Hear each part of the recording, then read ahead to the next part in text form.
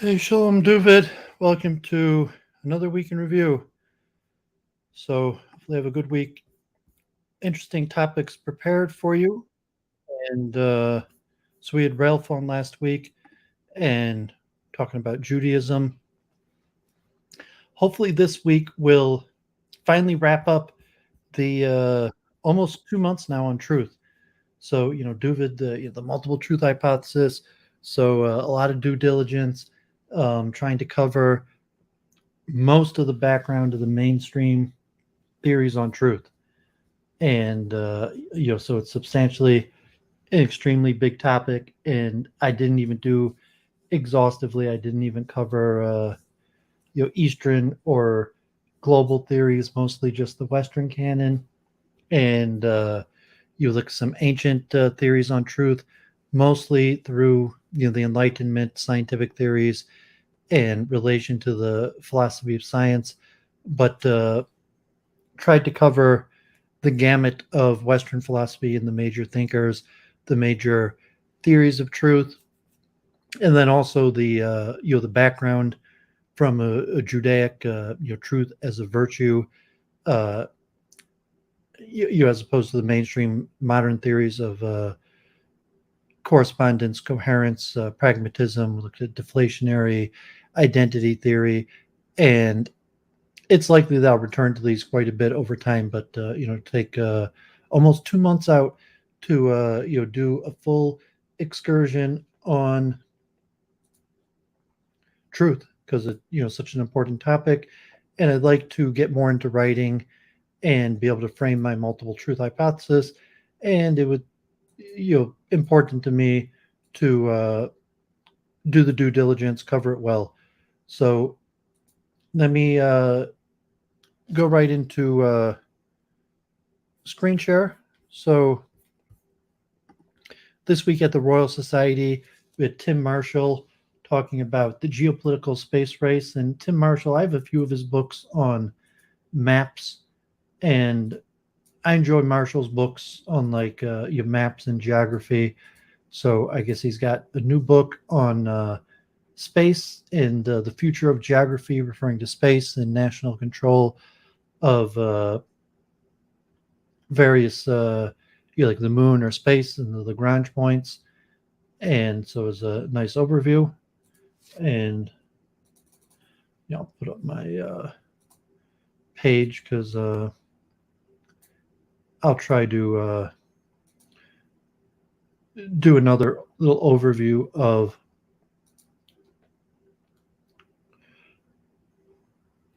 the the last few weeks on truth. So pretty far up here. So Jennifer, we did till about Jennifer. The last episode we did was on over 4 months ago, and then so it was after Passover. I started going solo and covered various topics. Then I was kind of continuing with the history of science and the scientific method, philosophy of science. I teamed up with allegedly Amsi and John Wolfe for a brief period of time, and I haven't really been in contact with Amsi for a while. So wish her the best. Some interesting things on danger of e-personality. You had Elliot on a few times, the nature of friendship. I did a deep dive into monism, and which will also be important, and we'll come back to, in Kabbalistic panpsychism. We had Dave Douglas on from the Philippines, and I did my eulogy for Jean-Louis Bourgeois. That was 2.5 months ago. And then talk about consciousness, the cognitive revolution, and then I did almost 2 months ago on chunking theory and Fernand Gobet. And actually, someone reached out to me. I might be writing and doing more on chunking theory and chess, so stay tuned for that. And then I covered the multiverse, and then from there, so 625 I went into, so this will be my 7th episode on truth, from multiple hypothesis testing, and I looked at Durkheim and pragmatism, and Jim Bowman from Australia came on, and then we looked at the basic theories of truth, correspondence, coherence, pragmatism, and you also looked at multiple hypothesis testing, inference to the best explanation, statistical methods that are similar to a multiple truth hypothesis but don't mention the concept of truth. Then I did my big deep dive from virtue to law, and a little bit about Judaic and the history and the science and philosophy. Then I did a whole episode on truth and Judaism. Then 2 weeks ago, I did Frege and Hilbert and the pre-World War II Jewish-German divide in logic and mathematics, and we talked about the role of Jews in Germany and logic and mathematics, and some overview relation to truth and the fundamental theories of axioms in terms of mathematics. And Frege is kind of like Neoplatonism, and Frege is one of the fathers of modern day logic, from Frege, the mentor to Bertrand Russell, who in many ways the father of modern mathematical logic, but also Hilbert, and then the interesting divide of counter-Semitism of Heidegger. And then last week we talked about truth in depth, more Judaism and truth, and looked at Maimonides' view on science and Immanuel Kant. We also looked at Voltaire and Isaac de Pinto, and you went in detail about Kant and Kant's view on Judaism. And we'll talk a little bit more this week about Kant in relationship to truth. So,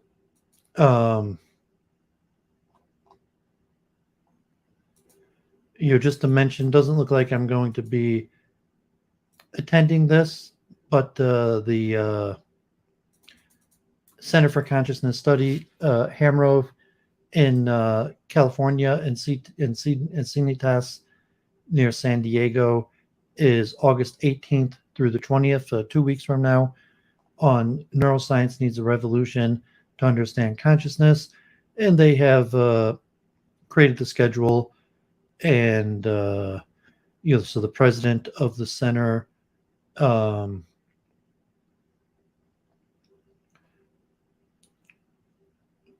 California Institute for Human Science, an award to Mani Baumek, Planetary Sessions, Christoph Simon and Anirban Bandapati for a keynote, Quantum Optics of Microtubules, Paradigms and Phenology of the Revolution.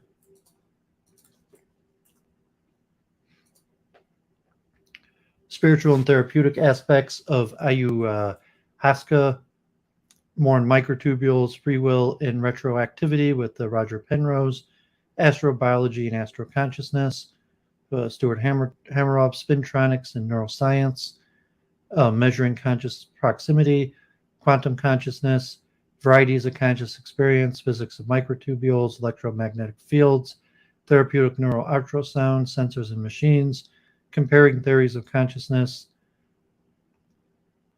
and a roundtable discussion. So it would have been interesting. Hopefully they'll post the videos. They still haven't posted the videos from the Science of Consciousness conference. Hopefully they'll post those soon. And I was actually watching earlier Coleman Hughes, who was on the Hoover Institute. He's been getting more popular,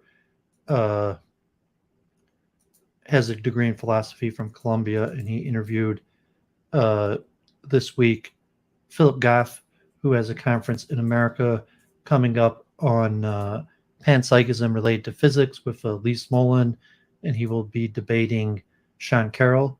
So should be a little bit interesting. So Justin Sledge, Esoterica,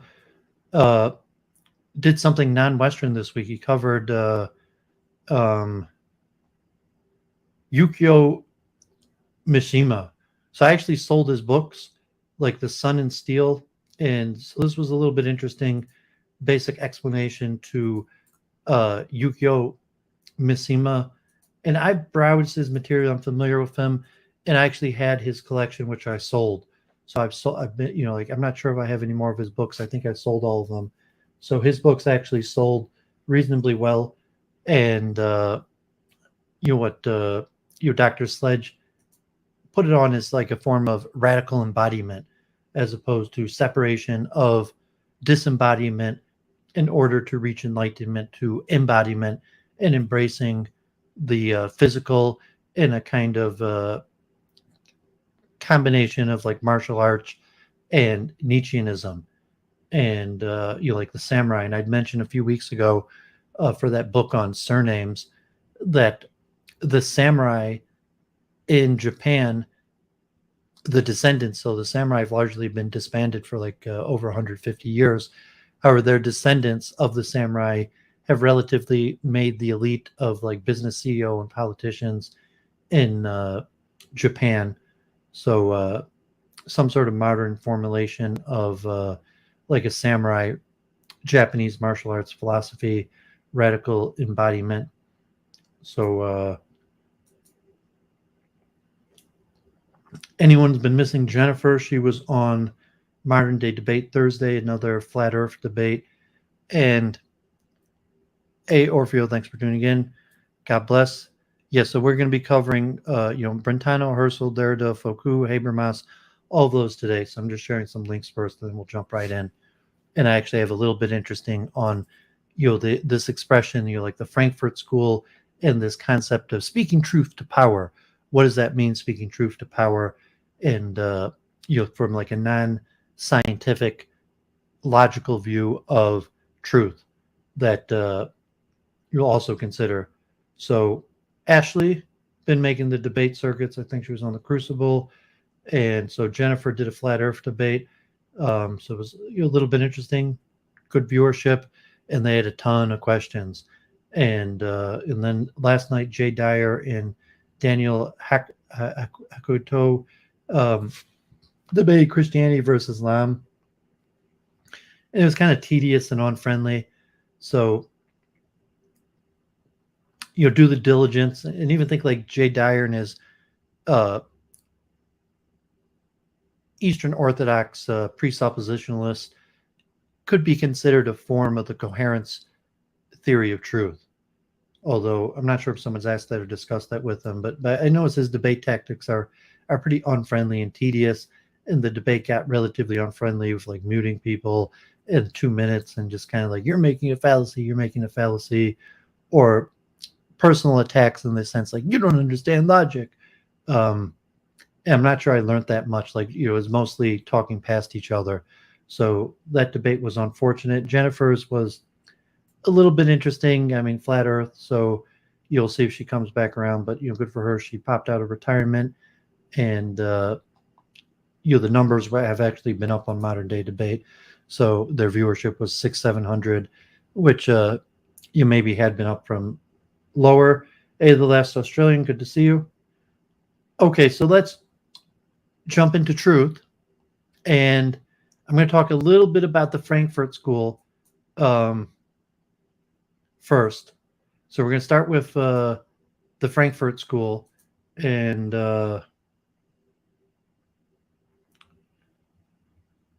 okay, yeah, I appreciate that. So I'll put the link in the chat if anyone wants to join, could pop on. So here was a book I found, a free book online, and this is just an introduction, and this is on the Frankfurt School, called The Mathematical Imagination, and it's the problem of mathematics and critical theory, and it's a whole like 200-page book, and I'm not going to read any from it. It's actually interesting. It mentions like Gershon Schlom and Kabbalah and Maimon, but it talks about the Frankfurt School's pushback against scientific realism and against a mathematical view of truth. So, obviously the Frankfurt School, and these actually mention even more Jews, because they mention Gershon Schoen and Franz Rosenzweig, who were Jewish thinkers, and their connection to the Frankfurt School and their attack on a form of neo-Kantianism and a Fregean approach towards mathematics. And so the Frankfurt School is kind of pushing as against the German idealism as like a Neoplatonism form of truth being objective in reality in some sort of mathematical logical realm. And so this is a whole good book. It doesn't really have too much to do with truth, although it's related to truth. And even critical theory, we'll talk about Habermas. Habermas wrote on truth. I think Adorno had wrote a book on truth. However, they don't really use the term truth that much. And we'll talk a little bit about Hegel, Marx, Nietzsche, and Sartre. But I mean, the Frankfurt School is more based on Hegel and Marx, and they're not that big on the expression of truth. And you could see, possibly why the expression of truth is not considered a key expression for understanding critical theory, and in the same way where Frege and the German idealists, the Neoplatonists, are, with a correspondence theory of truth, where you're saying they're like, you're from the scientific, like Philip Goth, and the separation of consciousness from mathematical rules of science, and saying there's some objective rules of reality that are mind independent, and when you correspond what's in your own mind to the external reality, that is what we're referring to as truth.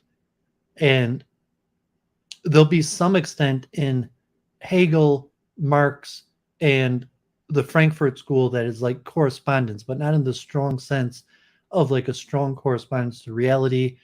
And it's a lesser, we talked a little bit about deflationary theories, but say it's not even necessarily a conception of truth. But we'll go into detail with that with Habermas and the concept of evidence. And we talk about Brentano and Husserl and Derrida, where the main factor is the psychologization, like how it's perceived into the mind, as opposed to some sort of trying to decipher of reality.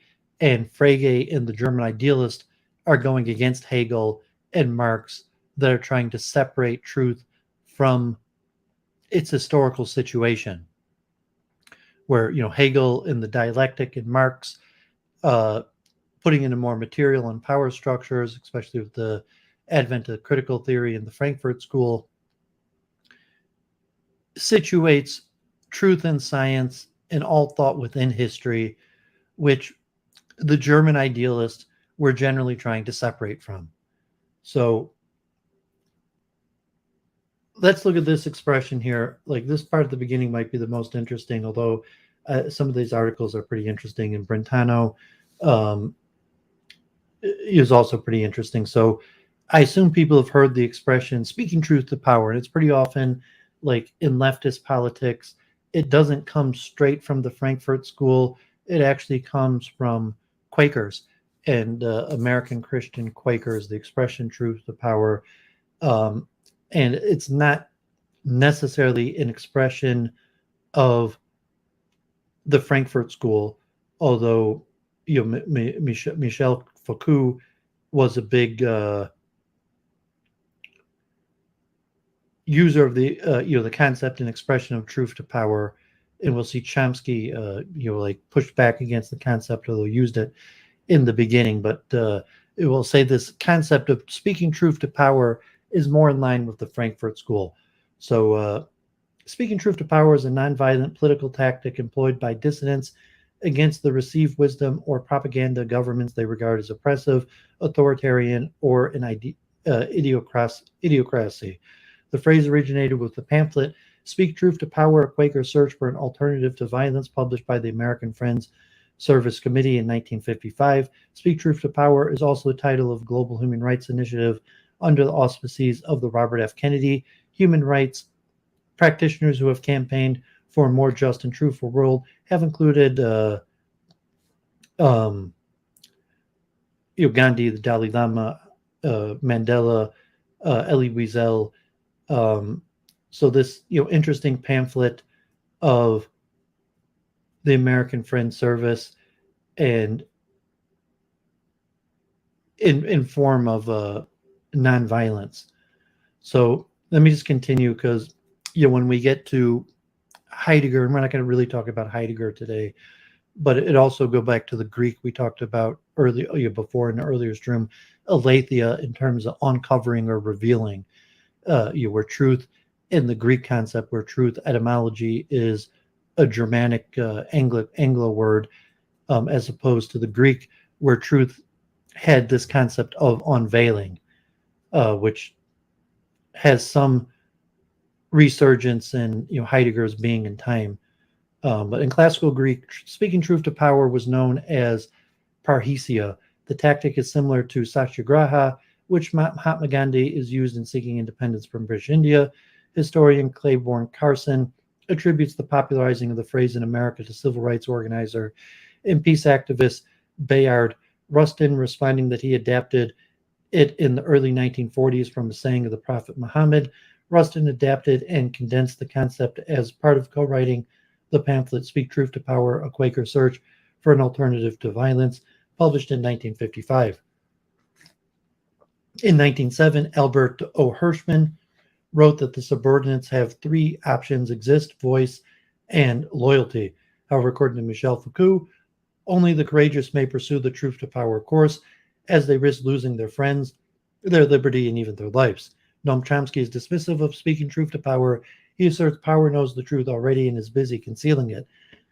It is the oppressed who need to hear the truth, not the oppressors.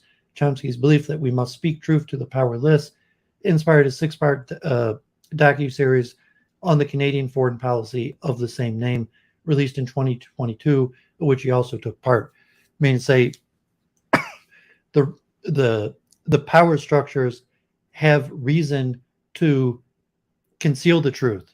So you say you speak truth to power, but it doesn't really matter. Speaking truth to power, as Chomsky's saying, you have to reveal the truth to the masses that are being, so like the media, like the deep state controls the media. The media purposely gives a false message of concealing the truth. So telling the media that they're purposely concealing the truth is like speaking truth to power, which maybe like you're trying to convince the elites to be more honest, as opposed to speaking directly to the masses.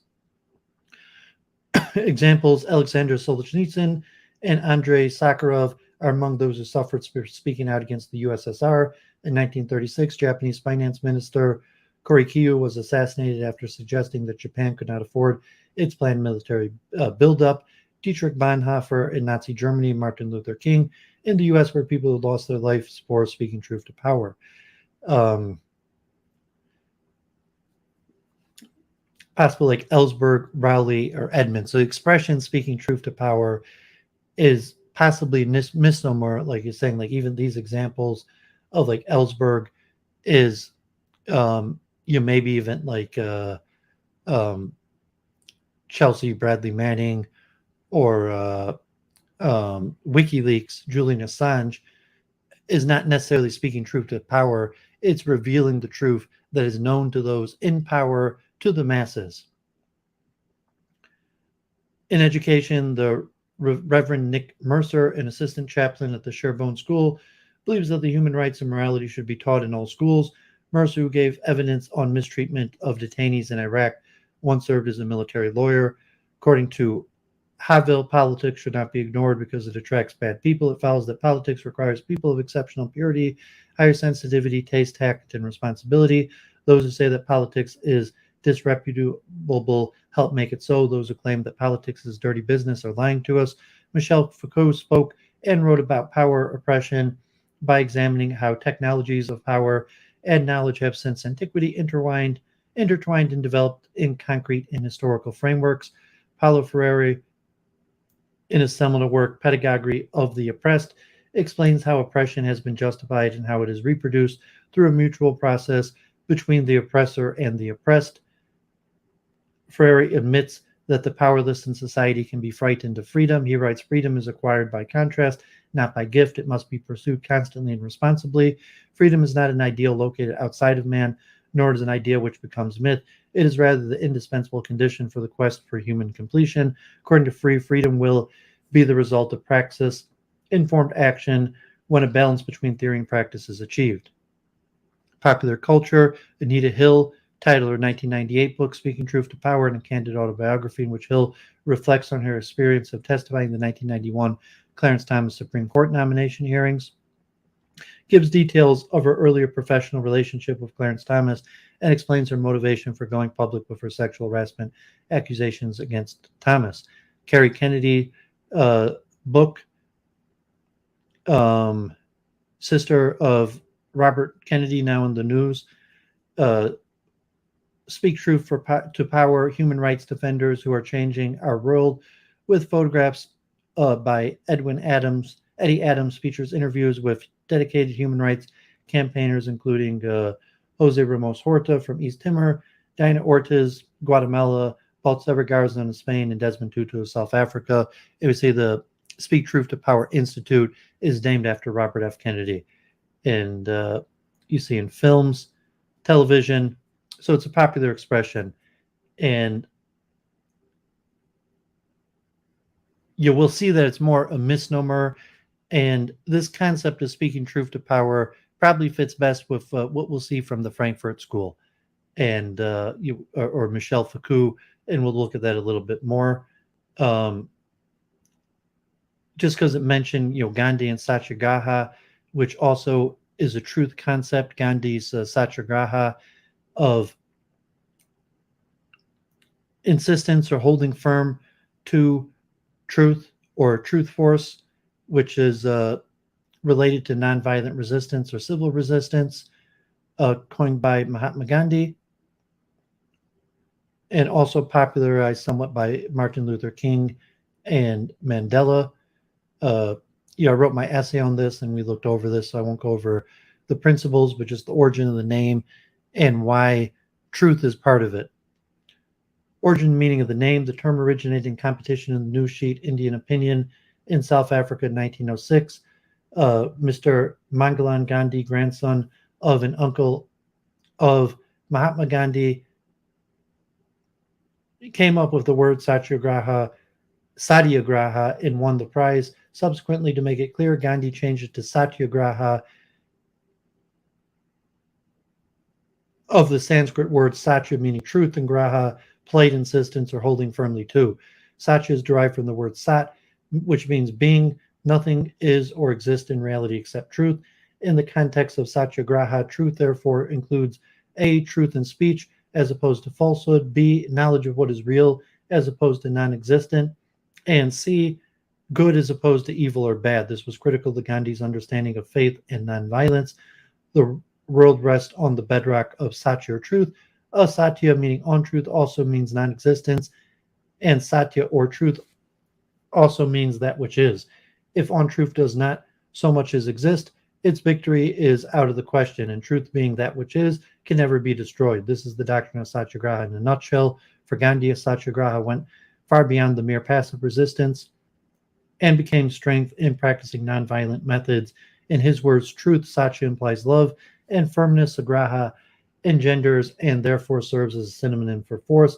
I thus begin to call the Indian movement Satyagraha, that is to say, the force which is born of truth and love of nonviolence, and gave up the use of the phrase passive resistance in connection with it, so much that even in English writing we often avoid it and used instead the word Satyagraha itself in some other equivalent English phrase.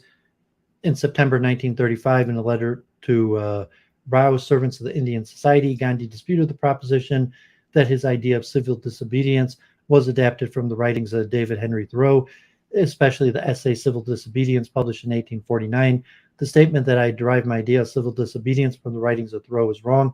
The resistance to authority in South Africa was well advanced before I got an essay of Thoreau on civil disobedience, but the movement was then known as passive resistance. As it was incomplete, I had coined the word Satyagraha for the Gujarati readers. When I saw the title of Thoreau's great essay, I began the use of his phrase to explain our struggle to the English readers, but I found that even civil disobedience failed to convey the full meaning of the struggle. I therefore adopted the phrase civil resistance. Nonviolence was always integral part of our struggle. Gandhi describes it as follows. Its root meaning is holding on to truth, hence true force. I've called it love force or soul force. In its application of Satyagraha, I discovered it in the earliest stages that pursuit of truth did not admit of violence being inflicted on one's opponent, but that he must be weaned from error by patience and compassion. For what appears to be the truth to the one may appear to be an error of the other, and patience means self-suffering. So the doctrine came to mean vindication of truth, not by infliction of suffering on the opponent, but on oneself. And my essay on ahimsa, there's in Satyagraha, the connection. Satyagraha is sometimes used to refer to the whole principle of nonviolence, where it is essentially the same as ahimsa, and sometimes used in a mark, meaning to refer specifically to direct action that is largely obstructive. For example, in form of civil obedience, Gandhi says, it is perhaps clear from the foregoing that without ahimsa, it is not possible to seek and find truth. Ahimsa and truth are so intertwined that it is practically impossible to disentangle and separate them. They're like the two sides of a coin, or rather a smooth, unstamped metallic disc. Nevertheless, ahimsa is the means, truth is the end, means to be means must always be within our reach, and so ahimsa is our supreme duty. Defining success, according to the extent to which Gandhi's ideas Satyagraha were not successful in the Indian independence struggle is a complex task. So skip this, means an end. Satyagraha versus Duragraha, of purification. So we could return to this topic a different time, just Satyagraha in relationship to truth, which is probably a little bit Marxist in origins, that this concept of calling Satyagraha a truth movement in terms of power structures and overthrowing power structures also has a Marxist origin and a Marxist concept of truth. And we'll talk a little bit about this Marxist concept of truth as seen through critical theory. So, Gandhi doesn't mention Marxism. However, this truth concept is probably more in terms of overthrowing power structures, is an adaptation of Marxism, because the concept of truth in terms of character trait or the ultimate beneficence of God the Almighty, the problem of evil, the reward of the righteous, the punishment of the wicked, like the Judeo, blessed the true judge, is not necessarily in reference to overthrowing power structures. That's essentially a Marxist concept. So that and that would be some form of truth in relationship to truth, that there's truth in the march towards communism, as seen through the Frankfort School. So you could see a little crossover between the Gandhi, King, and Marxism and the Frankfurt School, and you'll be looking in depth at the Frankfurt School. Just this Greek concept, parrhesia, candid speaking freely, implies not only freedom of speech but the obligation to speak the truth for the common good, even at personal risk. The earliest recorded use of the term parrhesia is by Euripides in the 5th century. Parrhesia means literally to speak everything, and by extension to speak freely, to speak boldly, or boldness. So its usage in ancient Greece in the classical period, parrhesia was a fundamental component of the Athenian democracy. In the courts of the ecclesia, the assembly of citizens, Athenians were free to say almost anything. In the Dionysia, playwrights such as Aristophanes made full use of their right to ridicule whomever they chose. Outside of the theater of government, however, there were limits to what might be said. Freedom to discuss politics, morals, religion, or to criticize people would depend upon the context by whom it was made, and when and how and where. If one was seen as immoral or held views that were contrary to popular opinion, then there was great risk involved in making use of such unrestricted freedom of speech, such as being charged with impiety. This was the pretext under which Socrates was executed for dishonoring the gods and corrupting the young. In actuality, Socrates was more likely punished for his close association with many of the participants of the Athenian coup of 1411 BC, because it was widely believed at the time that Socrates' philosophical teachings had served as an intellectual justification for their seizure of power. In later Hellenistic philosophy, Parrhesia was a central concept for Cynic philosophers, as epitomized in the shamelessness of Diogenes. According to Philodemus, Parrhesia was also used by Epicureans in the form of frank criticism of each other that was intended to help the target of criticism achieve the cessation of pain and reach a state of ataraxia, unperturbedness, or equanimity, tranquility, lucid state of robust equanimity characterized by ongoing freedom from distress and worry. In the Greek New Testament, parrhesia is the ability of Jesus or his followers to hold their own discourse before political and religious authorities, such as the Pharisees. Interesting, the Midrash uses the term parrhesia, the demos parrhesia, although it's not really that connected to truth. So I'll put the link in the chat if people want to look at that. And we'll look at Michel Foucault. We're going to look at Foucault in detail. So, and possibly relation to like Heidegger and the return of Aletheia in the Greek conception of truth as opposed to the modern Germanic conception. Modern scholarship, Michel Foucault developed the concept of parrhesia as a mode of discourse in which one speaks openly and truthfully about one's opinions and ideas without the use of rhetoric, manipulation, or generalization. Foucault's use of parrhesia, he tells us, is troubled by our own modern-day Cartesian model of evidentiary necessity. For Descartes, truth is the same as the undeniable, whatever can not be doubted must be, and thus speech that is not examined or criticized does not necessarily have a valid relation to truth. There are several conditions upon which the traditional ancient Greek notion of parrhesia relies. One who uses parrhesia is only recognized as doing so if holding up a credible relationship to the truth, if one serves as a critic to either oneself or a popular opinion or culture, if the revelation of this truth places one in a position of danger and one persists in speaking the truth, nevertheless, one feels it is a moral, social, and or political obligation. Further, in public situation, a user of parrhesia must be in a social position less empowered than those to whom this truth is revealed. Foucault sums up the ancient Greek concept of parrhesia as possible. The parrhesiastis is someone who takes a risk. Of course, the risk is not always a risk of life. When, for example, you see a friend doing something wrong and you risk incurring his anger by telling him that he is wrong, you are acting as a parrhesiastis. In such a case, you do not risk your life, but you may hurt him by your remarks, and your friendship may consequently suffer for it. If in a political debate, an orator risks losing his popularity because his opinions are contrary to the majority opinion, or his opinions may usher in political scandal, he uses parrhesia.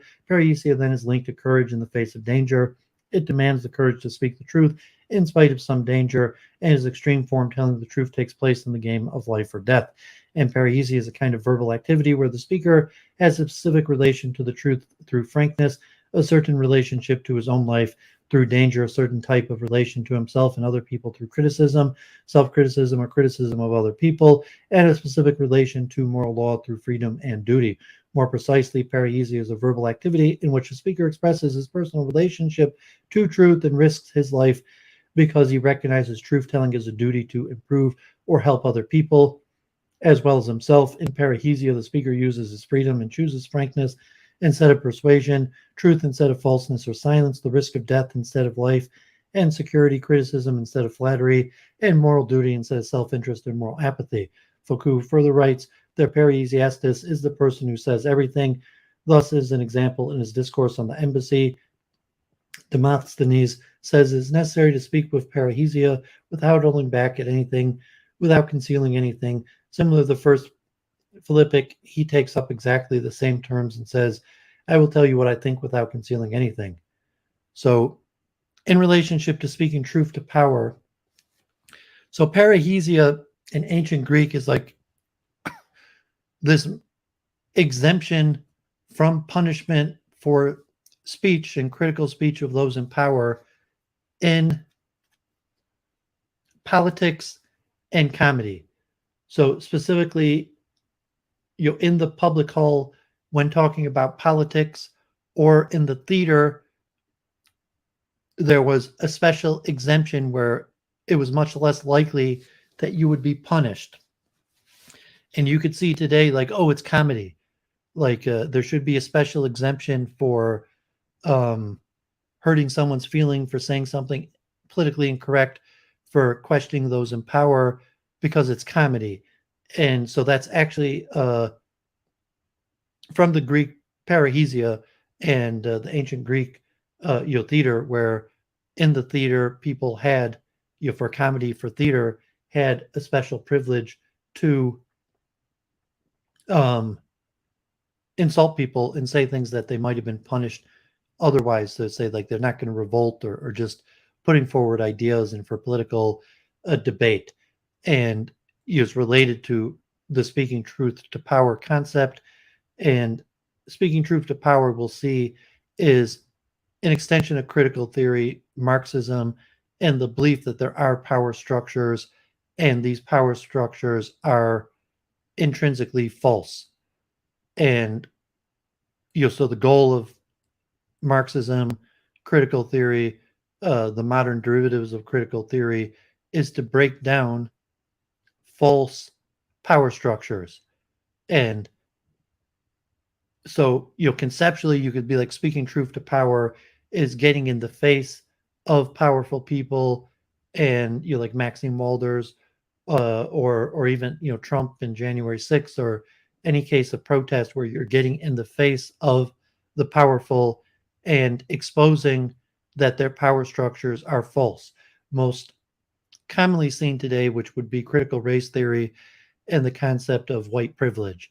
And to say, well, there is this power structure called white privilege, and it's false, and it needs to be dismantled, and it would be dismantled by speaking truth to power. And that's why you could attack those in power, which would be like white people, because there's power structures that benefit white people.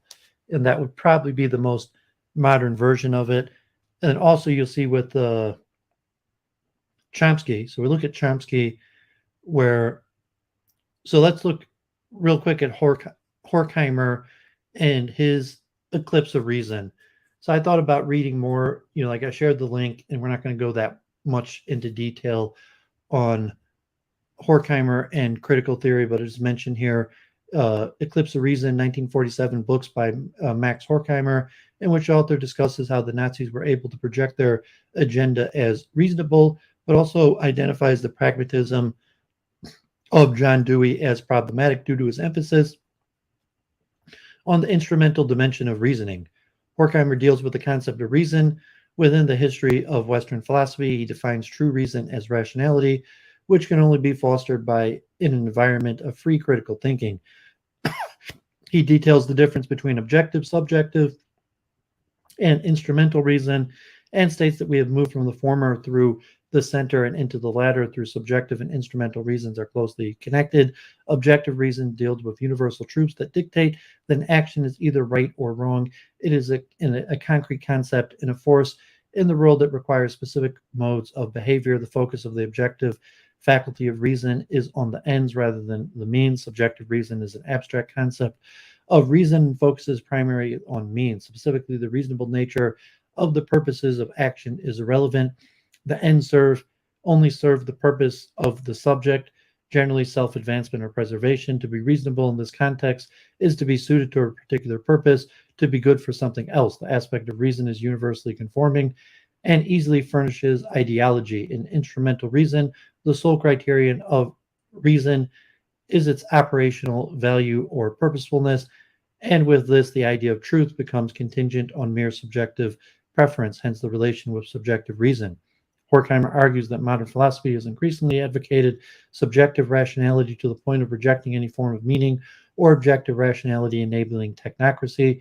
He associates the decline in objective rationality in the philosophy with a mechanical worldview, a disenchantment, and the decline of belief in a living or holistic nature. Although he denounces a wide range of contemporary philosophical schools of thought, Horkheimer asserts that these trends are epitomized in positivism, a term he defines broadly. Because subjective instrumental reason rules, the ideas of society, for example, democratic ideals, become dependent on the interest of people instead of becoming dependent on the objective truths. Nevertheless, Horkheimer admits the objective reason has its roots in reason, logos on the subject. He concludes, if by enlightenment and intellectual progress we mean the freeing of man from superstitious belief in evil forces, in demons and fairies and blind fate, in short, the emancipation from fear, the denunciation of what is currently called reason in the greatest service we can render. Horkheimer's argument, the eclipse of reason, that social repression demands the repression of the natural environment and human nature influence later developments in ecofeminism. And so you will see also with Chomsky that this kind of change in philosophy after the rise of the Nazi and anti-Nazi explanation, adaptation of Marxism. So just throwing a few basic ideas out there, and let's look at Chomsky to close this chapter on truth and power. So, Chomsky, kind of like Oppenheimer, starts out doing military research, MIT, and a lot of his funding comes from DARPA. And it's during Vietnam that Chomsky becomes a dissident. So somewhat, Chomsky was willing to work with the American industrial state and kind of like, defeating the Nazis and having a strong military U.S. power, to fight against, the bad guy Nazism. But then later when, the state was used for Vietnam and imperialism, Chomsky turned against it. And his first dissident work is called The Responsibility of Intellectuals, which is similar to the Speaking Truth to Power, although later Chomsky doesn't like the expression truth to power because he says speaking truth to power is irrelevant. Speaking truth to the masses is what matters. 50 years ago today, Noam Chomsky published his landmark anti-war essay, The Responsibility of Intellectuals, in 1967. It is the responsibility of intellectuals to speak the truth and to expose lies, so declared Noam Chomsky in 1967. Today, in his landmark anti-Vietnam War essay, The Responsibility of Intellectuals, writing in the pages of the New York Review of Books, Chomsky asserted that intellectuals have a moral duty to use their training and access to information to challenge American imperialism. The essay's core argument that thinkers can best contribute to social change by using their position to tell truths the powerful wish to keep hidden remains essential for comprehending Chomsky, and the strengths and limitations of Chomsky's analysis are a valuable starting point for understanding how left-wing intellectuals today can help defeat resurgent right-wing nationalism and revive the socialist movement. Intellectuals in War. Though Chomsky is today the best-known intellectual of the left, he was largely unknown to the public before the publication of The Responsibility of Intellectuals. Born in Philadelphia in 1928 to Jewish immigrants, Chomsky was a radical from a young age. As a child, Chomsky explored anarchist offices and bookstores run by refugees from fascism. At the age of 10, he wrote his first political essay, bemoaning Barcelona's fall to Franco. He kept his politics to himself as a young man, though focused instead on establishing himself as a pioneer linguist who sought to discover universal grammar, a deep structure that lies beneath the surface structures of individual languages. The anti-war movement pushed Chomsky to use his stature as an eminent MIT professor to challenge U.S. foreign policy. He began participating in the growing teaching movement, which sought to educate Americans about the real causes of the consequences of the war. He was arrested at anti-war demonstrations. First time in 1967 March on the Pentagon, where he found himself jailed next to Norman Mailer. But Chomsky made his real mark not as an activist, but as a writer. The Responsibility of Intellectuals, which first appeared in the undergraduate journal of the Harvard Hillel Society, where Chomsky originally delivered it as a speech, had an explosive impact upon its publication in the New York Review of Books, that the New York Review, then a new and highly influential journal, would reprint this essay, suggested an opening to radical ideas in liberal circles. As Chomsky knew, the horrendous destruction of life in Vietnam was based on patent falsehood. Americans were told that they were defending the sovereign nation of South Vietnam from communist aggression. In fact, South Vietnam was the puppet state that existed only because the U.S. refused to accept a unified communist Vietnam. Lyndon Johnson told his officials had told Americans that the war would be easily won despite serious private doubt.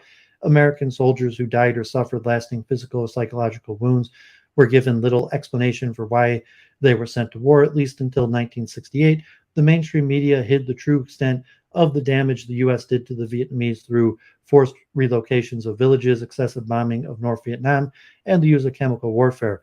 In The Responsibility of Intellectuals, Chomsky's main target is not policymakers, but intellectual apologists for American Vietnam policy, such as the liberal historian Arthur Schlesinger Jr. Chomsky criticizes Schlesinger and others for opposing the war for the wrong reason, not because it was morally abhorrent, but because it was simply a mistake, a war the United States could not win at an unacceptable cost. Chomsky, Schlesinger, and others pretended to be hard-headed realists in analyzing world politics, but took it as an article of faith that American motives were pure and not subject to analysis.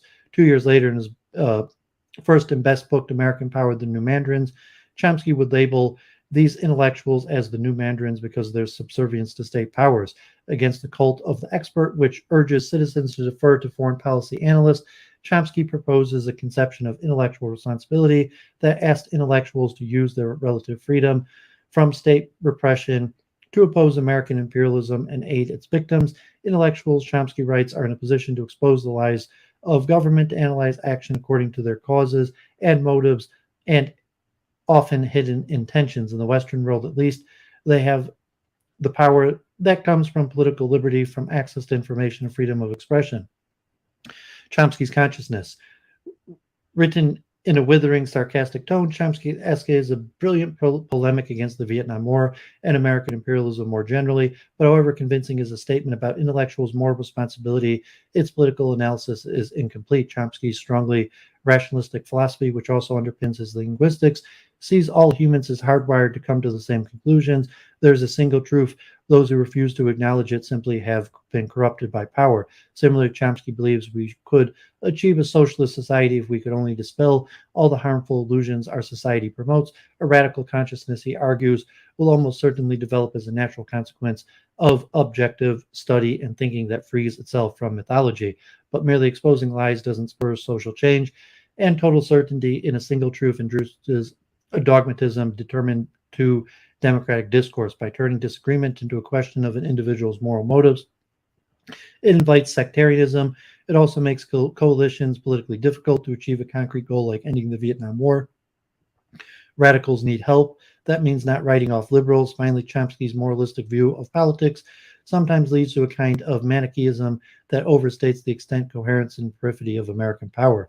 In The Responsibility of Intellectuals, Chomsky also hails the free-floating intellectual who has the independence to tell the truth. But intellectuals are never independent social forces and never have been. What troops get told depend more on the balance of political forces than on the cowardness or courage of individual thinkers. Chomsky's own intervention was only possible because of the rise of the anti-war movement. Truth and power. More than speaking truth to power, the left needs an analysis that allows us to identify and exploit contradictions in the current power structure so we can win short-term victories and organize social base. This is where intellectuals today can be of the most use. By providing such a powerful analysis, thinkers can effectively aid the fight against Trumpism and the struggle for a viable socialist alternative. Chomsky's conception of intellectual responsibility, though flawed, remains an important contribution to this effort. He insisted that intellectuals not waste their time feeling ashamed or their privilege and instead put their position to good use. For 50 years now, Chomsky has done exactly that. He has shown how, under the right circumstances, truth-telling can be a radical act. He has invaluable and indefatigably challenged American imperialism through his writings. In our own dangerous times, we need the moral courage that Chomsky has advocated and demonstrated more than ever. It is the responsibility of intellectuals to speak the truth, but it is also their responsibility to show how the change we desire is possible. So there you have Chomsky and this truth conception of a moral and ethical concern. And so it's interesting. forget if it may have even been Nick Fuentes, but like Richard Spencer and others mentioning that in this Chomskyan perspective, you think like the main people who speak truth to power today are the dissident right. If you look like taking up the Palestinian cause or the anti-Ukraine war cause, someone like Ryan Dawson, Nicholas Fuentes, and the dissident right, where the left is in power and favors imperialism, and although they have the truth to power in maybe like critical theory and breaking down supposed white privilege, the last bastions of power from previous generations, generally they're upholding the larger power structures. And so this concept of speaking truth to power is more seen on the right. Oh, then you could also see maybe like Israel, Palestine, and the Squad, or speaking truth to power, or speaking truth to the masses, and like the Children of the Lie, and various conceptions. But that's, we see this concept related to politics and culture. So this is a interesting book on the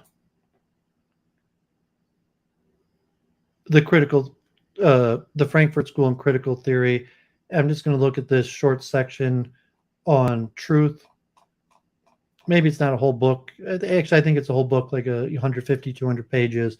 So I'm just going to look at the few pages on truth. And it talks about the decline of the concept of truth, where the Frankfurt School was really not able to take any high ground on truth. And we'll look more of that in Habermas and Derrida. And although like Charles Moskowitz and a lot of people, moral and ethical people, where they like to use truth for social change and moral and ethics, where truth is thrown around from a philosophical high ground, it's really very difficult to use the word truth. And even kind of like a Trumpian neo conservatism that to some extent is using the rule book of the Frankfurt School, or even the rule book for radicals, Saul Alinsky or something like that, that also is somewhat derivative from Marxism and the Frankfurt School.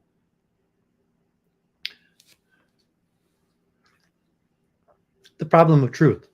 The central rub, what really brought contemporary critical theory to its knees, was the problem of truth. For the Frankfurt School and for those who believed in class struggle, there was always ultimately a notion of genuine interest, of real class interest, that grounded ideological critique. But with the anti-foundationalist challenge, the rug was pulled from under the consensus. Many critical thinkers tried to soften this tension, and I would include myself here, regretfully, but none of these efforts could truly overcome in the end the breach that anti-foundationalist critical theorists introduced into the debate. Critical theory was born of an Enlightenment drive to separate truth from falsity, of the critical impulse to seek the limits of reason, to perform the work of discrimination at the root of the Greek term krinon, that is the base of both critique and crisis. Criticism, as Koselleck demonstrated, was fundamentally the art of arriving at proper insights and conclusions via rational thought. The anti-foundationalist critique went to the heart of that, and to date, the critical tradition has not been able to reconcile the chasm. Michel Foucault and Truth in Juridical Forms, 1973, the great myth needs to be dispelled. It is a myth which Nietzsche began to demolish by showing that behind all knowledge, behind all attainment of knowledge, what is involved in a struggle for power, political power, is not absent from knowledge. It is woven together with it.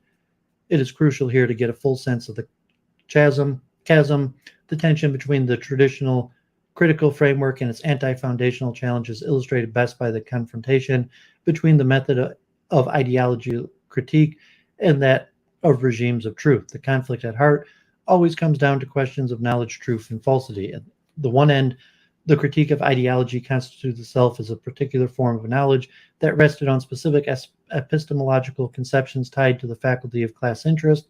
Ideology critique was a cognitive enterprise that produced a kind of knowledge intended to lead to enlightenment and emancipation.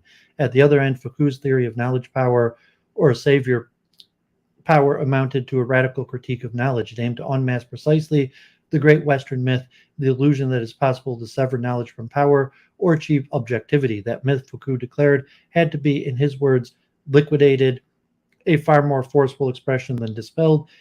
As in the official English translation, Foucault was a searing critic of the possibility of powerless knowledge.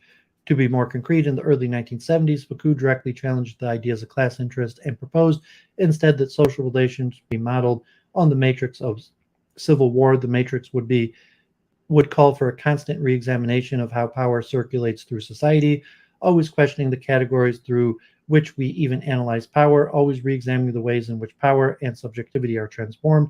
As he explained in December 1972, a month before launching into his lectures on the punitive society, his project was to study power relations on the basis of the most criticized of all wars, not Hobbes, not Clausewitz, nor class struggle, but civil war. At the time, and focusing on early 19th century France, what he developed in contrast to those other three approaches was the idea of generalized civil war involving the production of a criminal social enemy that facilitated a disciplinary form of power permeating society and transforming the entire time of life and subjectivity into productive force. Foucault's matrix of civil war did not rest on a binary or stable structure, but sought instead to upend our conventional way of thinking about knowledge in a realm he himself characterized as power knowledge. It was precisely this tension that motivated Stephen Luke's radical theory of power and his defense of the idea of false consciousness, in which Luke has emphasized that there is truth to be obtained, a correct view that is not itself imposed by power. Luke has argued that on Foucault's view, by contrast, there can be no normative judgment because there is power all the way down. For Foucault, Luke wrote, there can be no liberation from power, either within a given context or across context, and there is no way of judging between ways of life, since each imposes its own regime of truth. In an earlier essay challenging Lucas, I tried to reconcile these differences, but in hindsight, I realized that I did not do justice to the fundamental tension between the Frankfort schools of epistemology and Foucault's critique of knowledge. I should not have dismissed the inexorable chasm so quickly. This is evident if we return to the passages in which Foucault explicitly engaged the question of ideology and proposed certain revisions to the concept of ideology. The passages occur in Foucault's real lectures from May 73, Truth and Jurisdictional Forms. And so the context is important. As we all know well, Foucault frequently used the concept of ideology as a foil to his own thought. He often insisted that our way of thinking about madness, delinquency, and sexuality were not mere ideological fabrications, that his own project was not to demonstrate that these categories were no more than ideological products that must be dissipated in the light of reason. Foucault maintained that these categories, the mad, the delinquent, the abnormal, were the product of a whole series of practices and discourses that gave birth to something that did not exist beforehand and ultimately still does not exist, a complicated idea, but has a real presence and does not fit within the rubric of ideology. The categories Foucault emphasized could not be fully captured by the notion of ideologies, and so in Truth and Jurisdictional Forms, Foucault explored various ways in which different legal forms, for instance, the practice of testing an accused, or the evidence or of acquiring into the facts, or of examining witnesses, oneself, or one's consciousness, function as a way of producing truth and resolving disputes as forms of addiction through justification. The real lectures thus represent a frontal assault on the idea of the possibility of objective knowledge. At the conclusion of the real lectures, Foucault discusses the theory of the alienated labor, the claim which he attributes to Hegel and Marx that man's concrete essence is labor. Foucault does not provide a pin site, but we could point to the economics and philosophical manuscripts of 1844, where Marx defines what is quintessentially human as opposed to animal, and precisely laboring freely and productively. Foucault critiques the claim that man's essence is labor, arguing first that this is by no means true. Labor is absolutely not man's concrete essence, Foucault declares, but second, that we come to believe in its truth by means of certain practices that are intimately connected to capitalist relation of production themselves. These are the practices, Foucault argues, that shape the body, that render bodies docile. Foucault refers to them in Rio as infrapower, a set of political techniques of power by which people's bodies in their time would become labor. power and labor time so as to be effectively used and therefore transformed into surplus value, a web of microscopic capillary political power at the level of man's very existence, the whole set of little powers of little institutions situated at the lowest level in contrast to the state or even the notion of class. Marx's theory of capital accumulation, or Foucault's reading, depends on how these disciplinary techniques to shape bodies and render workers docile. Foucault develops these insights 2 years later in Discipline and Punish, where specifically citing Marx Capital, he argues that the economic revolution that made possible the accumulation of capital during the 19th century cannot be separated from the reduction of those docile bodies of what he refers to as the methods for administering the accumulation of men. These methods are the disciplinary techniques at the heart of Discipline and Punish, which replaced the traditional ritual, costly, violent forms of power, which soon fell into disuse and were superseded by subtle, calculated technology of subjection. On Foucault's view, these methods were as important to capitalist production and the exploitation of surplus value as the modes of production, and drawing on George Rush and Otto Kirchenheimer's Punishment and Social Structure, 1939, punished under the auspices of the Frankfort School, Foucault transforms traditional Marxist political economy into political economy of the body, effectively into a history of bodies that focuses on the political investment of the body and the political technology of the body. These disciplines forms themselves embedded in relations of production, rendered docile the modern body, simultaneously making possible factory workers and the idea that free labor is man's essence. As he would say in Psychiatric Power, we can say that disciplinary power, and this is no doubt its fundamental property, fabricates subjective bodies. It pins the subject function exactly to the body. It fabricates and distributes subjective bodies. It is individualizing. The individual is nothing other than the subjected body. Foucault could not have been clearer or more challenging to ideological critique. The idea that man's concrete essence is labor is itself fabricated alongside these docile bodies by disciplinary techniques that are embedded in relations of production and themselves make those relations of production possible. These techniques also bring about feelings of alienation because they deprive us of the rich substantive meaning that our lives could have. These techniques of power give rise to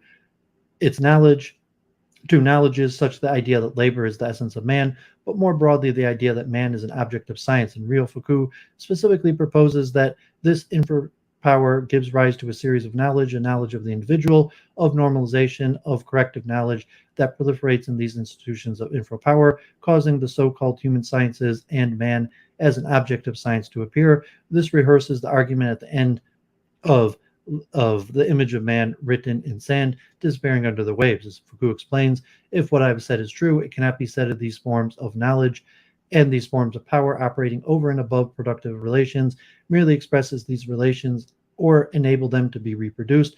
The reason is that ideologies themselves are made possible by relations of production that are themselves made possible by knowledge power. There is no priority to relations of production that would privilege or place first production as a driving force of history.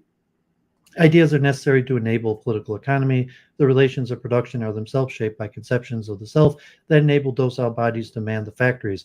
These are the interlocking relations of production, knowledge, relations of power. Foucault writes, in order for the relations of production that characterize capitalist societies to exist, there must be, in addition to a certain number of economic determinations, those power relations and forms of operation of knowledge. Power and knowledge are thus deeply rooted. They are not just superimposed on the relation of production, but rather are deeply rooted in what constitutes them. For a regime of truth perspective, then it is not possible to speak of interests that are in some sense foundational. Instead, stated interests and conceptions of self are shaped by relations of power and are historically situated. They're interwoven with and make possible the modes of economic production within which they find themselves. They're not exterior in any way to relations of production. It is possible to say how they are born and maintained and evolved, and to what effect. And despite all that, they have real force and staying power. They cannot just be lifted like a veil. They have real effects. They are real. They cannot simply be easily proven wrong. They are not susceptible to demonstrations of falsity and may take a whole series of complex techniques of power and knowledge deeply embedded in relations of production for other beliefs to form. In both critical approaches, to be sure, there is a form of enlightenment, but enlightenment by different means. On the first view, access to true facts, thereby emancipation from illusion, is achieved by acquiring the right social theory.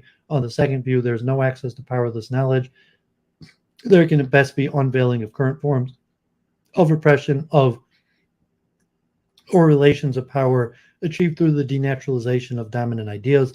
On the second view, we do not achieve the end state, but reach another place from which we will again need to emancipate ourselves. We do not escape relations of power. We never do. We always embedded in them. We are always embedded in them. We may make progress, perhaps on the basis of aesthetics or of existence, but at best we bring about a new condition that will itself need to be reassessed and re-examined so that we can understand how power recirculates. When we shed illusions, when regimes of truth shift, we are merely at another place where power relations are thickly at play, may be problematic, may become entrenched, and where we will need to revalue how we are governed or being governed. Okay, so I'm going to talk. I have another essay on Marx and Hegel, Nietzsche, and Sartre, and we're going to talk a little bit more about the Frankfurt School, but the decline of the Frankfurt School, specifically in relationship to truth, that the Frankfurt School was originally supposed to be based on truth structures and eliminating falsity. And this was in Germany, in Frankfurt, under Adorno and Horkheimer before the war, and then after the war in America, after the rise of the Nazis and the defeat of Bolshevism and the rise of Lenin and Russian communism, the Frankfurt School adopted their view towards truth and to some extent even abandoned its reliance on truth, and still had its concept of power structures and neo-Marxism, but less so in the extent of a connection to the revelation of truth or trying to connect these power structures and breaking the power structures to some form of truth theory.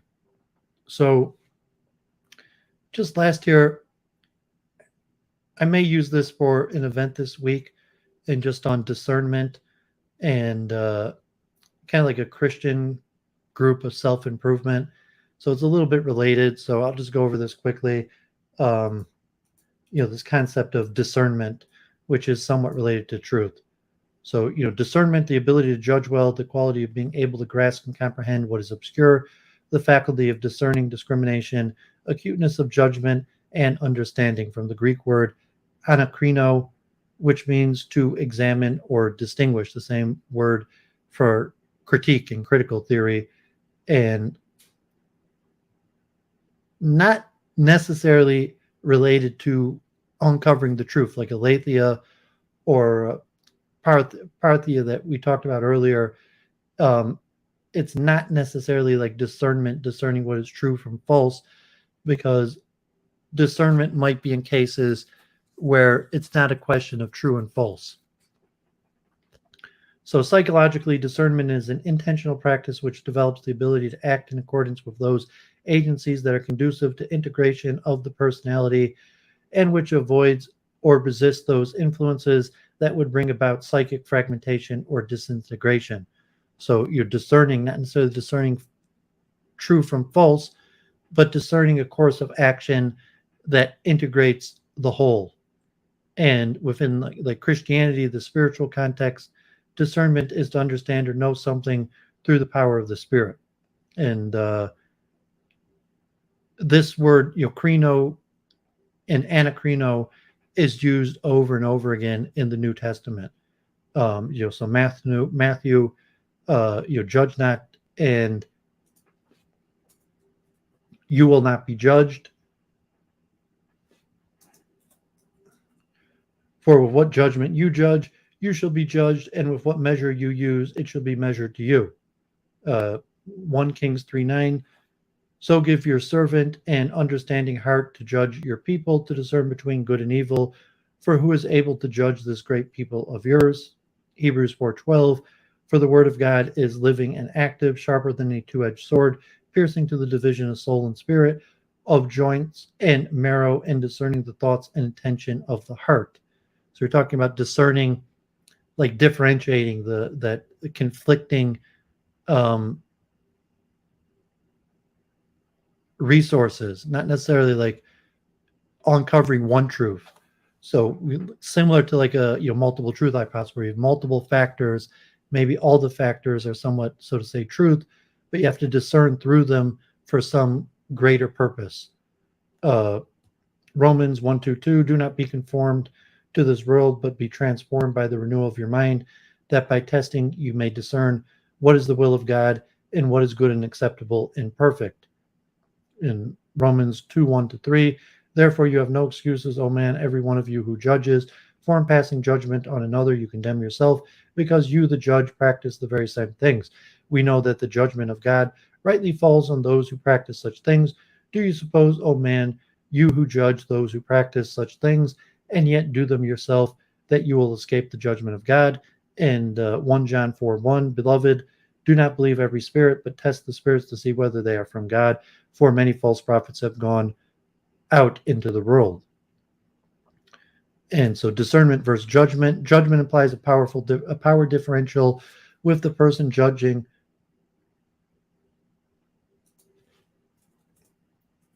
where the person judging has the power and right to determine what is good and bad, or bad in general, not just from their point of view. Judgment has a sense of finality, like a sentence being passed.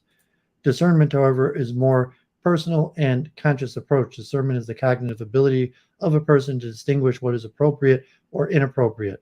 In the Sanskrit, viveka, seeing things as they are, understanding both ourselves and others, compassion for those who suffer themselves or cause us pain, and a balance of confidence in our own abilities and humbleness in the face of the greatness of the vast universe. Discernment involves judging people favorably, recognizing the struggles they're facing, causing them to make difficult decisions, and see people on a path towards becoming a better person, as we are all at various stations and paths in life with various tests and difficulties.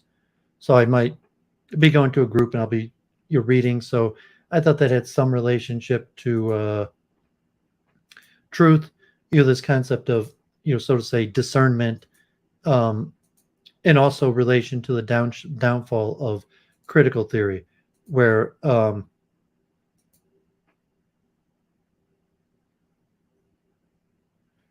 it's not necessarily about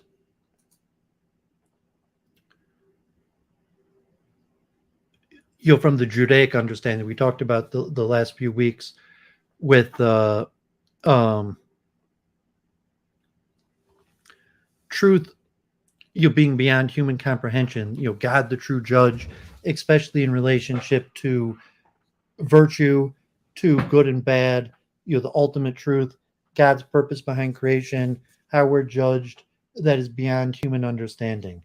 So like discernment is not necessarily making a value judgment of what is true, what is false, but more like duty and trying to discern what is important, what is the path I'm trying to take, and the limitations of a person to decipher the truth.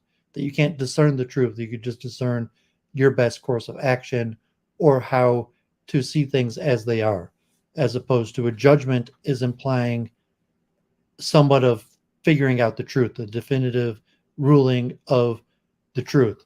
And so the Judeo concept maybe has judgment, or the Jewish people as the arbiters of truth at some level. And maybe that's how you see the Frankfort School, and a lot of Jews in the Frankfort School as originally trying to make a truth claim, where this breaking down of power structures like Tikkun Olam, pushing progress towards something forward by overthrowing the revolutionary spirit. However, it collapsed, where the Frankfurt School was not able to have a consistent philosophy that had a basis of truth.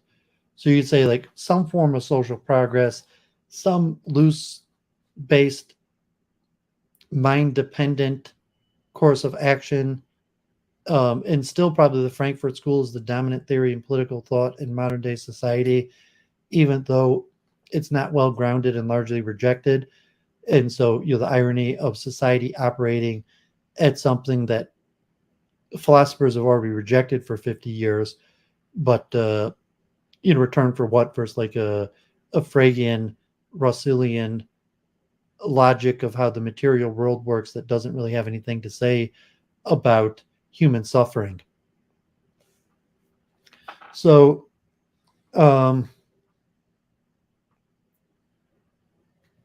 with that, I'm going to get into reading. I have a lot of reading.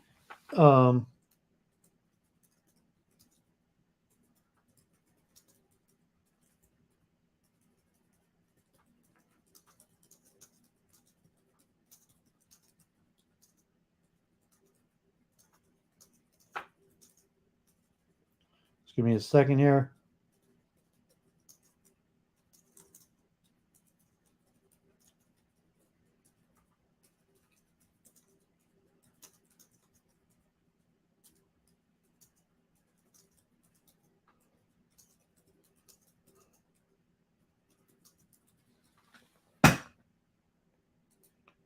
Okay, yeah, so this chess player reached out and we might be teaming up to do some experiments and write some papers on chess and expertise. So stay tuned for that.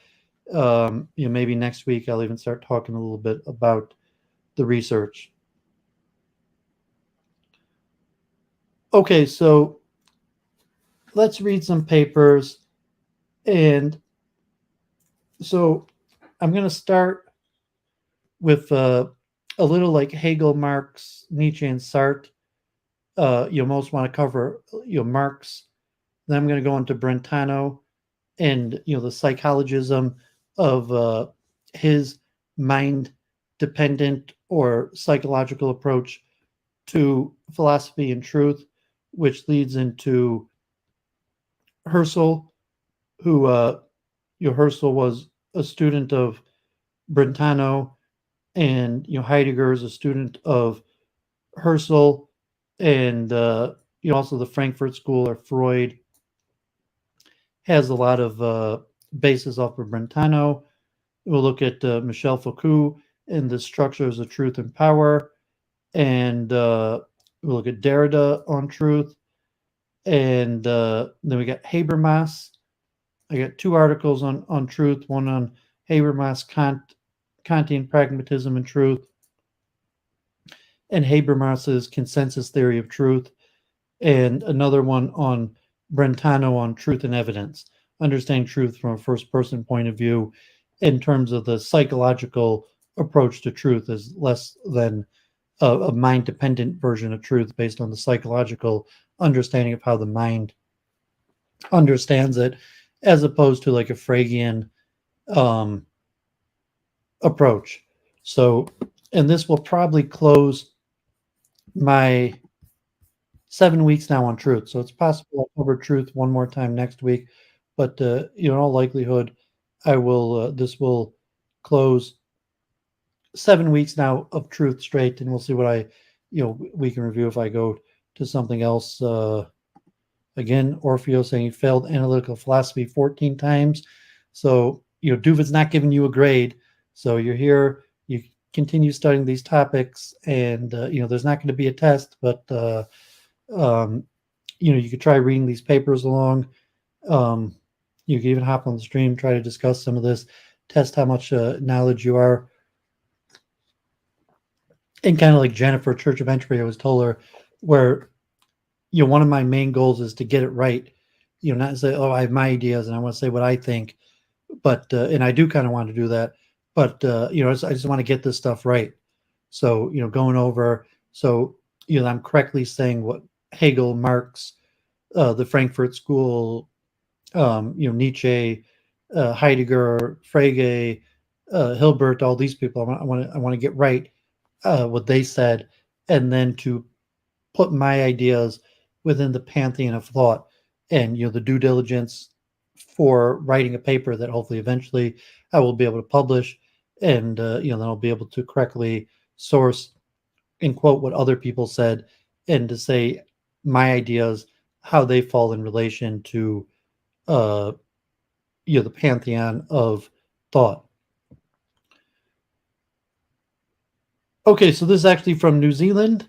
Natalie Cowley, what is praxis discussed in relation to Hegel, Marx, Nietzsche, and Sartre?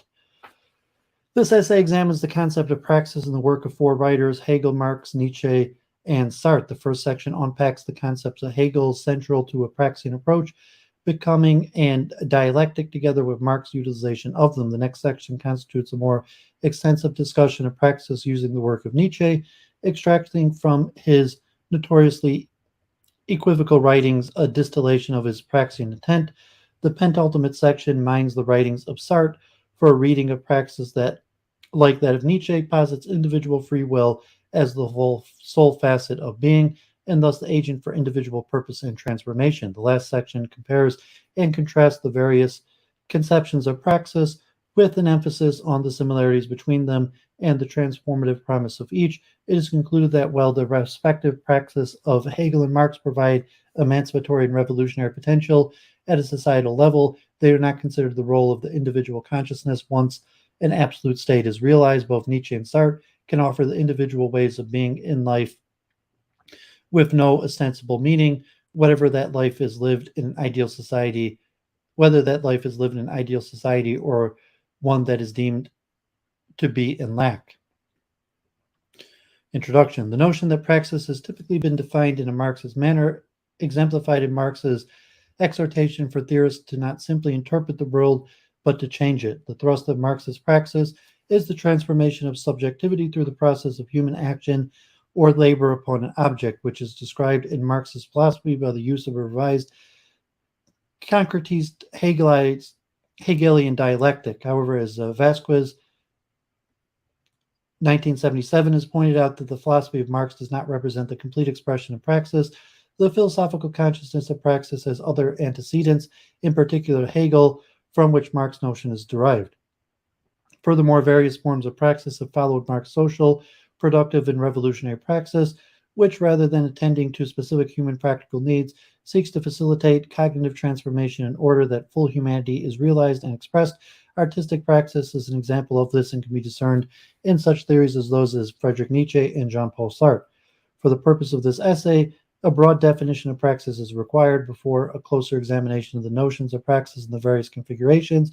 Put simply, praxis is the synthesis of theory and practice and the reciprocal relationship between them. Advocates of human praxis, whether it be artistic, social, productive, political, or revolutionary, recognizing the traditional Aristotelian, Platonist, and Cartesian dualism, which split mind, body, and theory practice while elevating the mind, prevents humans from realizing full humanity, which can only eventuate when the mind and body are working in unity.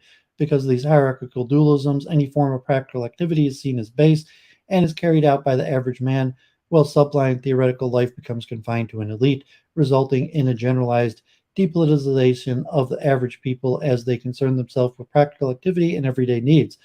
This then leaves the world of contemplation and ideas to theoreticians and philosophers.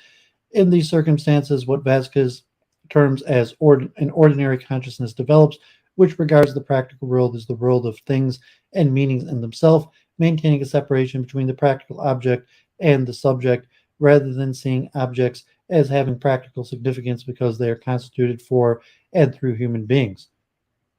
Through praxis then seeks to overcome the state of affairs that sees humans divested of either their theoretical or practical capacities through an emphasis on reflective human activity that transforms the natural and social world.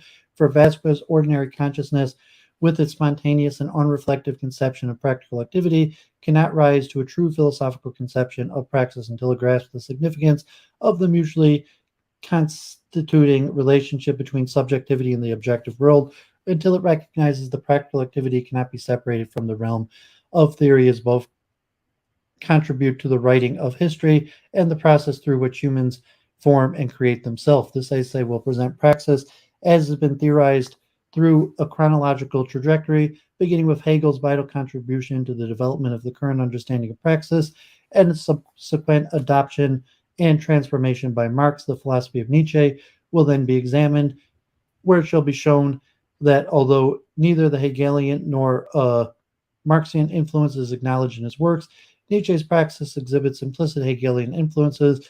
Nietzsche departs from Hegel and Marx in his scorn for dialectics and his seemingly preemptive postmodern notion of truth.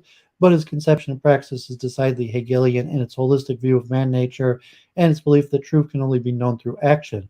The existentialism of Sartre will then be explored, and again, a Hegelian influence will be identified, in particular the notion of being and nothingness, which synthesizes into becoming and is the core category of Sartre's practice. Throughout this essay, the themes raised will be those of overcoming, freedom, a realization of full humanity, transcendence of the subject through transformation of the object, nihilism, art, and the notion of truth. I would like to point out that the theorists examined in this essay have a tendency. Okay, so just to mention, is saying that Hegel and Marx place truth within history, that you can't separate truth from a historical context, to which Frege and the German idealist were anti-Hegelian in that manner, and critical theory in most modern moral, ethical, social action, speaking truth to power, is this essence of truth being a historical facet and related to social action and change. Praxis in Hegel and Marx. Hegel incorporated Cartesian and Kantian philosophy in his own, but surpassed the dualism inherent in these philosophies because he realized that accepting splits between mind, body, knowledge being, and theory and practice made knowledge impossible. Feeling compelled to frustrate the expectations of ordinary understandings, Hegel posits a conception of human existence that unites a strong emphasis on the historicity of human life with an equally strong emphasis on human freedom. In Hegel's ontological logic, reality is not separate from our experience, as in the Kantian notion that all is real or certain resides only in the mind, but appears within it. Consciousness is not detached, but is always social. Thus, truth and certainty are inseparable. For Hegel, our knowledge lacks the complete account, but it is through these lacks or inadequacies that we discover further truths, leading eventually to a state of absolute knowledge, the highest point of the human level of wisdom. This is a dialectic which is the core of Hegel's philosophy, its roots being in what Hegel sees as our moving ontological process, becoming. In Science of Logic, 1812, Hegel argues that the thought of pure being is indistinguishable from the thought of nothing whatsoever, as through its own emptiness or lack of determinacy, being slides immediately into nothing. In turn, the thought of nothing, which is equally unsustainable, slides back into being. Hegel concludes that their truth is therefore this movement, this immediate disappearance of one into the other, in a word, becoming a movement wherein both are distinct, but in virtue a distinction which has equally immediately dissolved itself. If something is present and absent at the same time, it must therefore be moving, which for Hegel is our existence. When we think, we become, and is also praxis. Hegel's dialectic sees specific states of affairs as being overcome by their negation and carried forward into higher stages of development. These processes overall represent a greater and greater realization of something universal or absolute in reality. Hegel affirms that the processes of such historical dialectic always have a positive result, since the course of the moving principle of transition embodied in the world contains what it results from, absorbed into itself and made part of itself. Perhaps the most well-known example of this process is Hegel's master-slave dialectic, which was later appropriated by Marx, representing for him the full meaning of praxis as the slave realizes the relationship between his actions and the transformation of the natural world. Marx, however, regarded Hegel's dialectic as coded, mystified way of talking about the real material activity of humans in history. He believed Hegel's philosophy to be carried to its ultimate universality only in theory. Influenced by Feuerbach, he took Hegel's idealism and turned it on its head. Marx aimed to make actuality strive towards its self-realized ideality. He materialized Hegel's dialectic and notion of praxis to carry through into social reality what Hegel remained abstract. Like Hegel, Marx's dialectic possessed two moments: positivity and the moving principle of negativity, welded together in a historical totalizing process. The positive movement affirms what history has handed down, whereas the negative movement, which Marx saw as having simultaneous destructive and creative powers, carries a radical and revolutionary meaning. As a young Hegelian, Marx looked to praxis in the world as a conscious road to freedom and aimed to achieve Hegel's condition of absolute knowledge, which would be embodied in communism after the historical completion of theory in the human practice of history. What were the processes that would bring about the state of affairs? For Marx, the contradictions inherent in the capitalist society and all previous societies would result in a realization by the proletariat of their alienation from the externalized creations. This would bring also realization of their human potentialities, culminating in a revolutionary praxis that would overturn the social order and set society on the road to the absolute state of communism. In and through changing our material conditions comes a transformation of consciousness.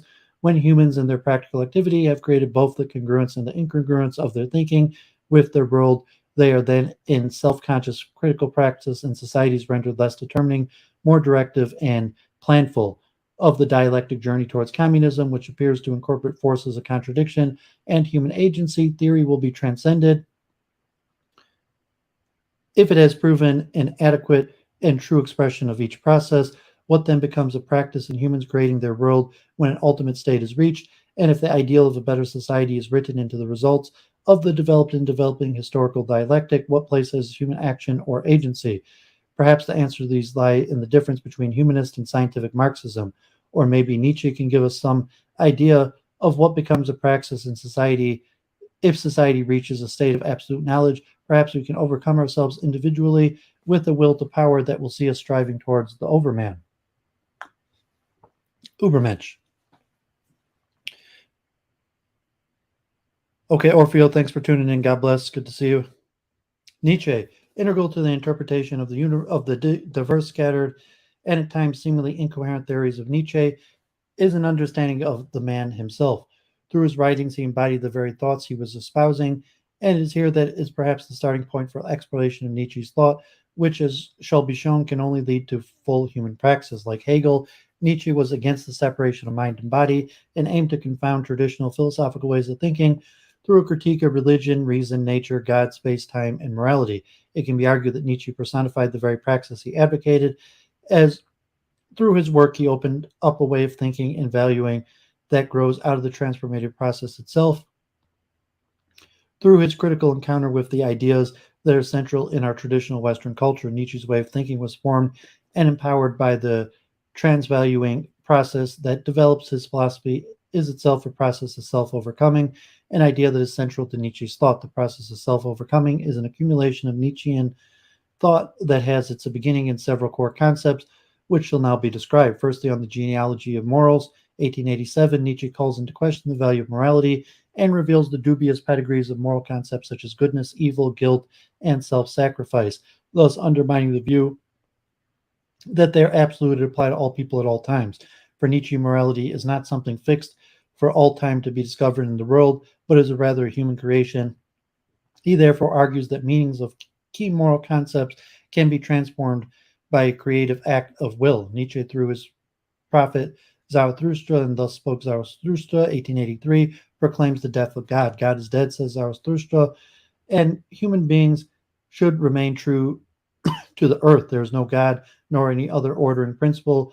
Thus, just as morals are relative and can be altered at will, so can perspective, something Nietzsche deems necessary in the face of life with no ultimate meaning. Does Nietzsche capture another meaning to life after death of God? His earlier works would indicate not. As Chamberlain has found, his earlier thought was decidedly nihilist in tone. He hated everything and found no justification for life whatsoever.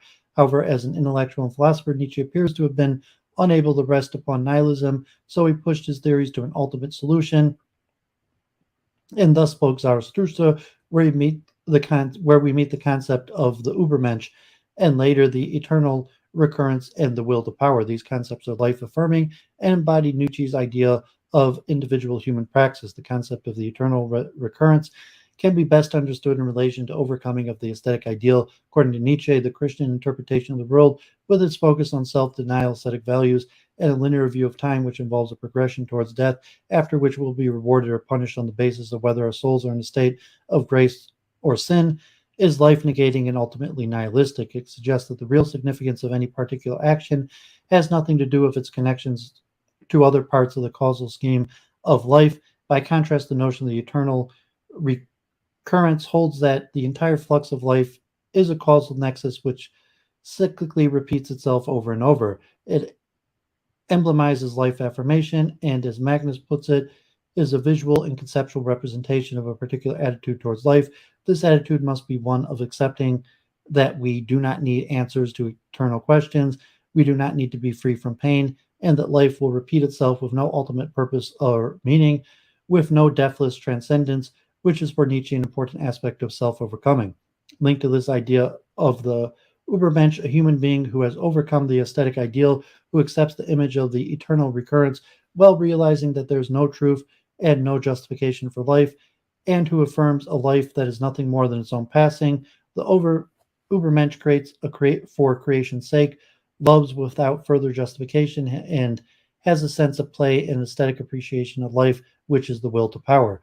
Will to power is for Nietzsche a continuing force throughout all transformations, and as such can be read to constitute an essence in life. In Zarathustra, we see how self-overcoming characterizes the movement of will to power. And life told me the secret. Behold, it said, I am that which must overcome itself again and again. To be sure, you call it will to procreate or impulse towards a goal, towards the higher, more distant, more manifold. But all this is one and one secret, and you too, enlightened man, are only a path and a footstep of my will. Truly, my will to power walks with the feet of your will to truth.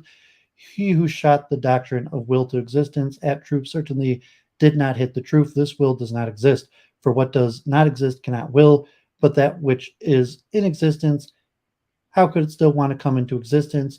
Only where life is, there is also will, not will to life, but so I teach you will to power. The living creature values many things higher than life itself, yet out of the evaluation itself speaks the will to power.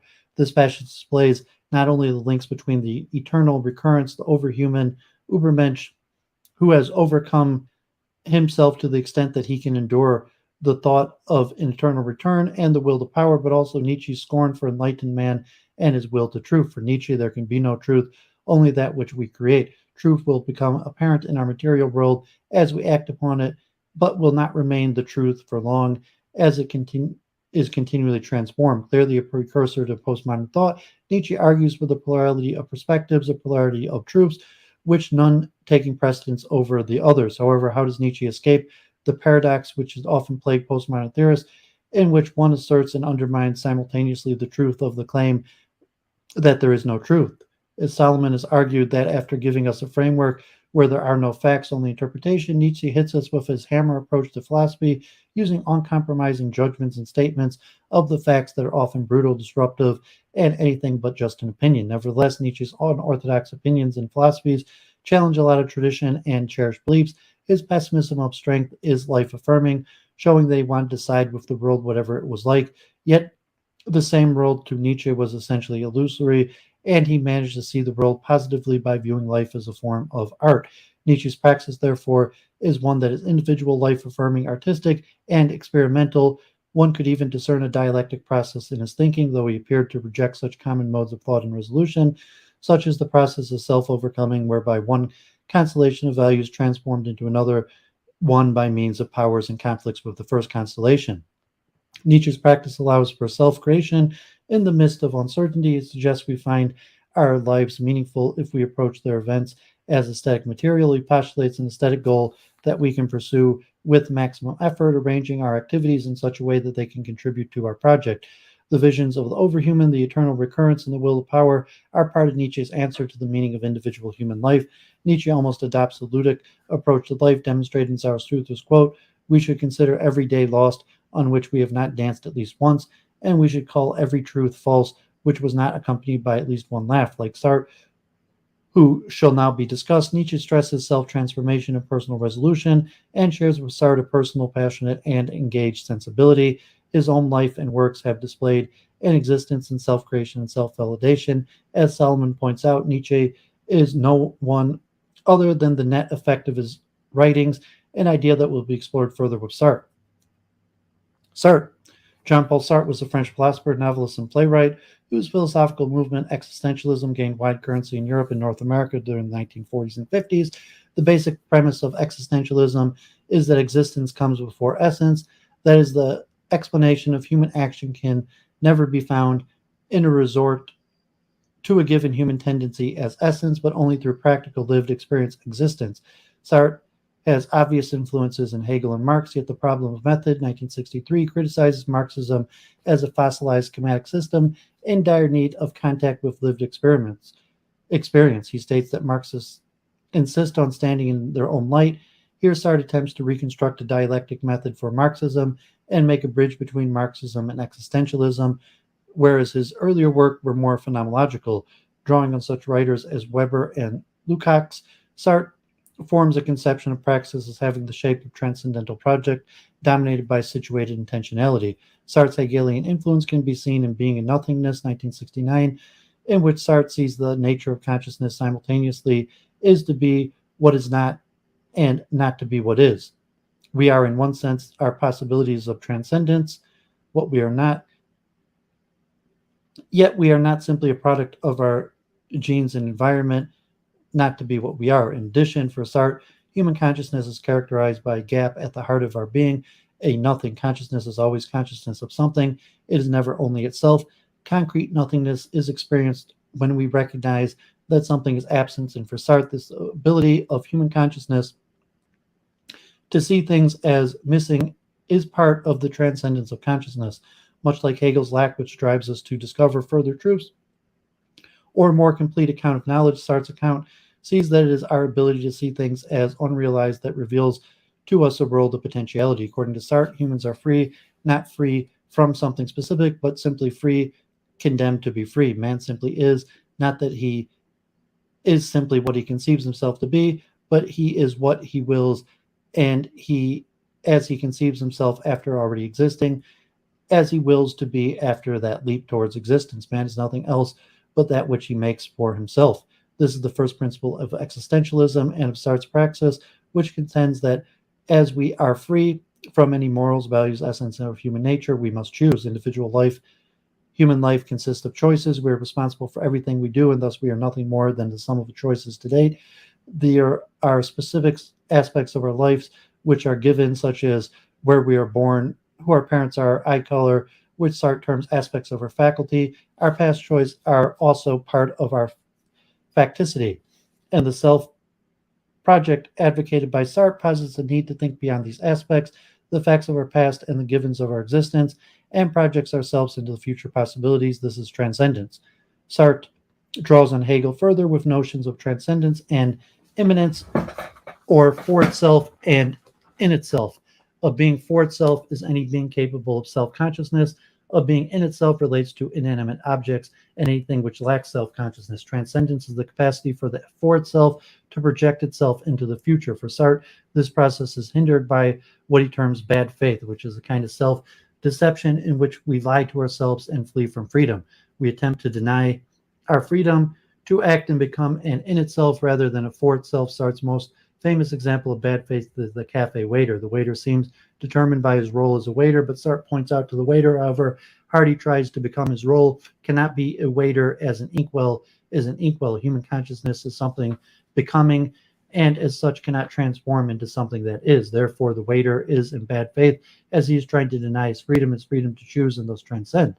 Rather than fleeing the unstable condition in which our mental acts and states are always troubled by a lack of complete coincidence of consciousness, which its object or its very self, Sartre admonishes us to live authentically, much like Nietzsche's exhortation to accept the pain and unknowability of the world and overcome it. Sartre believes we must learn to live with existential anguish.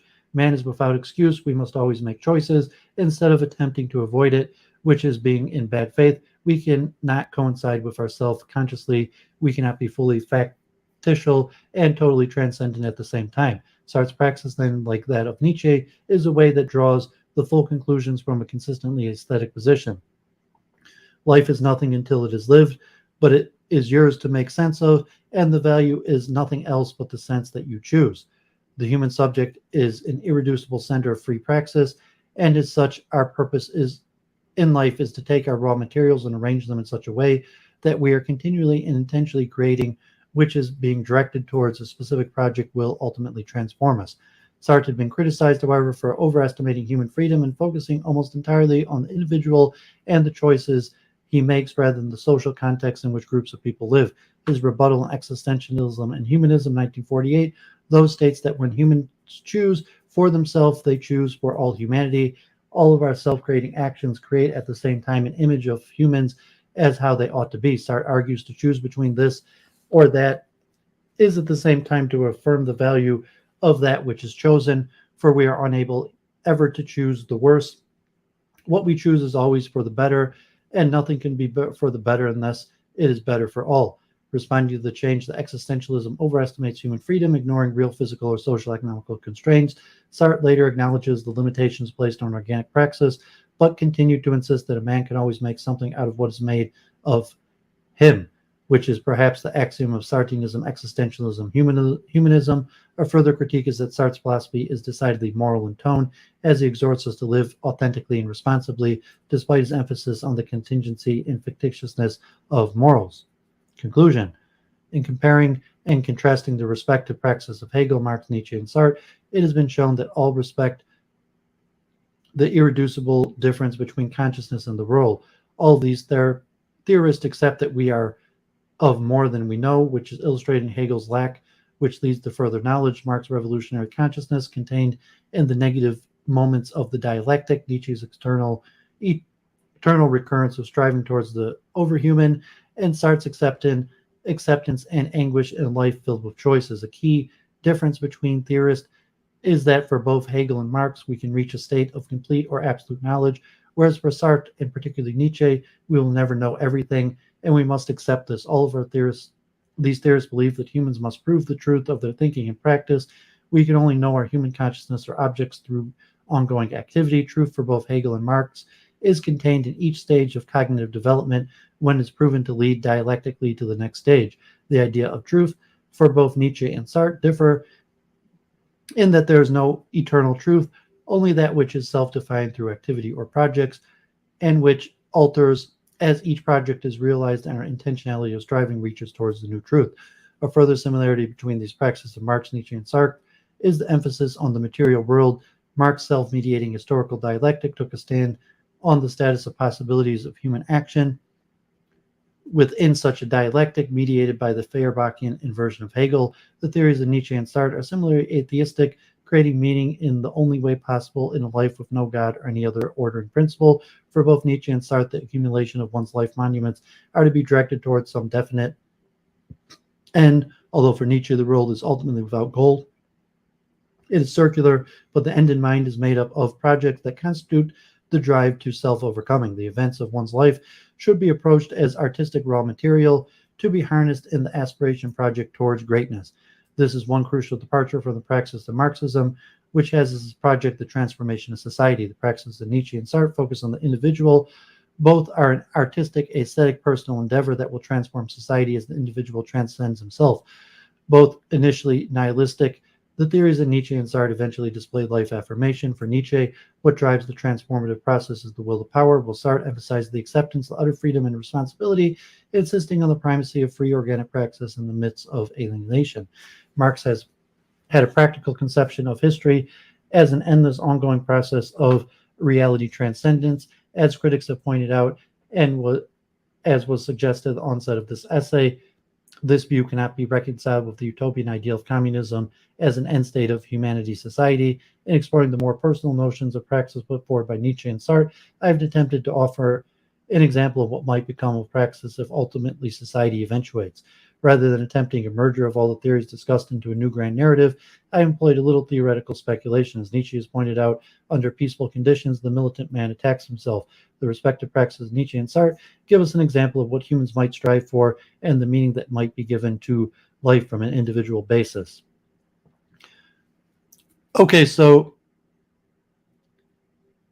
just a little pushback from the last few weeks where we've been looking more on a scientific, logical basis of truth to historical, human-centered version of truth in my truth and possibly an individualistic Nietzschean or Sartrean sense, as opposed to like Marx in the group sense, that there's my truth, although it's a relativistic truth, and it's based on praxis and action, as opposed to like a correspondence theory where truth is abstract and the goal is to have a conception in a person's mind that accurately mirrors reality, as opposed to Hegelian conceptions of truth where it's a historical process and truth is intrinsically caught up with the human mind and relation to Marx and the critical theory. And these are probably the dominant when people use the conception truth outside of science. Most people mean like this Hegelian Marxist conception of truth, and which more parallels a Judean concept of truth that we spoke about in previous weeks, in some ways. So, to close the chapter on truth, we need to speak about Brentano, and I've mentioned Brentano quite a few times. And Brentano's a versatile philosopher. He could be considered, William James is generally considered the father of psychology, but Brentano is in many ways also like credited with having separated psychology as an individual field. Before psychology was a subdiscipline of philosophy, and Brentano separated psychology, and although he deals with many philosophical issues from a psychological perspective, and that's the issue of how the human mind and individual mind perceives in perception and the role that perception plays. And so it's very mind dependent, and it leads to Husserl and phenomenology, and big effect on Heidegger, and possibly modern conceptions of like Frankfort School and other forms of truth. Although Brentano could be seen still valuable in philosophy and psychology, but plays an important role. And Brentano is a contemporary of Nietzsche. As I mentioned last week, Brentano is the teacher of many important thinkers, including Freud and Husserl. And we'll be looking at Husserl right after this. Evidence in the Law of the Excluded Middle, Brentano on Truth. It's from Leiden University. The central question of my paper is whether there is a coherent logical theory in which truth is construed in epistemic terms, and which also some version of the law of excluded middle is defended. Brentano, in his later writings, has such a theory. My first question is whether his theory is consistent.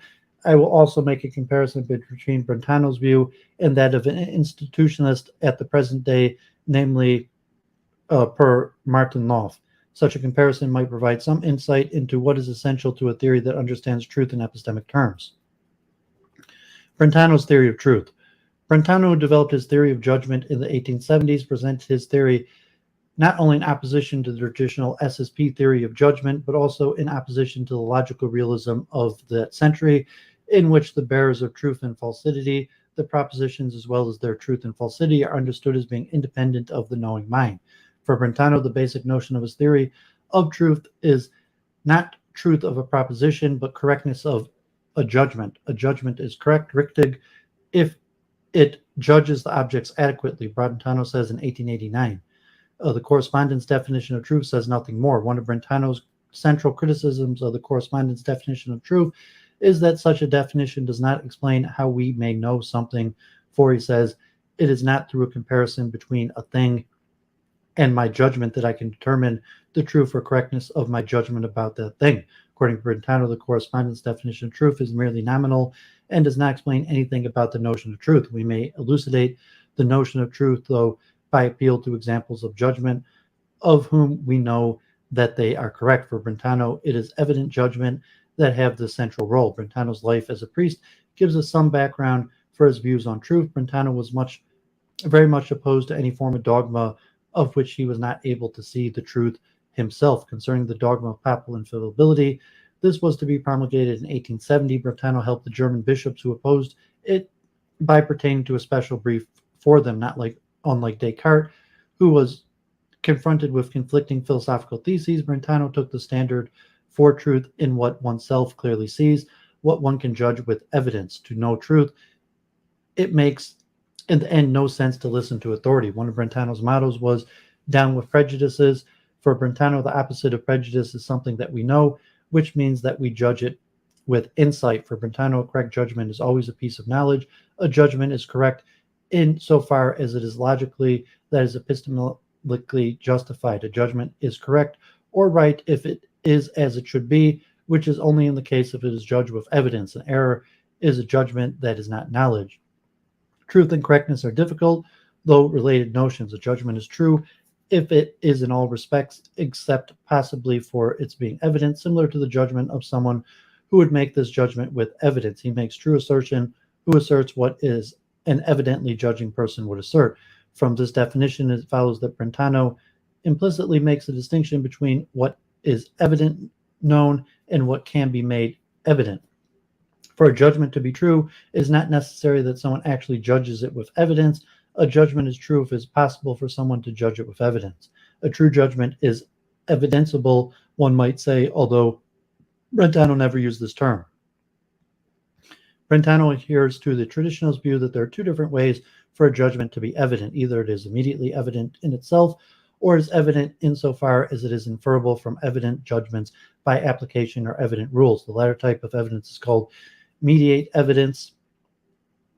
Immediate evident judgment is as much a piece of knowledge as an immediate evident one. For Brentano, evidence is a primitive notion. It cannot be defined.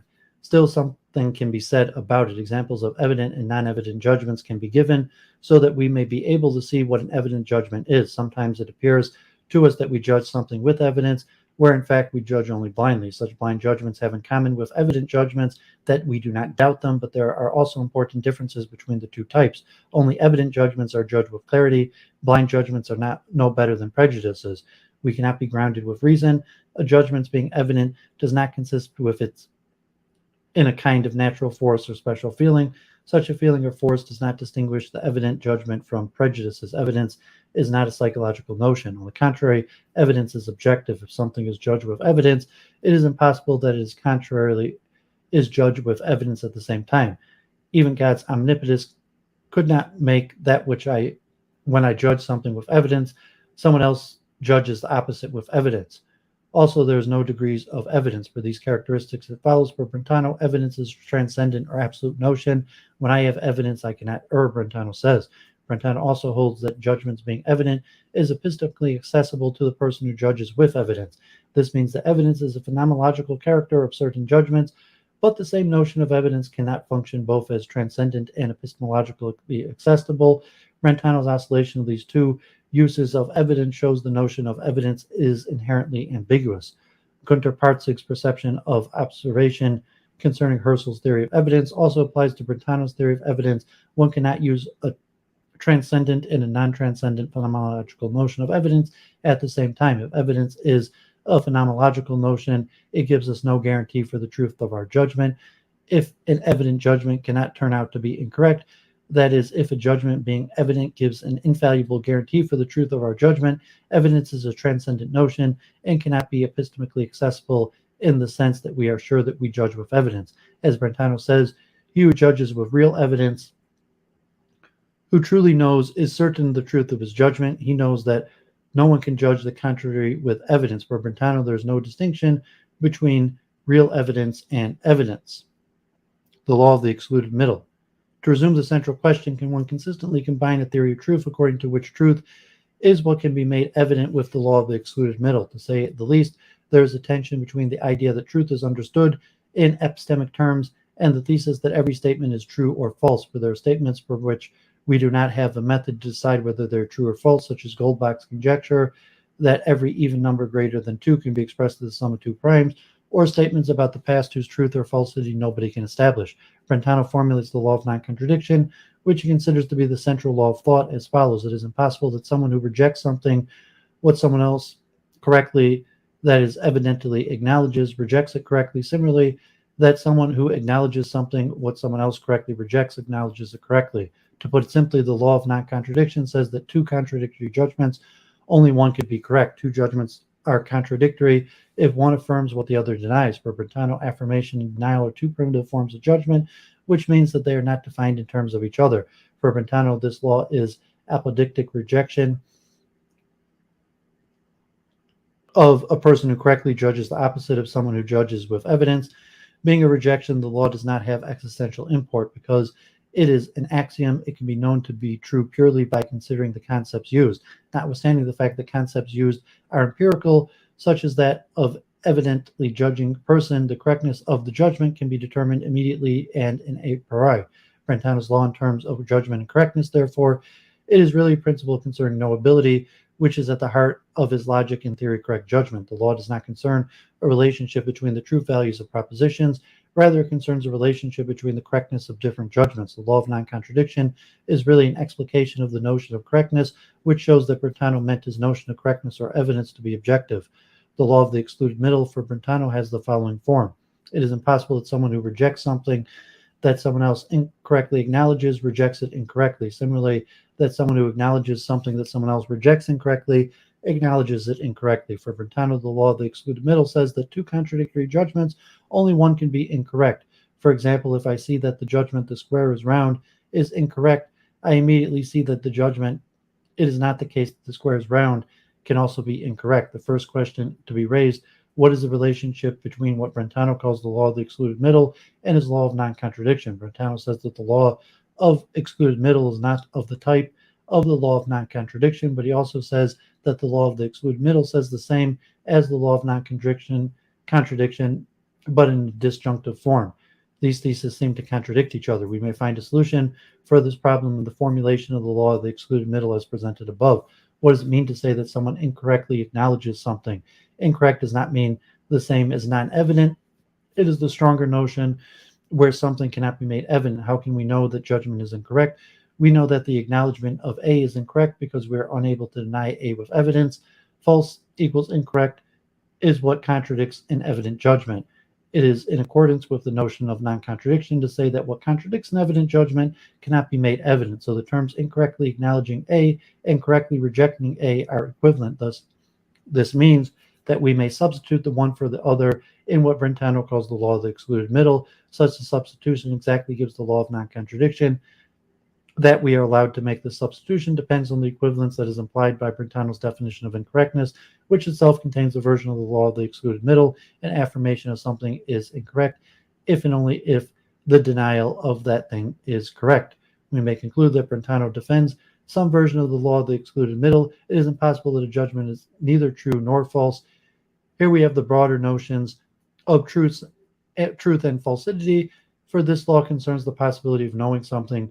Suppose that an affirmation is neither true nor false.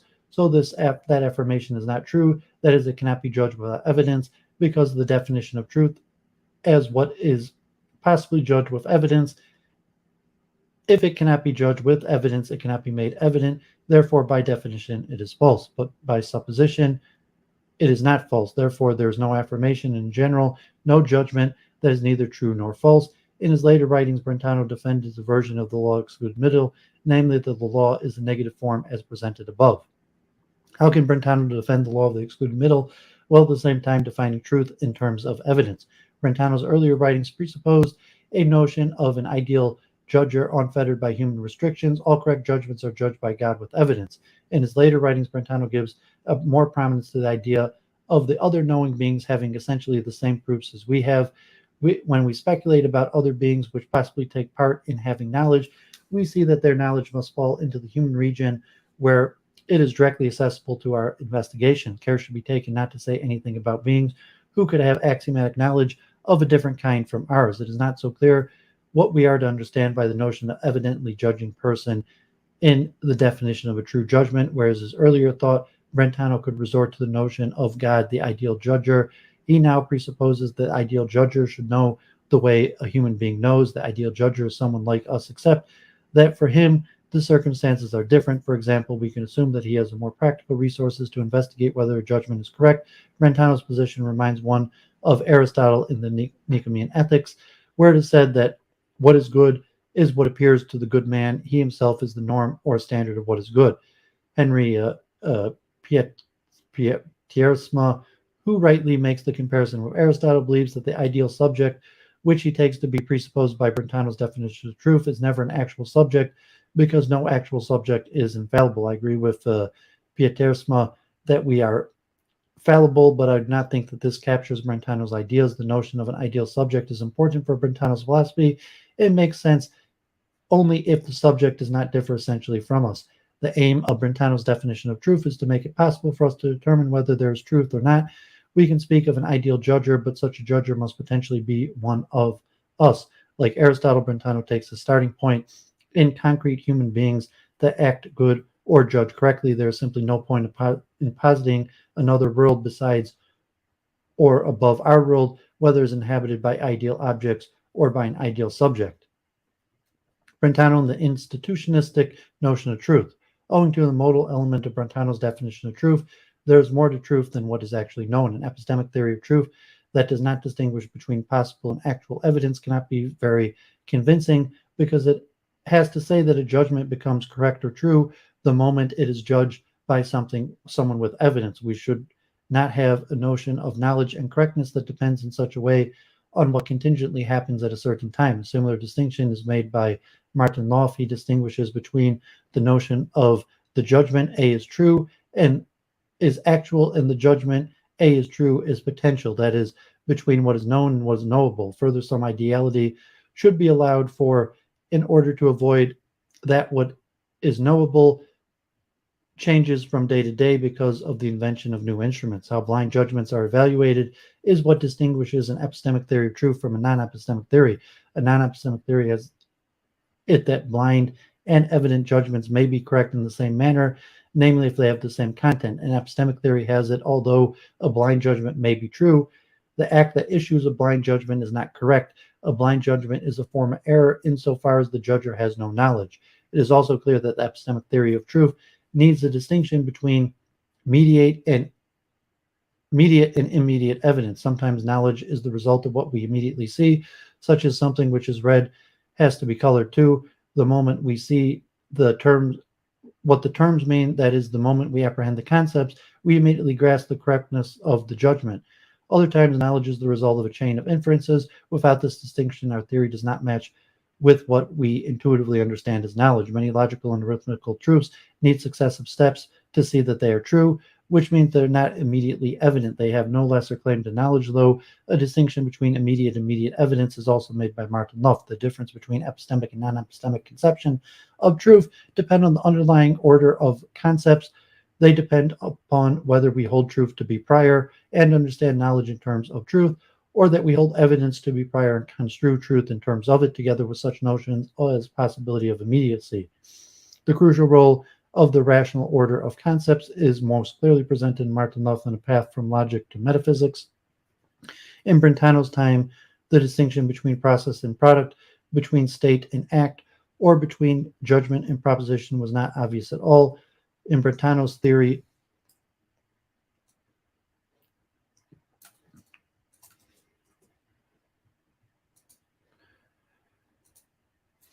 at Brentano's time, the distinction between process and product, between state and act, or between judgment and proposition was not obvious at all. In Brentano's theory of judgments, it is acts rather than states that are relevant. The distinction between judgment and proposition was well known to Brentano, but he rejected in his later philosophy from the short time that he did acknowledge the proposition entity as non-subsiding. We may see that he holds the truth of a proposition is a notion secondary to that of correctness of a judgment. When we distinguish here between the act of judgment and the judgment made, it is possible to see an important difference between Brentano and Martin Loff. For the latter, the act of judgment is the primary notion. It is the act. If the act is correct, the judgment made is evident, and thus a piece of knowledge. For Brentano, a primary notion is that of an evident judgment. If the judgment made is evident, that is, of what is judged as a piece of knowledge, my act is correct. The difference in the conceptual order shows that Brentano is not an intuitionist. For Martin Loff, the judgment A false and not A true are equivalent but not identical. Similar for Brentano, denying the existence of an object A is not the same as affirming non-A, which for Brentano is an indirect judgment, although these judgments are correct in precisely the same circumstances. For Martin Loff, falsity is not defined in terms of truth and negation. Thus, for him, there are two types of judgments, holding something to be true and holding something to be false. Similarly, Brentano holds denial to be primarily from form of judgment besides affirmation. It is necessary to have these two types of judgment. It is, if we take the act of judgment and not that of proposition to be the important and primary notion, which is in accordance with the epistemic theory of truth.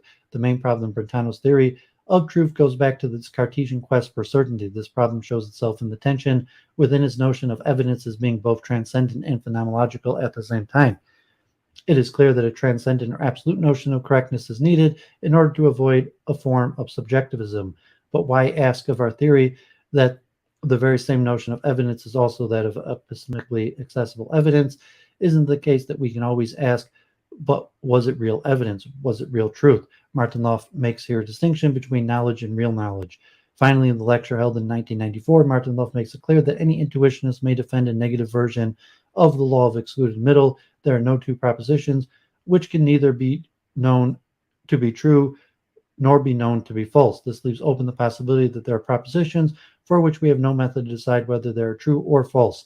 The conclusion is that we cannot say that every proposition is either true or false, is not explicitly drawn by Brentano, but is implied by his idea of truth and his formulation of the law of excluded middle.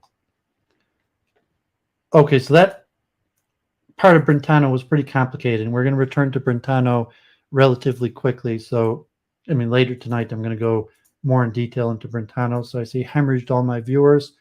But I'm going to continue forward anyways. It's important research here. And, Brentano, as one of the founders of psychology, as a theory of mind-independent psychological form of truth, and the question of perception. And you'll take a different view towards the neo-Kantians that move more into the philosophy of science and scientific realism, where Brentano leads into phenomenalism. And, so the father of phenomenology is Edmund Husserl, who is the teacher of Heidegger. So, you will probably return to some of these names and these theories, but today we're just looking at their truth concepts. So the concept of truth in Husserl's logical investigation. Kastenberger characterizes the phenomenology of Husserl's logical investigation as a pure description of the phenomenon of consciousness. In the real, the psychic experiences, phenomenology tries to grasp the ideal meanings and connections of the phenomenon, which makes them into necessary constituents of consciousness as such, independent of psychological conditions. Its aim is to provide the foundation for a pure, non-psychological logic. The phenomenologist therefore takes the opposite stand of Hume and John Stuart Mill, who reduce logical concepts to psychological experiences in which they originate. Because of its descriptive character, phenomenology in the logical investigation is not yet a philosophy. As Marvin Farber remarks in The Foundation of Phenomenology, neither idealism nor realism could be said to profit from it. Husserl carefully avoids all metaphysical commitments, and if his notion of intentionality excludes a certain form of subjective idealism, which reduces the object to its subjective experiences, it takes no position on the issue of the object's ontological status, thus leaving the door open to both objective idealism and realism. On the other hand, the logical investigations are already a valuable contribution to the philosophy of logic. Not only do they clarify the basic meanings of logical concepts, an indispensable task for a pure logic, but they also, as Farber observes, bring out the need for a theory of logical knowledge. It is precisely this need which makes a philosophical theory of knowledge necessary. Such theories fall behind the scope of this investigations, yet Husserl could not avoid it altogether. The sixth investigation, which deals with the fulfillment of meaning intentions and the concept of truth, contains undoubtedly some basic elements for a philosophical epistemology. In the meantime, the epistemology raises some serious philosophical problems. According to Wohlhens, in the phenomenology of truth, Husserl's concept of truth in the investigation labors under an extreme ambiguity. Against all psychological interpretations of truth, he asserts that there is an order of truth independent of the order of things. The eternal kingdom of truth is made up of purely logical relations. It seems to be autonomous, and its sole criterion is the internal coherence of logical relations. The order of things receives its entire objective value from the order of truths, and scientific theory reality becomes true, but the theory itself is true by virtue of its own inherent laws. In the case of physics, we distinguish the connection of the psychic experience of the physicist from the physical nature known by him, and both again from the ideal connections of truth in the physical theory, that is, in the unity of analytical mechanisms, of theoretical optics, the logical connection in the ideal form, as a result of which there is in specie one and the same truth, the same conclusion and argument, the same theory and notional discipline, one and the same no matter who thinks it. The unity of this form is lawful normativity, unity, the law under which it stands among its equals are the purely logical laws which embrace all science and embrace them not according to their psychological and objective, the objects to which they refer, but according to their ideal meaning content. Evidence, being a psychological experience, cannot serve as a criterion for this logical truth. The experience of evidence enters only in the application of the logical and necessary principles to the empirical and therefore always contingent world of things. The objective value of the real order is established in an evident judgment. The conditions for evidence are primarily real in the psychological, whereas the conditions for logical truth are entirely ideal. This position undoubtedly detaches the notion of truth from the notion of evidence, yet evidence ultimately depends on logical truth. Logical truth constitutes an ideal possibility of an evident judgment. Without ideal truth, there would be no real evidence. But this ideal possibility is strictly distinguished from its actual realization or even its possible realization within the context of human psychology. There may be truths which no human being will ever be able to discover. One of the two possible conditions of evidence, one is related to the specific constitution of psychic beings. It fits into the frame of psychology, but the other, being ideal, is valid for any kind of possible consciousness.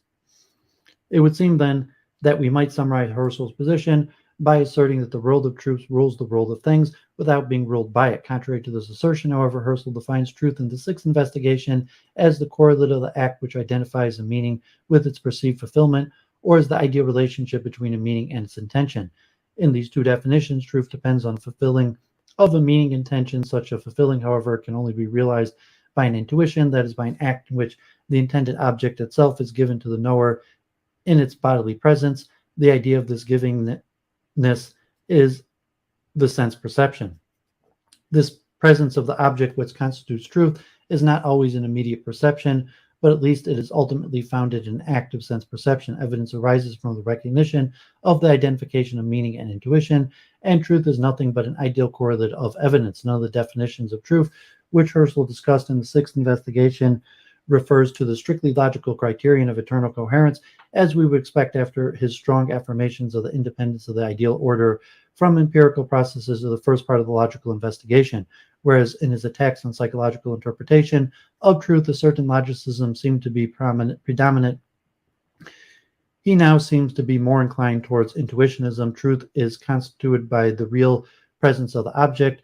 Are these two theories inconsistent? Are Husserl's statements of an independent kingdom of truth mainly due, as Hens assumes, to the mathematician's tendency to hypothesize logical relations into Platonic ultra-realistic entities, which the mind then rediscovers?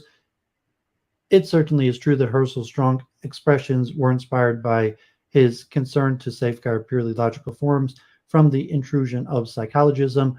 Also, the second edition, he explicitly states that he no longer holds the theory of truth in itself, yet he always denied Brentano's and Nartrup's accusation of Platonism in the logical investigations. The statement that ideas may be true, even if nobody would ever know them, merely refers to the ideal character of the constitution of the object, as opposed to the actual empirical and contingent act of cognition.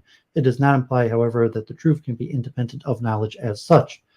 Since without knowledge, no object could ever be constituted, this is sufficiently clear from Husserl's rejection of the naive realistic position that in knowing an object, the mind receives a copy from an outside reality. Such a theory leads to two objects, one in reality and one in the mind, and fails to explain how the mind ever recognizes its copy as the exact replica of the original, which it does not know. According to Husserl, there is only one object, and this object is constituted by consciousness. The intentional nature of consciousness provides the object with sufficient transcendency. Moreover, in the same first part of the logical investigations, where Husserl speaks of the kingdom of truth, he also admits an intimate relationship with the ideal and the real.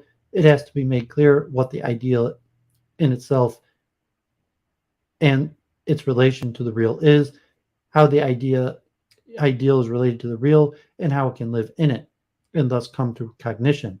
Looking at the institutionalistic concept of truth now, we can see that no more than the logical world of the ideas was an abstract entity by itself. The world of things which constitutes evidence and truth in the second sense should be understood as existing independently of the logical relations, the connection of things to which the thought experiences the real or the possible are intentionally related, and on the other hand, the connection of truths in which the unity of things comes to objective validity as that which it is, both are given together and cannot be separated from each other.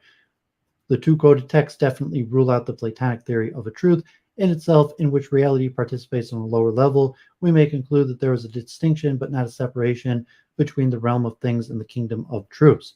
Those who read into logical investigations a Platonic ultra-real kingdom of independent truths usually point to Bolzano's influence, which at the time was unquestionably very great, but what Husserl owes to Bolzano is the insight that logical truth is independent of psychological, empirical processes, and not that the real is separated from the ideal. Bolzano never held such a theory, and Husserl considers it the basic shortcoming of his work from a philosophical point of view that he never goes into strictly epistemological problems as the relation between the ideal and the real is. It would seem to me that both the logical relations, the kingdom of truth, and the things in the Husserlian sense are ideal elements of pure consciousness. Husserl's ideating abstraction of psychological experiences, which leads to the logical truths, is always based on a reference to the things themselves, which are the things of consciousness. In the rest of this article, I will attempt to prove that with this thesis in mind, one can find a consistent theory of truth in the logical investigations. What Lauer says about Husserl's later work, Philosophy as a Strict Science, 1911, is already true for the investigations. In an imminent analysis of the one envisaged by Husserl, there is no place for nature as element of the thing existing by itself. Outside consciousness, that would be a Ding an sich, which is excluded from the material a priori of Husserl's theory of the constituent. Nature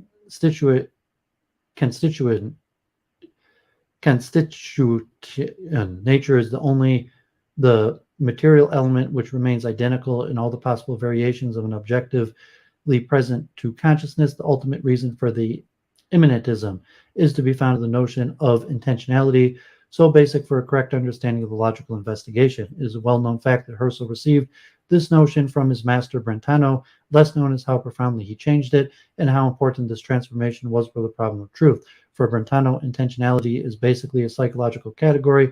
For Husserl, it is a logical one. Brentano remained within the psychological movement of the 19th century. His sole purpose was to break away from the British empiricism, which had led psychology into a dead end. According to the empiricists, knowledge consists entirely of atomic elements, ideas for Locke, perceptions for Hume.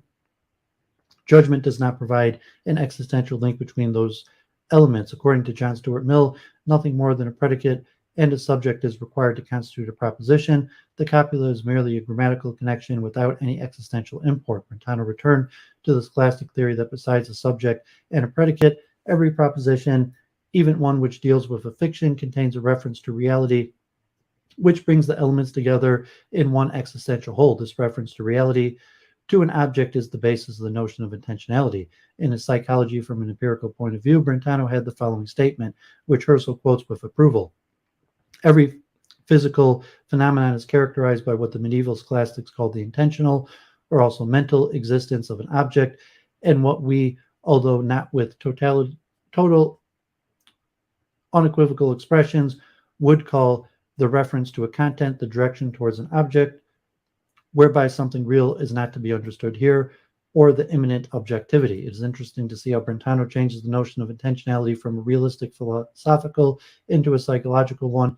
He points out that the object he understands as an immanent psychological and not transcendent reality. Thus, the notion of intentionality enabled him to see one's problem, how psychology could be an empirical science based on objective experience when it's merely an experience of the subject by itself. If one admits with Brentano that all psychic experiences are intentional and refer to an object, then the case of psychology presents no more difficulties than that of any other science. Whether the phenomena have an internal or external origin does not basically change the attitude of the perceiver. Brentano asserts that consciousness is always consciousness of something, but he is also not interested in the status of something outside of consciousness. Husserl wholeheartedly agrees with Brentano's definition of consciousness as intentional experience. He also accepts Brentano's immanentism to the extent that an object of consciousness can be explained only in terms of consciousness, but he objects to Brentano's psychologism by giving the object a merely psychological status. Brentano has in fact reduced it to the same contingent empirical level as the experience itself. This psychological immanentism then ultimately eliminates the possibility of adequately distinguishing the experience from the object, the very distinction which the notion of intentionality was supposed to provide, and drives him right back to the Kantian position that the object of an experience is identical to the experience itself. To maintain this distinction, Brentano has no other resource left than to make the object into a separate immanent thing, and so he falls back on the scholastic position which he was trying to avoid. For Husserl, the expression immanent objectivity, as Brentano understands it, is just as misleading as the mental inexistence of the scholastics. Both imply that there are two different things in consciousness, an object and the experience of it. To this position, Husserl opposes his own interpretation of intentionality. There are not two things experientially present. There's not an experienced object, and besides this, the intentional experience directed towards it, nor are there two things of which one is part and the other the more comprehensive whole. There's only one, the intentional experience, whose essential descriptive character is the intention. If the experience is present, then it is eo ipso, according to its very essence, the intentional relation to the object accomplished eo ipso is an object intentionally present, for one says exactly the same as the other. The object belongs to the active consciousness itself. It is not outside of it. It is not even an independent reality within consciousness itself. Rather, it is a moment of consciousness which is constituted as soon as consciousness itself is constituted. It's obvious that if one defines epistemological realism by the independence of the object from the act, Husserl could no longer be called a realist. But this immanentism of the object by no means weakens his notion of intentionality. Against the Kantians, he firmly denies that the entire content of consciousness lies in the experience alone. For Natorp, the consciousness of sound is exhausted by the hearing experience. It does not require an object. Husserl refutes this thesis easily by pointing to various experience contents which all merge into the same object. I see one thing. I do not see my experiences. I continue to see this one and same thing. However, it may be twisted and turned. With each twist, I have new conscious content, if that is what I call the contents of experience. Hence, very different contents are experienced, and yet the same object is perceived. In Natorp's interpretation, there would be as many things as there are contents of the experience. For Husserl, the perceived object is distinct from the content of the experience.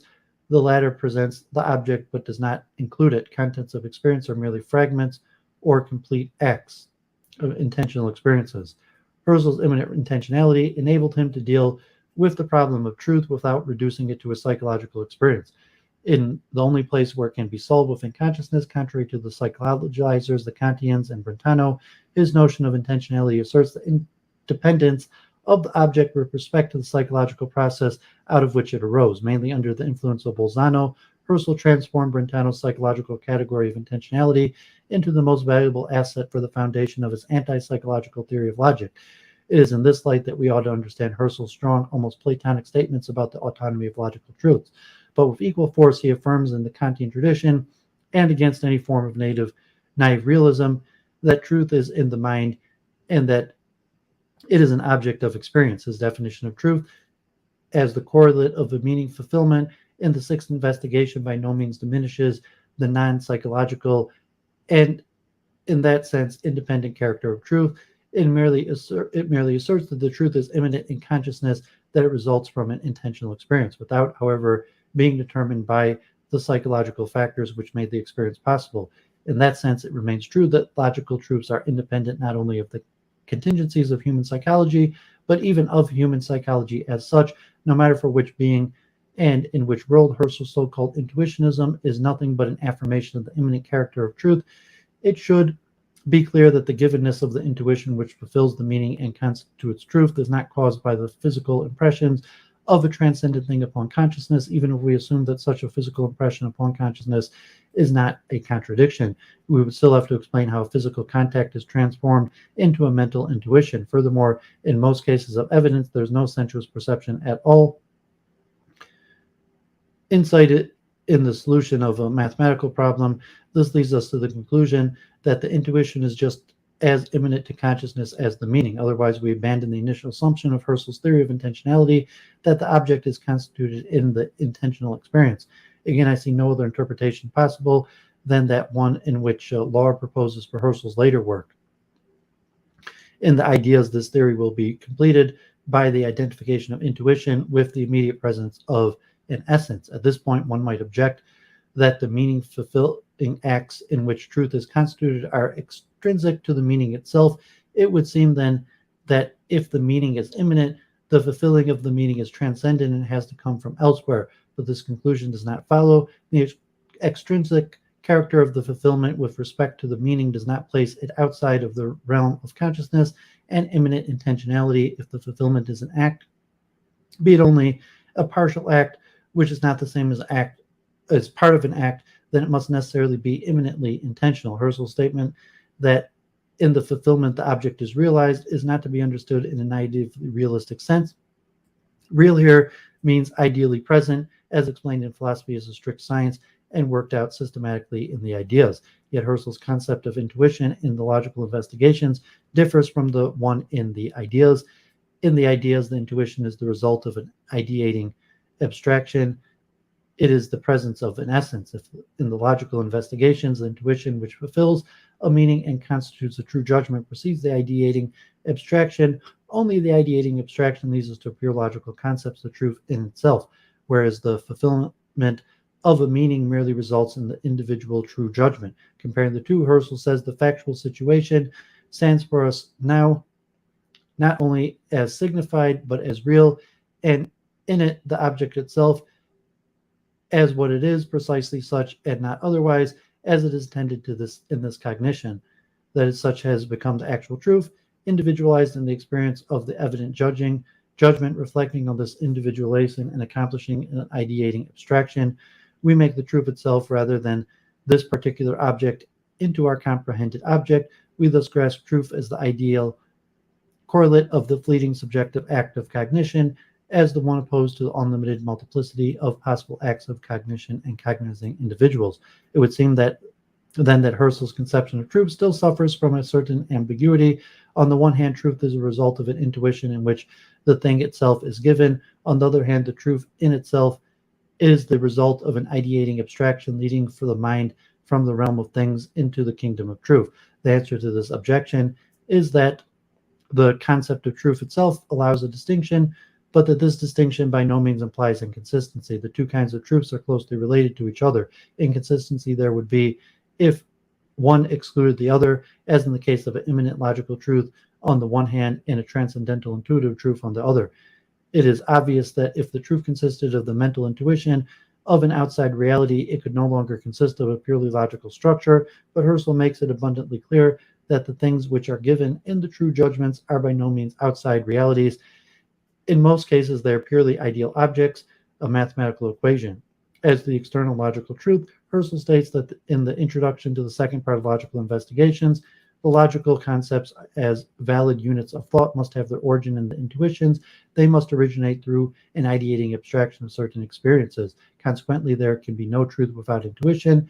This conclusion is confirmed by Husserl's discussion of unfulfilled meanings. A meaning which cannot be fulfilled has no truth whatsoever, not even the truth of a meaning. It is the possibility of the truth lacking, then, that the intuition of the expression can, of course, be accomplished only in a symbolic way. It is unable to receive from the intuition and its categorical function the fullness which constitutes its cognitive value. In the case it lacks, as one is used to say, the true actual meaning.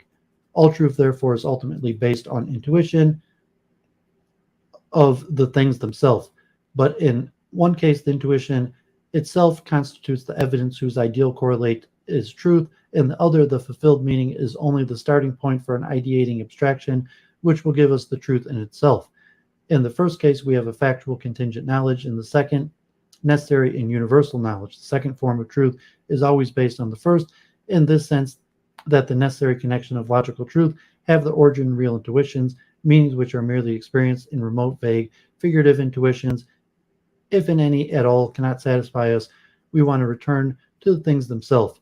But the first form of truth also presupposes the second. The truth of the things is ultimately founded in truth as such, of which it forms an individual instance. In that one sense, Husserl may still maintain that the kingdom of truth is independent of the realm of things, but both are also given together and cannot be detached from each other. Nothing can be without being determined so and so, and this, and that it is, and is determined so and so, is precisely the truth itself, which constructs the necessary correlate of being in itself. Husserl's double truth then ultimately turns out to be none other than Leibniz's venerable distinction between veritas de raison and veritas de fait, to which he explicitly refers to in the logical investigation. This distinction will disappear in his later works because the expression truth in itself smacks too much of the absolute independence of Leibniz's veritas de raison. Yet its disappearance will make his work neither more consistent nor more idealistic. The inconsistency and the realism, which are often attributed to the logical investigation, stem mainly from the fact that Husserl's second definition of truth, the intuitionistic, is referenced to a transcendent source, whereas the first, the logicist, is entirely immanent. However, the things with which mere meanings are just as immanent as the pure intuitions of universal and logical truth, which result from the ideating abstraction. It remains true that Husserl has changed his position after logical investigation, but this transition is not one from realism to idealism. If by idealism one understands an epistemological position in which truth is entirely immanent, then the logical investigations are idealistic as his later works. Okay, so that was pretty complicated. Yeah, Husserl is very complicated. And yeah, I do say Husserl with the R. I'm not sure, like the German, like Goethe. Yeah, but I'm adding that R in there. I think that's Husserl. So you say John. So John saying Husserl. So if I'm saying Husserl, it's Husserl. So I appreciate that. Okay, so yeah, that was pretty complicated, pretty important there. You like Husserl on truth, and Brentano, and I'm going to return with another essay on Brentano, and we'll probably return in the future to Husserl, and Husserl leading into Heidegger, and also a connection to Derrida. So let's jump right into Jacques Derrida, the father of deconstructionism, and see if Derrida had a theory of truth, which is unclear if Derrida really had a theory of truth or how you'd classify it. But Derrida is an important thinker, father of deconstructionism. I think he had some sort of direct connection to Husserl also. So Ralph Shain, Derrida on Truth. Recently, two very different papers arguing that Derrida's philosophy is not anti-realist have been published. In the new Blackwell companion to Derrida, Christopher North's paper, Truth in Derrida, is given the lead position. North provides an interpretation of Derrida in which Derrida is not a skeptic and argues that Derrida's work is compatible with and implies a robust realism. An entirely different argument based on different texts has been made by Peter Grattan. Grattan argues that Derrida's use of the term undeniable primarily in his later writings establishes that he is a realist. I will be replying to both of these views. I believe that it's not easy to discern whether Derrida is a skeptic or a relativist, but that is in no way can one conclude that Derrida's philosophy implies or is even compatible with a robust realism. Ultimately, I conclude that Derrida's thought is consistent with and perhaps implies relativism.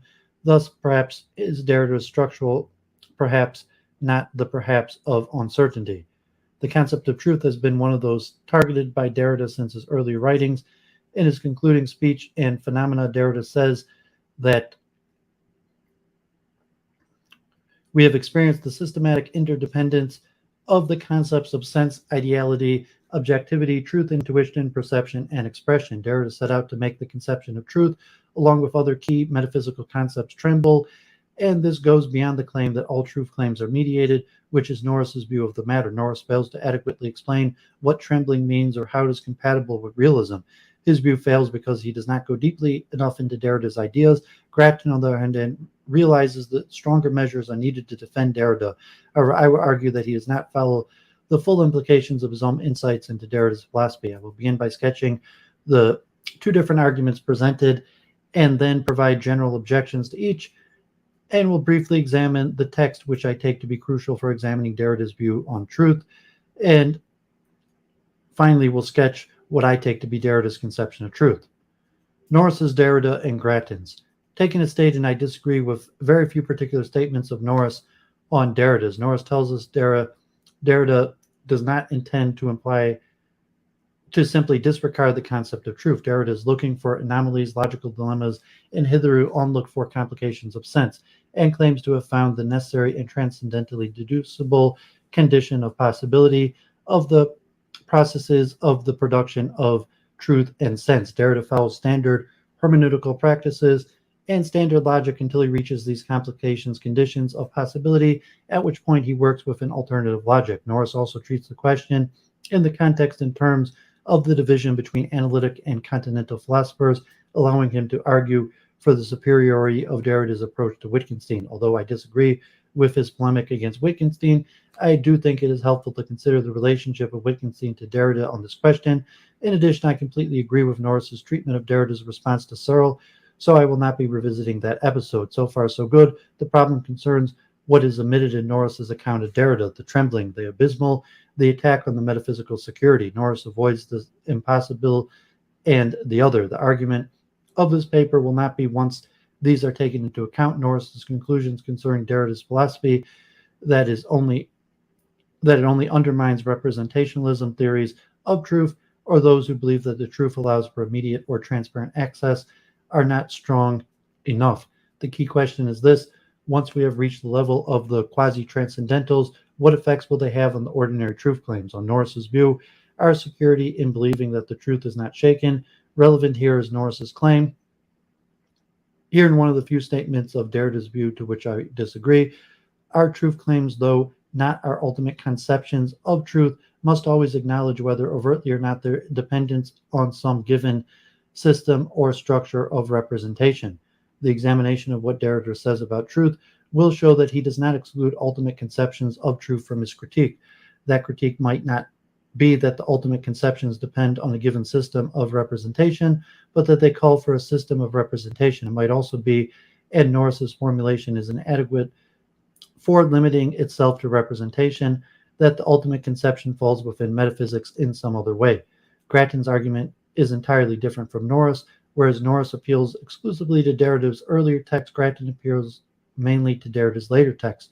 Norris never makes reference to undeniability, the term on which Grattan makes his argument. Grattan, in contrast to Norris, understands the impossible and the other in Derrida's thought very well. As Grattan points out, Derrida make claims about some point or another being undeniable. Usually in his later writing, he points out that Derrida uses the term in two ways, and that many uses take up the undeniable as a strategic or rhetorical adjective to show where debate is to be cut off. However, he sees that a straightforward appeal to the obviousness in terms of naive realism is not available to Derrida, so that this cannot be all that is going on. Grattan argues that this more is a specific logic of deniability. In this way, the undeniable is indecidable. It is that which is structurally denied, and yet what is denied is the condition of possibility for that very denial, and is hence undeniable. With Grattan's view, the question is to be posed is whether the quasi-transcendental, even one as seemingly stable as the undeniable, can fulfill the role that Grattan assigns it, providing a realist dimension to Derrida's philosophy. I will argue that it cannot, nor do I think that it's supposed to. General problems with Norris's view. Hey, John Wolfe, good to see you. God bless. The most direct argument against Norris's view is that it fails to explain and specifically conflicts with Derrida's rejection of empiricism. If Norris's view was correct for Derrida's empiricism would be on par with rationalism and transcendental philosophy and the subject to the same critiques. Norris himself tends to treat empiricism and idealism on a par, and when he references the minor industry among deconstructionist literary critics devoted to revealing the various ways in which empiricists like Locke or idealists like Kant can be shown to themselves even more deeply in knots, but Derrida never treated them in such a way, and he specifically and consistently rejected empiricism as nonsense. Derrida's distance from empiricism is underscored by his comment from a response to Rorty, something that I learned from the great figures of the history of philosophy, from Husserl's in particular, is the necessity of posing transcendental questions in order not to be held within the fragility of an incompetent empiricist discourse, and thus it is in order to avoid empiricism, positivism, or psychologism that is endlessly necessary to renew transcendental questioning. The problem becomes apparent when Norris says that Derrida's view of truth is consistent with reliabilism, a form of empiricism. Norris fails to take into account the slipperiness of skepticism. Norris is correct that Derrida did not aim for a general skepticism akin to Parrhesian skepticism, but we need to keep in mind the tendency for a more controlled skepticism, even when linked to explicit or anti-skepticism, to get out of control. Hume wished to expound a moderate skepticism, but good arguments have been made that his arguments result in extreme skepticisms. Kant's entire project was a response to Hume's skepticism, but according to Hegel, Kant's critical philosophy was itself a variant of skepticism. This latter point is especially important given the Kantian tendencies in Derrida's philosophy, which Norris relies on his exposition. For example, a statement that, in short, there is no escaping the difficulties that arise from any serious engagement with these issues in philosophy of mind and language. They are ineluctable problems in precisely the same way that Kant discovered in dealing with the various anatomies of pure reason. The reference to Kant alone should make Norris cautious in claiming Derrida as a realist. Thus, the claimed ineluctability of the problems was enough to make Kant a skeptic, according to Hegel. Perhaps more importantly, Norris fails to give an account of the movement of Derrida's treatment of Kantian motives, as Derrida accepts some aspect of the Kantian project, which makes him arguably a skeptic, but then eliminates those aspects which provide security. No stable or closed structure. Transcendentals are quasi-transcendentals. Specifically, conditionals of possibilities are also conditions of impossibility. So when Norris notes the textuality provides the condition of a possibility for truth and sense, he should also note that it provides a condition of impossibility for truth and sense as well. Norris says that Derrida's work is not merely consistent with a robustly realist ontology and epistemology, but also implies such a robust realism. Here I would note two problems. First, the only argument that I could find to support the claim of implication has to do with Derrida's following logical and hermeneutical conventions in reading his text. This could easily be interpreted as an internal critique in which the critics use the views of the one criticized against them without accepting those views. Norris notes that Derrida's practice of reading is a mode of immanent critique, but does not follow the implications of this point. Derrida's readings are, of course, internal critiques, with the quotes internal because there's no outside, sos future, also because there's no outside to contrast with the inside. Second, more generally, the claim that the views of skeptics and anti-realists imply realism is the oldest standard criticism of skeptics and relativists. It is also Norris' criticism. In the preface to Against Relativism, Norris says that through examples in various fields of science, I seek to demonstrate the incoherence of anti-realist doctrine and the way to which their exponents always have recourse to a covert realist ontology. Since both realism and anti-realism, according to Norris, imply realism, showing that a view implies realism does not establish that its general view is realism. Next point, Wittgenstein. By situating his discussion of Derrida in terms of the analytical continental divide, Norris involves the question of Wittgenstein's relation to Derrida. I have at least as many disagreements with Norris's interpretation of Wittgenstein as with his interpretation of Derrida, but here I will only focus on the way his misinterpretation of Wittgenstein trips up his interpretation of Derrida.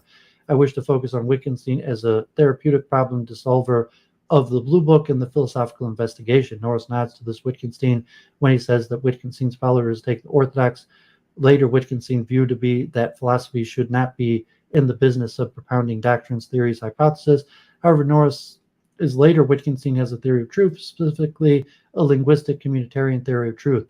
In the one place where Norris brings these two aspects of Wittgenstein together, he gives precedence to the communitarian theory of truth, in which case, so the Derridean will agree, there may be much that escapes the notice of such orthodox interpreters who claim to take Wittgenstein strictly at his word when advancing their view in his later work as purely an exercise in linguistic therapy or a cure for the strange form of bewitchment by language that has led philosophers so far off the path of communal usage, but failing to take seriously the idea of dissolutions of philosophical problems, Norris is unable to examine Derrida's take on Nietzsche's attempt to dissolve anti-realism in eperons, which I will discuss below. Another problem involves Norris's assertion that Wittgenstein wishes to lead us to a restored sense of being properly at home in the language and culture to which we belong.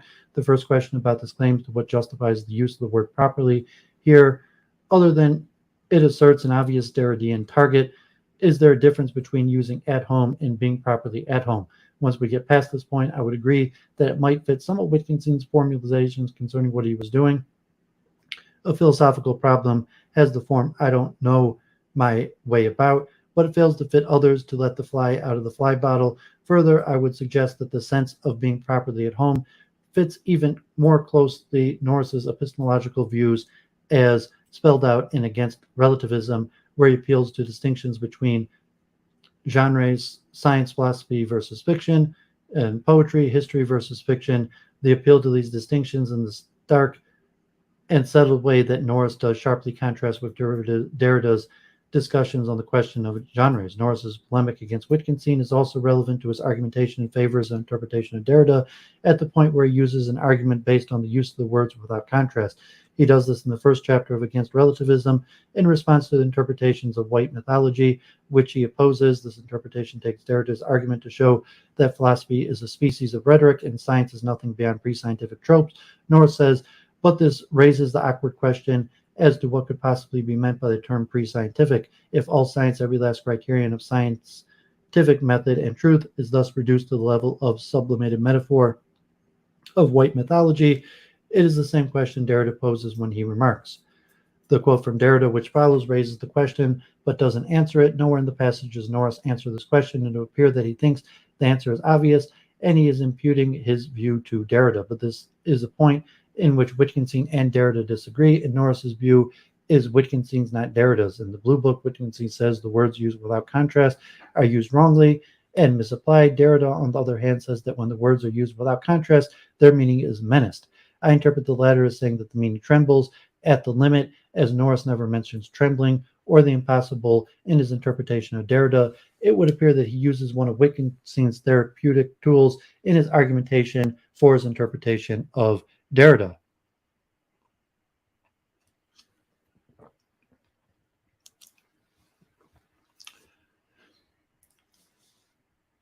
Yeah, I know most of these. Yep, John, I know most of these names through reading, so I'm not exactly sure how to say them. So yeah, I appreciate with your Husserl correcting me on that. I don't know actually how to say Derrida, if it sounds like I'm saying Diderot, but Derrida. General problems with Grattan's view. When philosophers are discussing truth and realism, not just any claims for reality will address the question. Philosophers are interested in whether a view attests to the reality of everyday and historical objects and events, and the truth of the sentences making claims about the objects and events. Examples would be, this is the same piece of wax, and the protocols the elders of Zion were forged. To belabor the obvious, Plato was a realist, but not because he believed that the forms were real. This is not the sort of reality which the question raises. Plato was a realist because he believed that ordinary objects and events were real, their reality based on that of the form. So when Grattan says that Derrida is not an anti-realist because his philosophy claims knowledge and the quasi-transcendental undecidable and the reality of the coming of the other, I agree with both points as accurately describing Derrida's view. However, neither of these allow the kind of knowledge or reality that is at issue, nor could Derrida claim to be a realist on an indirect basis like Plato, because the quasi-transcendentals can't provide the sort of reality that Plato hoped to derive from the forms. They are only quasi-transcendentals after all, and Derrida builds them into an instability in which they undercut themselves, lest they lapse back into the metaphysics of presence. On Grattan's account, undeniability is also a quasi-transcendental, and as such it follows that it undercuts itself so that it cannot provide or refer to the real that is at issue. Here we can consider Grattan's description of Derrida's sort of realism as he sees it, at a time when Derrida's work is said to be passé for not being realist, or in a similar fashion is structurally locked in an interminable critique of metaphysics, out of which it cannot escape in order to take a stance on anything. Derrida's discussion of the undeniable helped to redescribe deconstruction as an attunement of, or a witnessing of, or the reality of the coming of the other, before beyond any epistemological doubts of or ontology, denials of the finitude of difference. We can take each of the three aspects of this characterization of deconstruction in turn. One, an attunement of witnessing, in this the sort of belief that rises to the level of knowledge. It would seem not to give in Derrida's claim that witnessing always involves a secret and an unknowable claim. It certainly is not the sort of evidence provided by testimony which can be assessed as to the trustworthiness according to the empirical standards. Two, the reality of the coming of the other. A few pages later, the real is the non-negative impossible. This impossible coming or invention of the event, the thinking of which is not ontophenomenology or any ontology. The other, that Derrida is chasing, cannot be conceived. It is impossible, cannot be described. This is not a reality which falls within the question issue. And three, before or beyond any doubts or ontological denials of the finitude of difference. Here, Grattan faces a dilemma. If not all doubts or denials fall within this category, then Derrida's philosophy would not be realist. On the other hand, if all doubts and denials do not fall within this category, then we can dissolve all problems of skepticism and anti-realism and forget about the quasi-transcendentals and the rest of Derrida's philosophy. But undeniably, as a quasi-transcendental cannot provide the kind of reality which Grattan alleges, nor do I think Derrida attended to, for reasons which Grattan spells out himself. The first of these reasons I have dealt with above. The quasi-transcendentals undercut themselves in order not to simply fall back into metaphysics. Grattan, unlike Norris, notes that they are conditionals of impossibility, but he does not discuss the implications or the fact that the topic of realism. Another reason is that our access to the quasi-transcendentals and thus the coming of the other is through the reading of the texts of Western metaphysics, and this limitation is built into the claim that Derrida makes. This limitation, Grattan notes, applies both to the access of the quasi-transcendentals. The overall task, then, of his work up until the end was to identify the seemingly implacable structures that guided thought in the West, and to our response to them, a response that operates negotiating between the conditions of the Western conceptuality and the unconditional otherness to that conceptuality. I've eliminated Grattan's emphasis and supplied, in a summary statement, Grattan says, my argument is that temporal finitude and radical historicity are, to use Derrida's oft-quoted phrase, the conditions of possibility and impossibilities of the task of deconstruction, and it is upon this thinking that deconstruction survives, and that in turn furnishes him with a certain thinking of the undeniably real. This temporal finitude and radical historicity applies to the quasi-transcendentals as well. Universalist claims about them aren't possible. An examination of the examples Grattan cites helps to undercut the claimed realism. One such example of undeniability Grattan cites is the indubitability that animals suffer, quoting the animal that therefore I am. I see this example as Derrida's way of rejecting the empiricist claim to experience animal suffering and thus problematizing our empirical knowledge of the suffering of animals. There's no mention of Bentham here or Hume.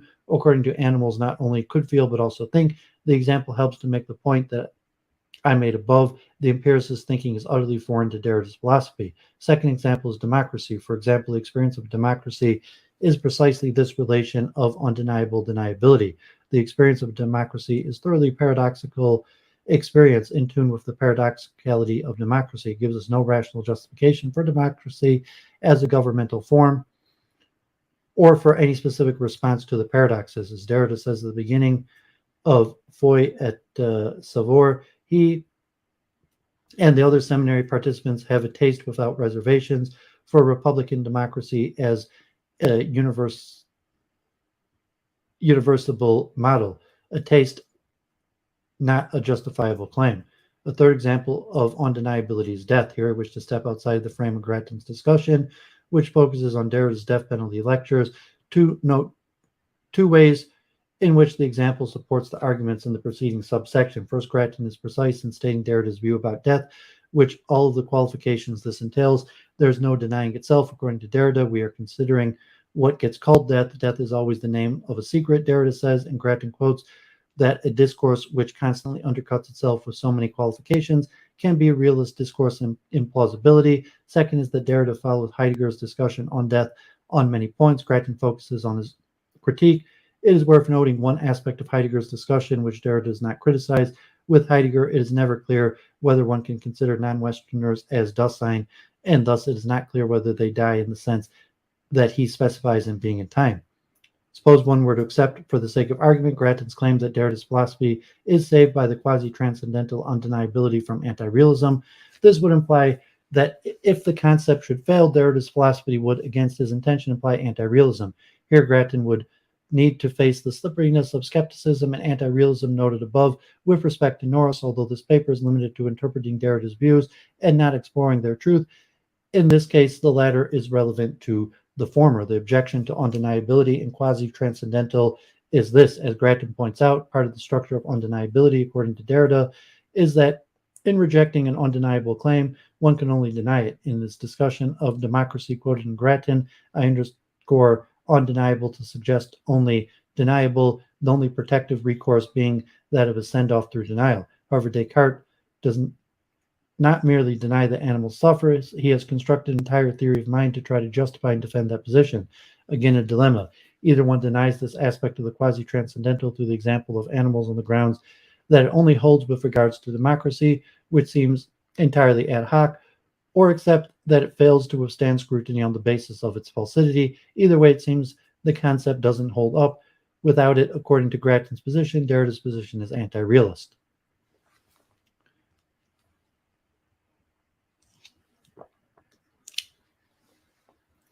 The texts. In this discussion, I will discuss the text of Derrida's, which specifically address the concept of truth and reality, in which I take to be most relevant for establishing interpretation of Derrida's work on the topic. 1. The truth in painting. The case can be made that almost nothing is said about the two topics in Derrida's The Truth in Painting.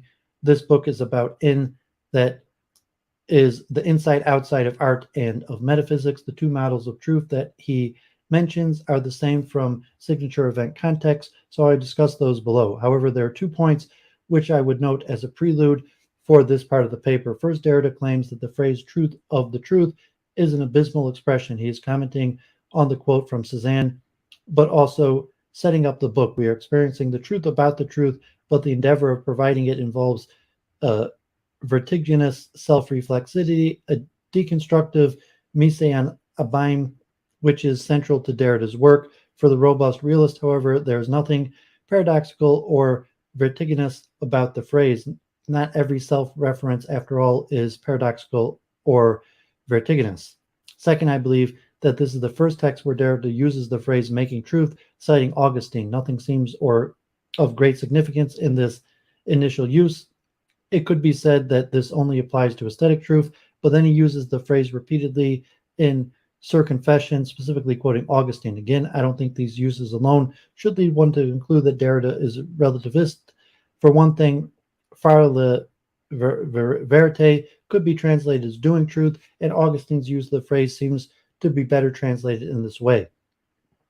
But Derrida likes the phrase a lot and uses it to refer to performatives where it could only be translated as making truth. Without more, though, I would not conclude that Derrida's use of the phrase that he is a relativist. Signature event context. In a parenthetical remark, Derrida explicitates the concept of truth. Truth is an unveiling of that which is in its being, or as an adequation between a judicative statement and a thing itself. Derrida explains that this is the context of a discussion of performatives, which Derrida sees as important because they are undermined metaphysics and truth. I'll come back to the concept of performatives, but here I wish to only look at these two definitions of truth with the Wittgenstein eye. One might wonder if these two definitions could be made in non-metaphysical with a simple excision. Suppose one drops it is in its being from the first so that it reads unveiling of what is, and one drops the itself at the end of the second so that it reads adequation between an assertive utterance and the thing. Now we have escaped from metaphysics, so how easy that is. See how easy that is. Note that neither of these two views of the truth uses the expression representation, which is of significance because Nora says that Derrida only undercuts representationalist theories of knowledge. However, if one takes the terms adequation and unveiling to imply representation, and only representation, which is required for Nora's view, one could substitute the term describe for any such term. True sentences are those that describe what they purport to. This term turns up a few pages later in the essay. Again, it turns out to be straightforward matter to escape or avoid metaphysics. Maybe though such decisions don't escape metaphysics, Heideggerians would point to the deletion of being, that which is in its being, along presumably with an argument that shows Meme presents a parallel case. Through such excision, I'm forgetting being, I'm not escaping metaphysics but falling into it, discussing truth and metaphysics in general, and specifically issues of being and the dissolution of philosophical problems requires that we turn towards Nietzsche, and Derrida thinks that when we turn towards Nietzsche, we must also turn towards Heidegger. Eperons. As in all the texts of Derrida, a lot is happening in eperons. Derrida is trying to establish that Nietzsche's text and Heidegger's are phallogocentric, and tries to do this by showing that the Nietzschean term style and Nietzsche's approach to philosophical style is masculinist. Derrida connects the discussion of sex to the question of the gift, leading up to Heidegger's treatment of the German idiom es gibt as being as gift. Along the way, Derrida discusses some passages of Nietzsche on truth, including the section How the True World Became a Fable from Twilight of the Idols. This section is a classic of philosophical dissolution, hence the importance of the text for any discussion on the concept of truth in Derrida. Adding to its importance, Eperon is Derrida's most sustained reading of Nietzsche. Of particular significance is Heidegger's position for Derrida. Derrida takes Heidegger's reading of Nietzsche as privileged, although he is contesting Heidegger's reading of Nietzsche in some ways. He is also claiming Heidegger's superiority to Nietzsche in some ways. This surprising privilege, according to Heidegger, over Nietzsche occurs in another text of Derrida's, the essay Difference. Here again, following the discussion of forces and traces in Nietzsche and Freud and Levinas, Derrida turns to the question of being and the incontornable Heideggerian meditation. How the True World Became a Fable is a classic dissolution. Nietzsche proposes that the history of philosophy is the history of overcoming an error. The errors that worries about the temporal world have led to the positing of a true real world beyond time. Plato, Christianity, Kant all take part in purveying this metaphysical world. Doubts about its existence of the metaphysical world give rise to an additional anxiety that there is no truth, no reality. Once it is realized that there is no such metaphysical world, though it is also realized that the latter anxiety is unfounded because without the metaphysical world, there is no metaphysical contrast to the ordinary uses of the words true and real. The point about the meaninglessness of words without a contrast here puts Nietzsche in accord with Wittgenstein as explicated above. Derrida discusses only these features of this section which relate to the question of woman. Derrida's point is that Heidegger avoids discussion of these parts of the section because he always avoids the question of woman, and this avoidance hinders the question of metaphysics. Derrida does not say that Heidegger is mistaken, but because he fails to accept Nietzsche's dissolution of the problem of metaphysics.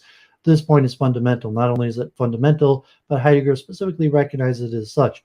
In the Introduction to Metaphysics, Heidegger quotes Nietzsche's statement, also in the Twilight of the Idols, that being is merely an empty word, the final wisp of evaporating reality and error.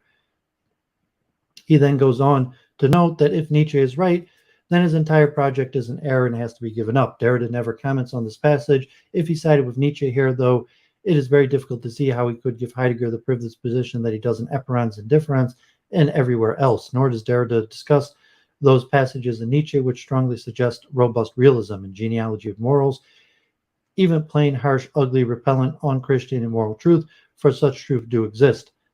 A thinker is now that being in whom the impulse for truth and those life-preserving errors clasp for their first flight. Derrida says that Nietzsche's texts point beyond metaphysics in many ways in many places, but these quotes are not among those Derrida considers. Instead, all other references to Nietzsche and other texts suggest that Derrida interpreted Nietzsche as a consistent anti-realist, and that this anti-realism was what pointed beyond metaphysics. and structure, sign, and play, and his discussions on truth and lie in the extra-moral sense. The latter text is not consistent with the above-mentioned realist passage. By interpreting Nietzsche's work as continuous and systematic, Derrida blunts the force of the view of truth. At the end of Eperons, Derrida discusses an example which he takes to challenge hermeneutic securities. It's the unpublished fragments of Nietzsche. I've forgotten my umbrella. Is this to be part of Nietzsche's works or not? Inside or outside? This sentence is so ordinary one can not claim this imperative problem arises because of convolutions, yet its meaning vis-a-vis Nietzsche's work is undecidable. Derrida is every bit as aware as Wittgenstein was of how the choice of examples in philosophy directs and determines the discussion. Here and elsewhere, he seems to privilege an example which is set up against the standard, just as he says in Difference. There is no outside of metaphysics, so one must use metaphor against metaphor. Here he's setting up the example of an example without truth, even as he already woven into his text a context whereby it makes sense as a philosophical claim. The umbrella is a long-pointed phallic object, one which is supposed to protect, provide security. The psychoanalytical interpretation provides a dimension missed by Heidegger's ordinary interpretation of the fragment. And the history of the lie.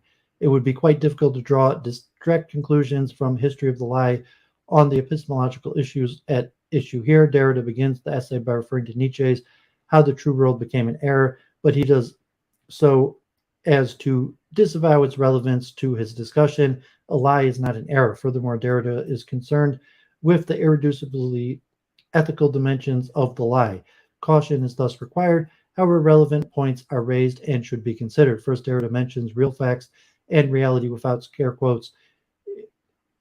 However, he does so in a passage which guides the discussion away from truth towards veracity. He also introduces another issue, the question of the value of truth. Both of these points thus undermine the relevance or importance of reality. These mentions arise in discussion of the example of state apologies, the specific cases in the question of whether France under Pétain Vichy was generally the state of France. This question challenges the factuality of claims of guilt and innocence for the deportation of the Jews and its implications for reparations, apologies, and criminal prosecutions. Here's the quote. Would it signify that the value of truth in this case, that is the veracity, the value of the statement concerning real facts, for truth is not reality, but above all, a statement in conformity with what one thinks might depend on the political interpretation concerning values which are moreover heterogeneous? What can be made of this reference to real facts? Not much, if anything. First, Derrida's equation of truth with veracity here makes it difficult to draw conclusions regarding constitutives in general, but I would read the passage this way. Derrida appeals to real facts only to challenge them in the manner of internal criticism. The question of France's responsibility for the Val d'Hiv raid involves the legitimacy of the transfer of the authority of the French government to the Vichy government. In other words, the foundation of the state. Derrida uses argument for the undecidability in the founding of a state from force of law, although here that undecidability is ontological and not merely ethical. Was Vichy France? This is undecidable. There's no fact of the matter. Derrida's conclusion is not merely that the facts are irrelevant, but there's no fact here. Derrida concludes this part of the discussion, but where is the truth of the thing itself here? Is there one? Can one speak of a lie that is of non-veracity where the truth cannot be stabilized? This question still arises as the general significance of the example, but here I'm only trying to address the reference to reality. The universality of Derrida's challenge to knowledge of facts would seem to establish by the universality of what appears to be a rhetorical question, how to prove by bearing witness if testimony remains irreducibly heterogeneous to proof. The introduction of the issue of the value of truth in an essay which brings with reference to Nietzsche will bring to mind Nietzsche's view on the matter. Derrida doesn't address this, although the question he raises have a very clear answer for Nietzsche. Truth cannot be assumed to be the highest value. Sometimes truth conflicts with life. For example, metaphysics, by assuming the convergence of good, obscures this. A robust realism is required to keep this in mind. Here is another example of chance for Derrida to show his robust realism if that was his view, but he rejects Nietzsche's approach. The next of the relevant point from History of the Lie is raised when Derrida considers the ethical political objection to anti-realism as raised by Coiré. Coiré notes that in 1943 that the official philosophies of the totalitarian regimes unanimously brand as nonsensical the idea that there exists a single objective truth valid for everybody. That criterion of truth, they say, is not agreement with reality, but agreement with the spirit of race or nation or class. That is racial, national, or utilitarian, pushing to their limits the biological pragmatist activist theories of truth.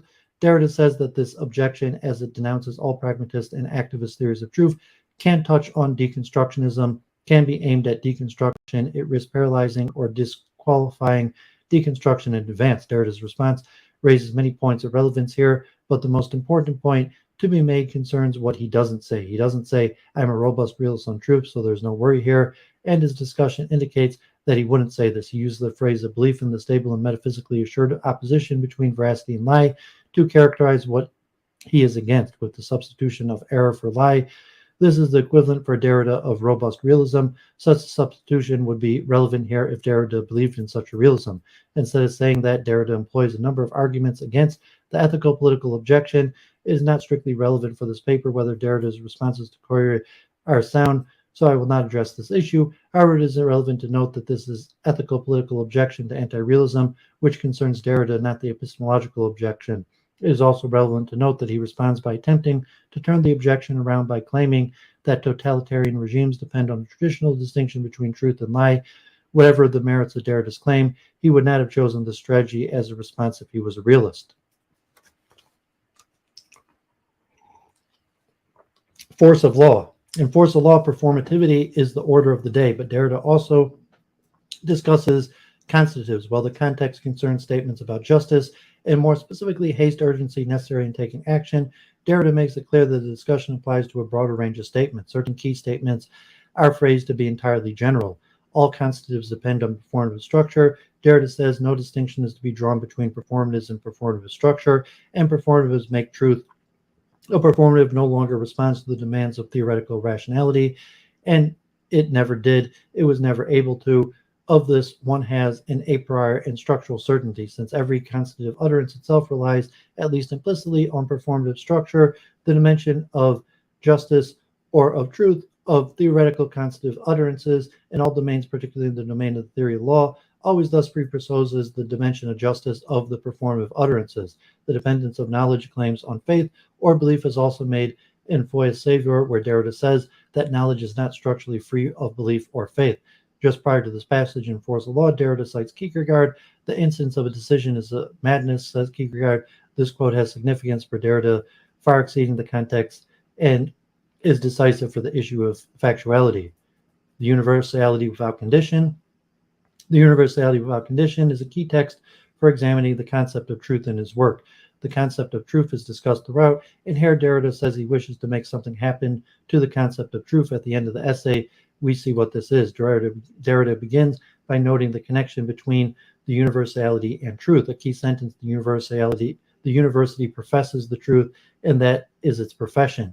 It declares and promises an unlimited commitment to the truth. Another key point, Derrida's four headings for kinds of models of truth: adequation, revelation, object of theoretical constitutive discourse, poetical performative events. By including the theoretical constitutive, he fulfills the mission of the constitutive descriptive in the views of truth from his list and signature event context noted above. Derrida's advocacy will be like a profession of faith, then says that his thesis will be in the form of profession of faith.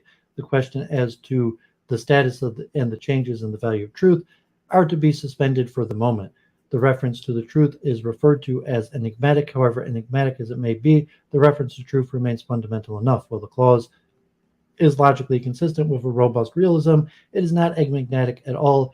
That would leave no questions to be suspended. Next, he notes the university's conceptual dependence on the concept of truth and what's proper to man, and he treats these two concepts in parallel. Derrida presents and radical questioning the proper of man needs no elaboration. Derrida then concludes this introductory part of the talk by claiming an unconditional right to question affirmatively and performatively, that is to produce events, and by giving rise to singular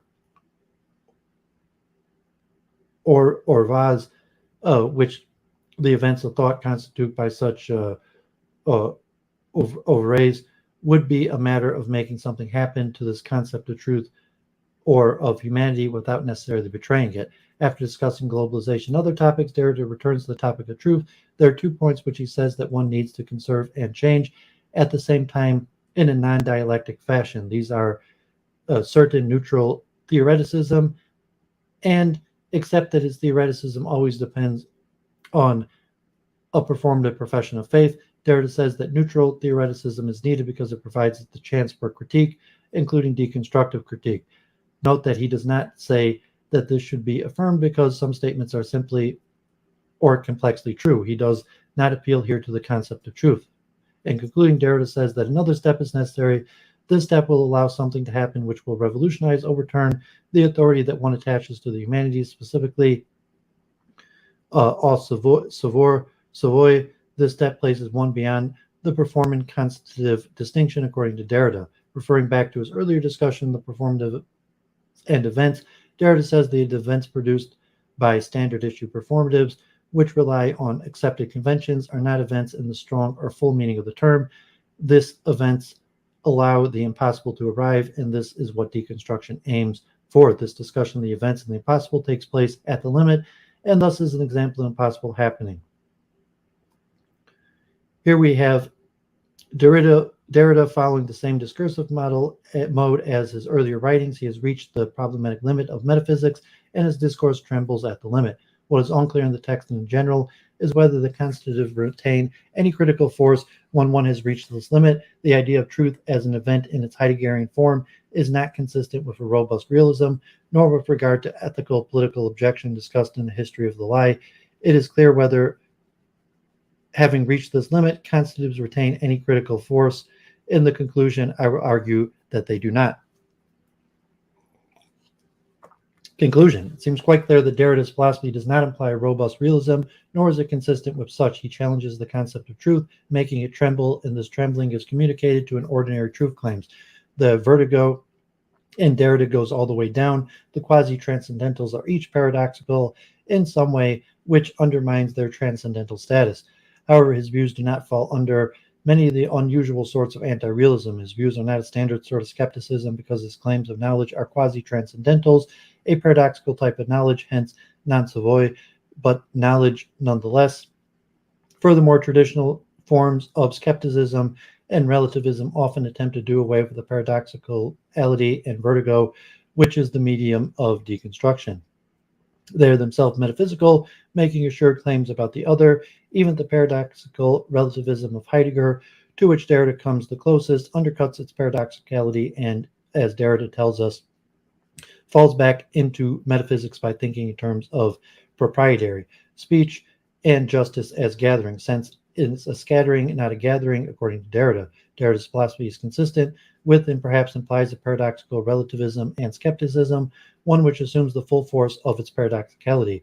It would be relativism of events, but it approaches skepticism because of our knowledge of events cannot be justified vis-a-vis alternative claims. In addition, whatever is started by an event, such as a tradition, a world, a language, an epoch, a culture, or a state, can never justify itself vis-a-vis the previous tradition, language, or alternatives. Even if deconstruction does not logically imply anti-realism, it implies anti-realism in another sense of imply to suggest without explicitly stating. Indeed, it goes much further than this. Deconstruction supports and enables, even sets up, encourages, and invites anti-realism. Deconstruction marshals all of its resources and weapons to defend anti-realism.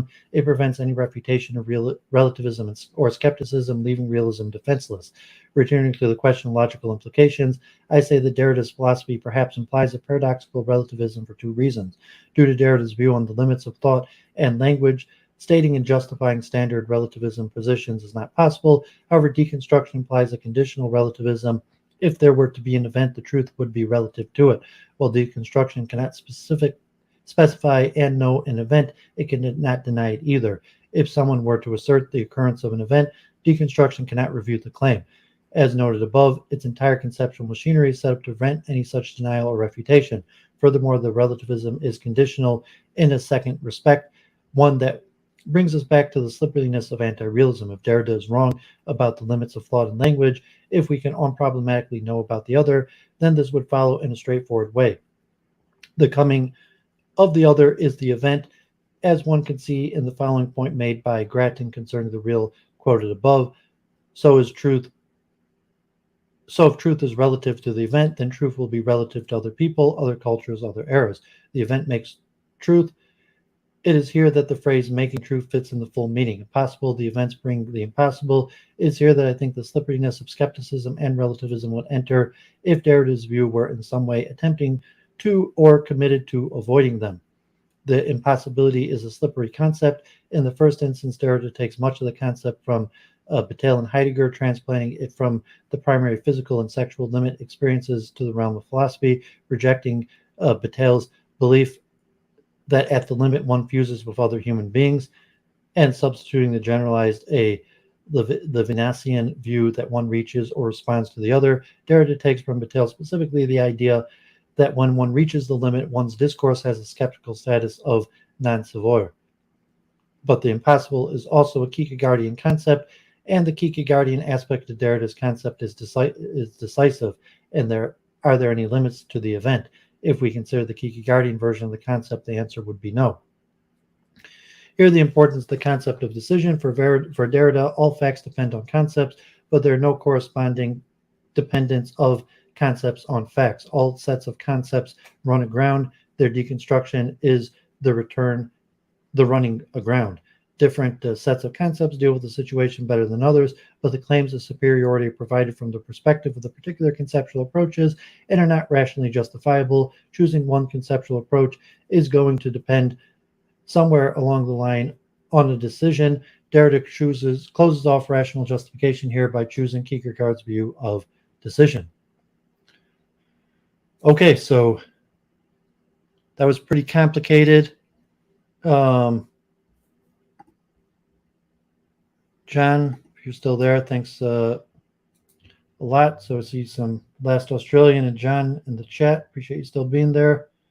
So let me just take a break for a minute to say my prayers, and then we'll look at Habermas, Foucault, and definitely going to look at Habermas and Foucault, and then if I have strength, we'll return to go more in depth into Brentano and Habermas.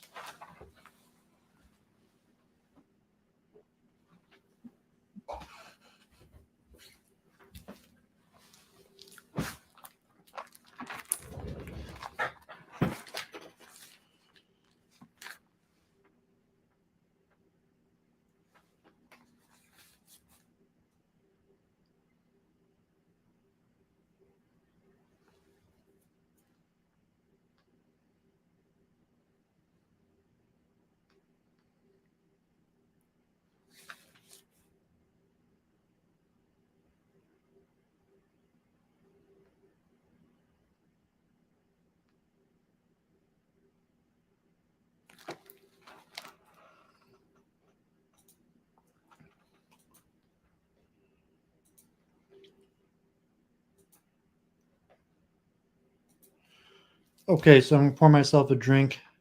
So, yeah, Derrida and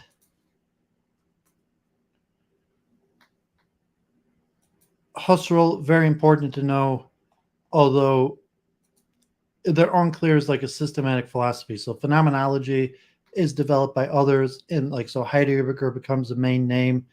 Derrida is very important to know. He has a lot of ideas, but whether he has a systematic philosophy, so like deconstruction as a method, is important to understand the method of deconstruction, and you can consider like deconstructing the truth, but it's unclear whether Derrida actually has a truth theory or even his conception of truth.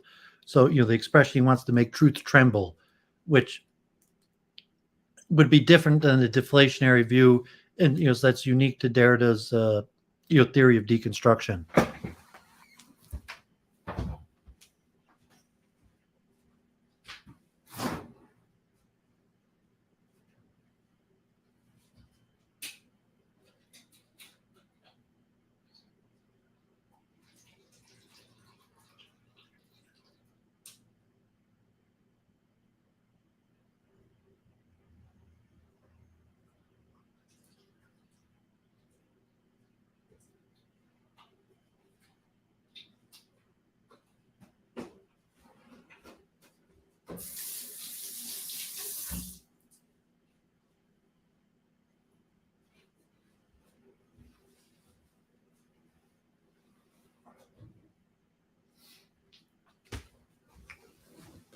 Okay, so most of the important theories of truth are more related to the philosophy of science, because, like, obviously it's much easier, or, the truth of reality, the truth, did you accurately describe physical reality, as opposed to, the truth of morals or ethics or society. So we're talking about like Marx and, power structures, and like Nietzsche, and like the truth of action, living the truth, like truth is a virtue, uh social theory. So, as I mentioned at the beginning, the Frankfurt School originally was big into the concept of truth, and like breaking down what they called false power structures. And after World War II and the relocation of the Frankfurt School to America, um, the direction of the Frankfurt School changed. So, I mean, critical theory in its as a social movement maybe became stronger. However, critical theory as a philosophy was basically diminished. So, um, you had, maybe like deconstructionism, where you had Derrida and his deconstruction as a method, but does Derrida really have a theory of truth? So, critical theory in the Frankfurt School as a method for social change, but did they really have a philosophy or a theory, or maybe they just had a philosophical method? So, Habermas, and whether to call Habermas is actually like part of the Frankfurt School. I mean, he's a derivative of the Frankfurt School, but Habermas, lives well into the 19th century, even I think into the into the 20th century. I think you may have even lived into the 21st century. Yeah, so Habermas is still alive. So Habermas is 94 years old and is in fact still alive today. And I'm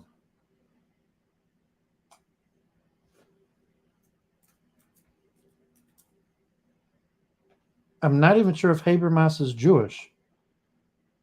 So if Habermas,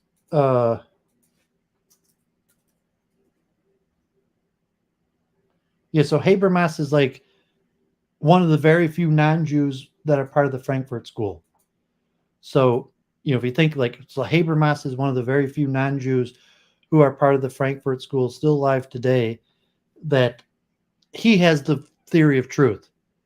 So, say that many of the Jews, have a Judeo conception of truth, and so it's interesting. So let's look at Habermas. Habermas, Kantian Pragmatism and Truth. Stephen Levine, University of Massachusetts.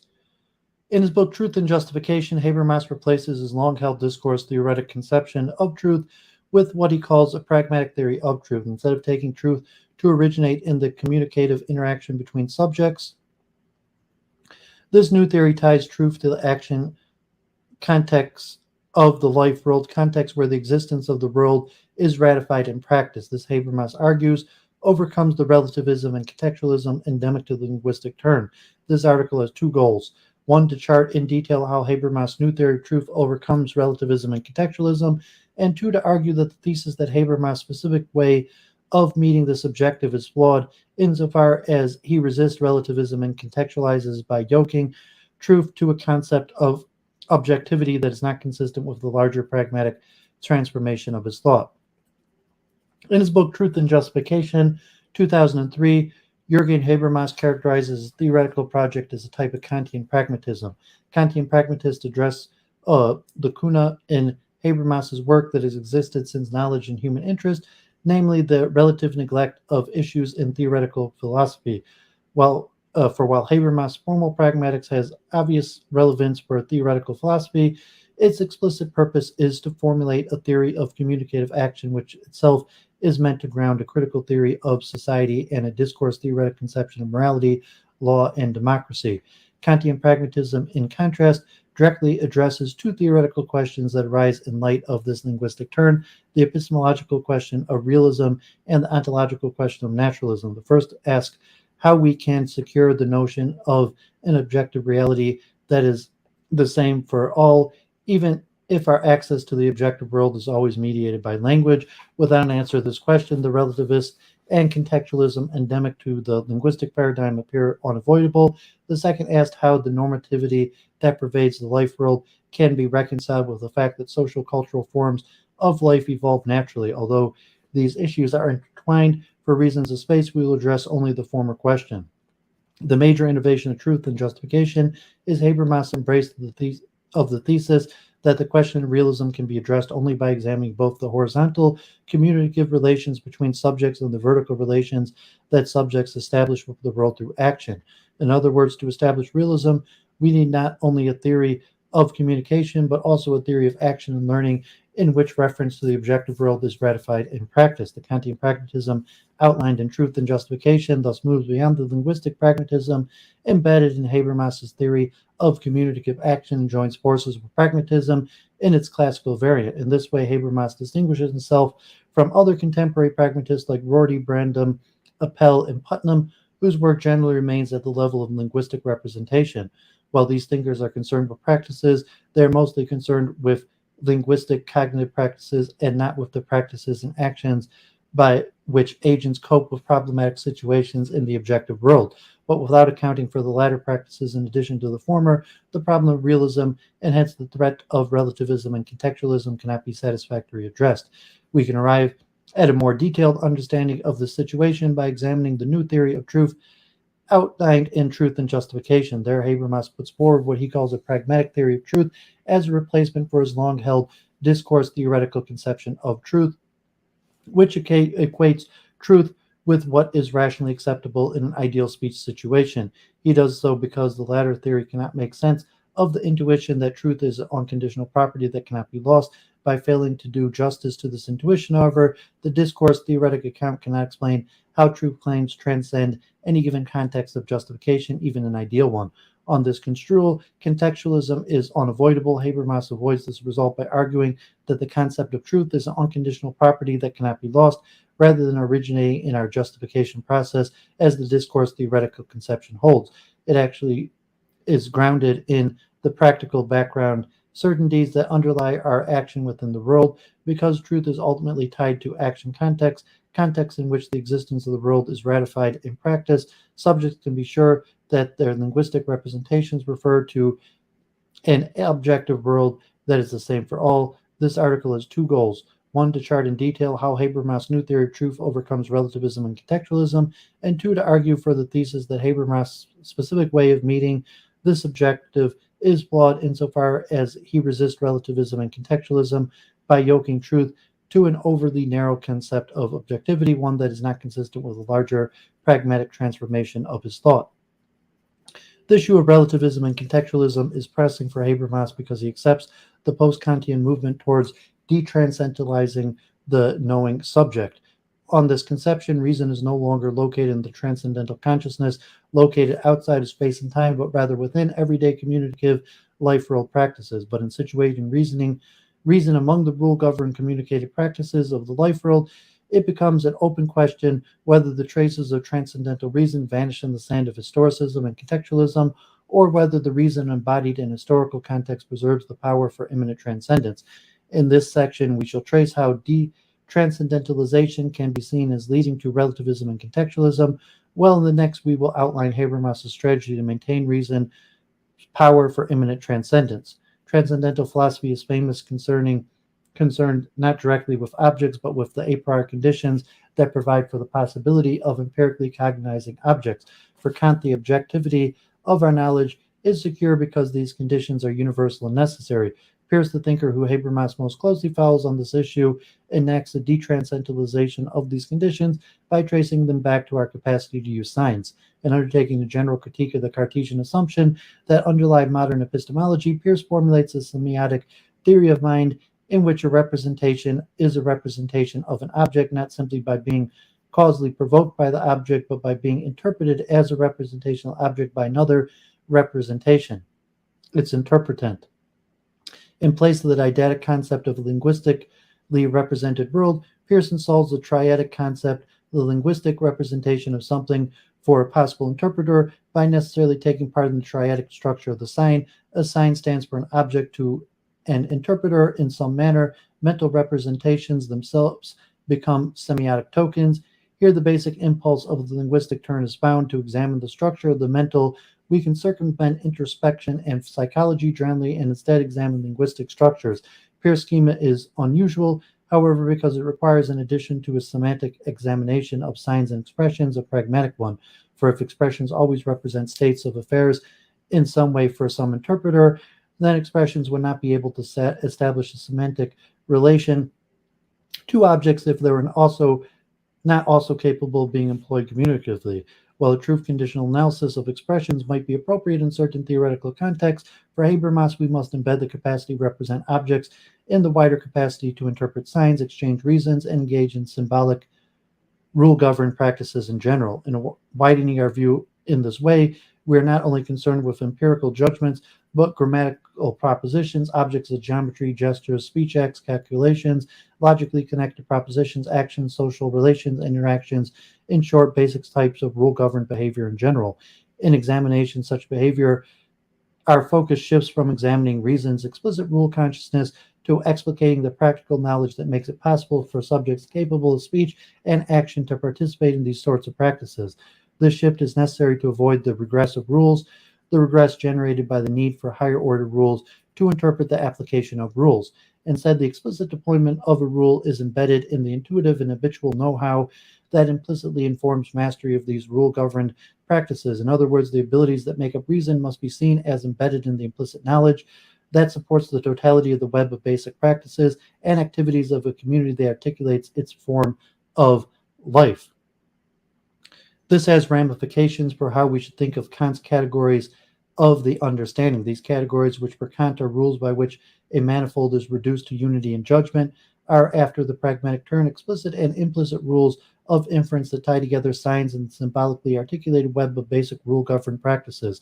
This detranscendentalizes the categories by placing their disclosive function not in a reason conceived as standing over against the world, but rather in the implicit knowledge that supports the intersubjective moves that are made in historical languages and forms of life.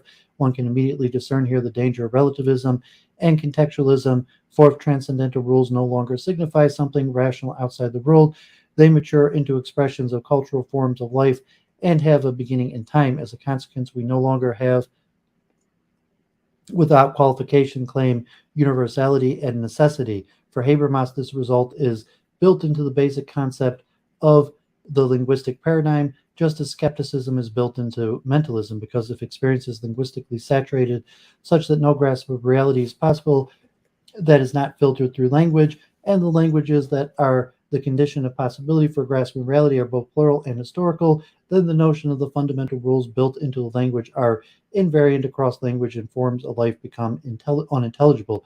If one further claims that there is no position from which to think and speak that is not already within the horizon of a historically variable language or form of life, then relativism and contextualism seem unavoidable insofar that there is no way for a subject's claim, moral or theoretical, to transcend from within the world that is disclosed by the language or form of life. There would instead be a plurality of internal, consistent, linguistically disclosed worlds that form the enveloping horizon for any claim to be valid. As we know, after detranscendentalization, the conditions that make the world disclosure possible are now to be found within the world. While this can be seen as leading to relativism and contextualism, on another interpretation, it has the more salutary effect of situating ideality within the world, specifically within the communicative ground of the life world. Here, reason unleashes its dynamic and transcending power, within communication itself. As Habermas puts it, the transcendental tension between the ideal and the real, between the realm of the unintelligible and the realm of appearances, enters into social reality of situated interactions and institutions. Habermas' theory of communicative reason takes its start from this tension. Once one takes the pragmatic turn, it becomes apparent that reason is not something one has, something substantial, but rather an ability, something that one can do. Specifically, to be rational, speaking and acting subjects must be able, when challenged, to defend and justify their speech acts or actions with reason, while subjects are not, for the most part, engaged in justificatory discourse, since they generally exist in a taken for granted life world context. They must, to be rational, be able to engage in such discourse with respect to their speech and action. Generally, these performances are more rational, the better they can be defended against criticism. For a performance to be subject to criticism, however, it must at least implicitly make a claim for itself. Speech acts make a variety of claims to meaningfulness, truth, normative rightness, being in accord with a legitimate moral rule, and sincerity, while non-linguistic actions implicitly make a claim to being effective at meeting the conditions necessary for a successful intervention into the world.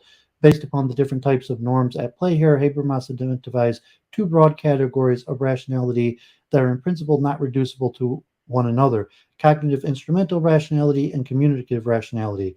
Action is instrumentally or purposely rational if the reasons implicitly embedded within it can be used to explain a causally effective goal-directed intervention into the world. This type of action is evaluated by norm of effectiveness. A speech act, on the other hand, is communicatively rationally if the propositional knowledge made manifest in it is used to reach understanding with someone about something.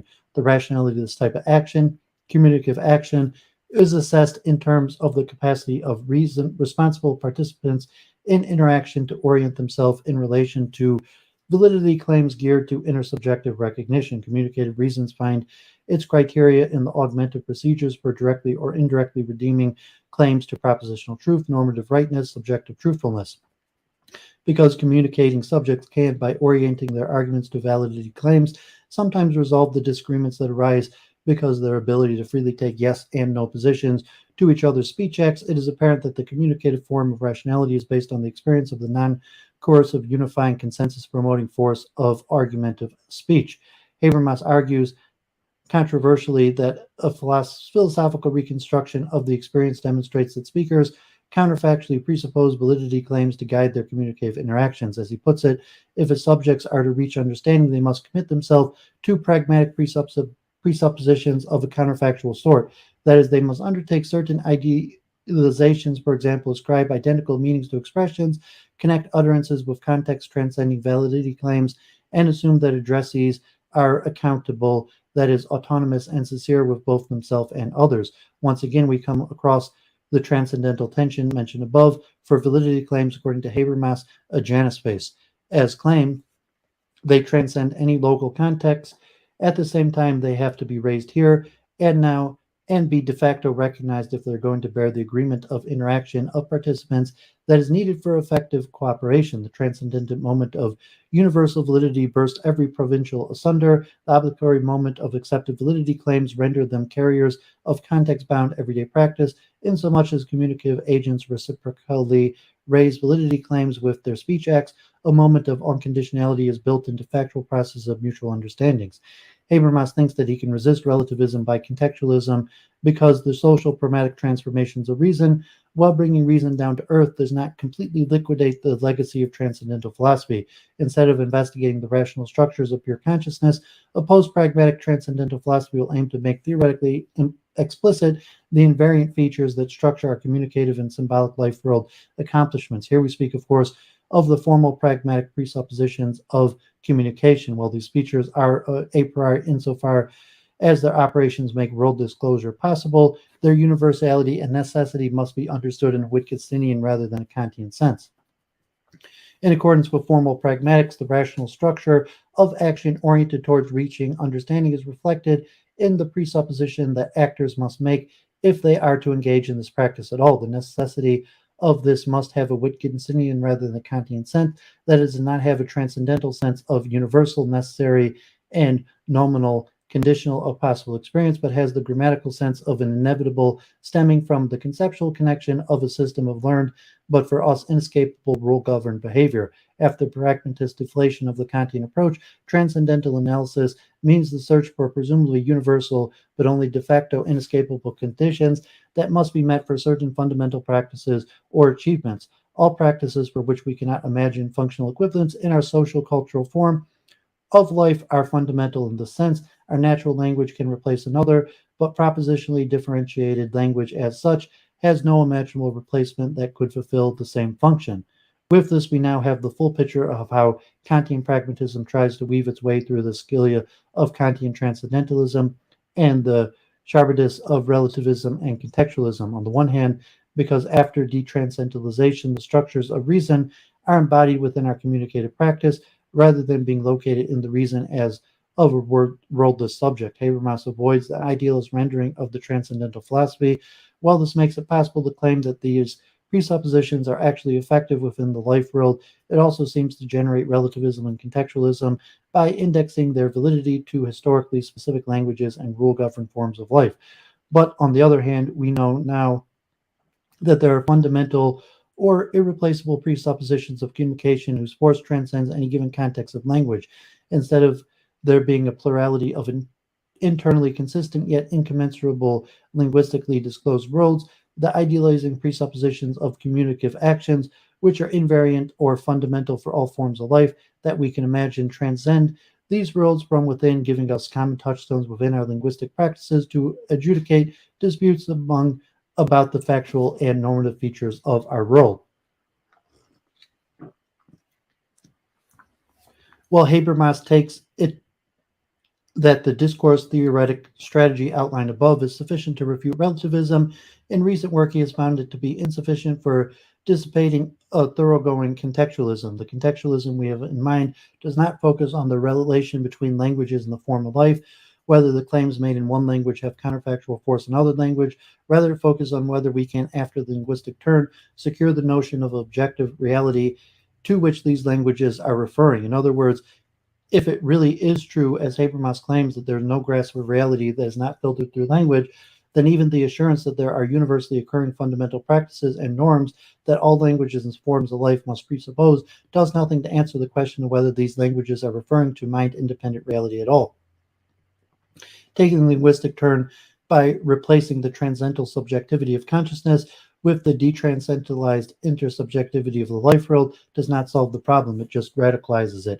Now, instead of a mind and its representations confronting the objective world, we have a community and its intersubjective language confronting the objective world. Even if the subject of the problem is changed, its structure of the question remains, how do we get from inside our conceptual scheme, either subjective or intersubjective, to the outside world? Without an answer to this question, anti-realism or idealism seems unavoidable.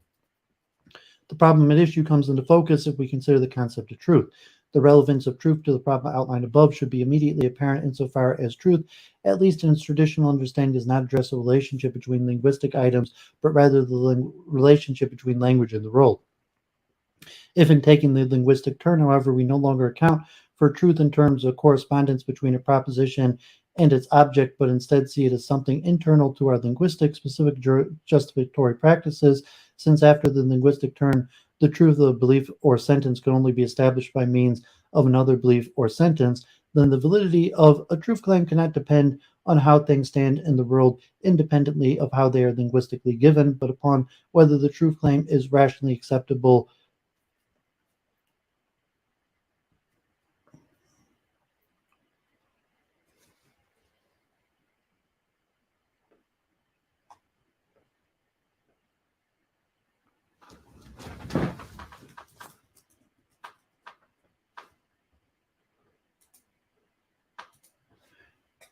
in an ideal speech situation.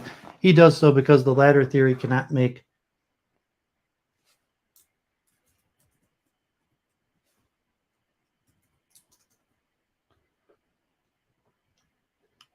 sorry, I lost my place there.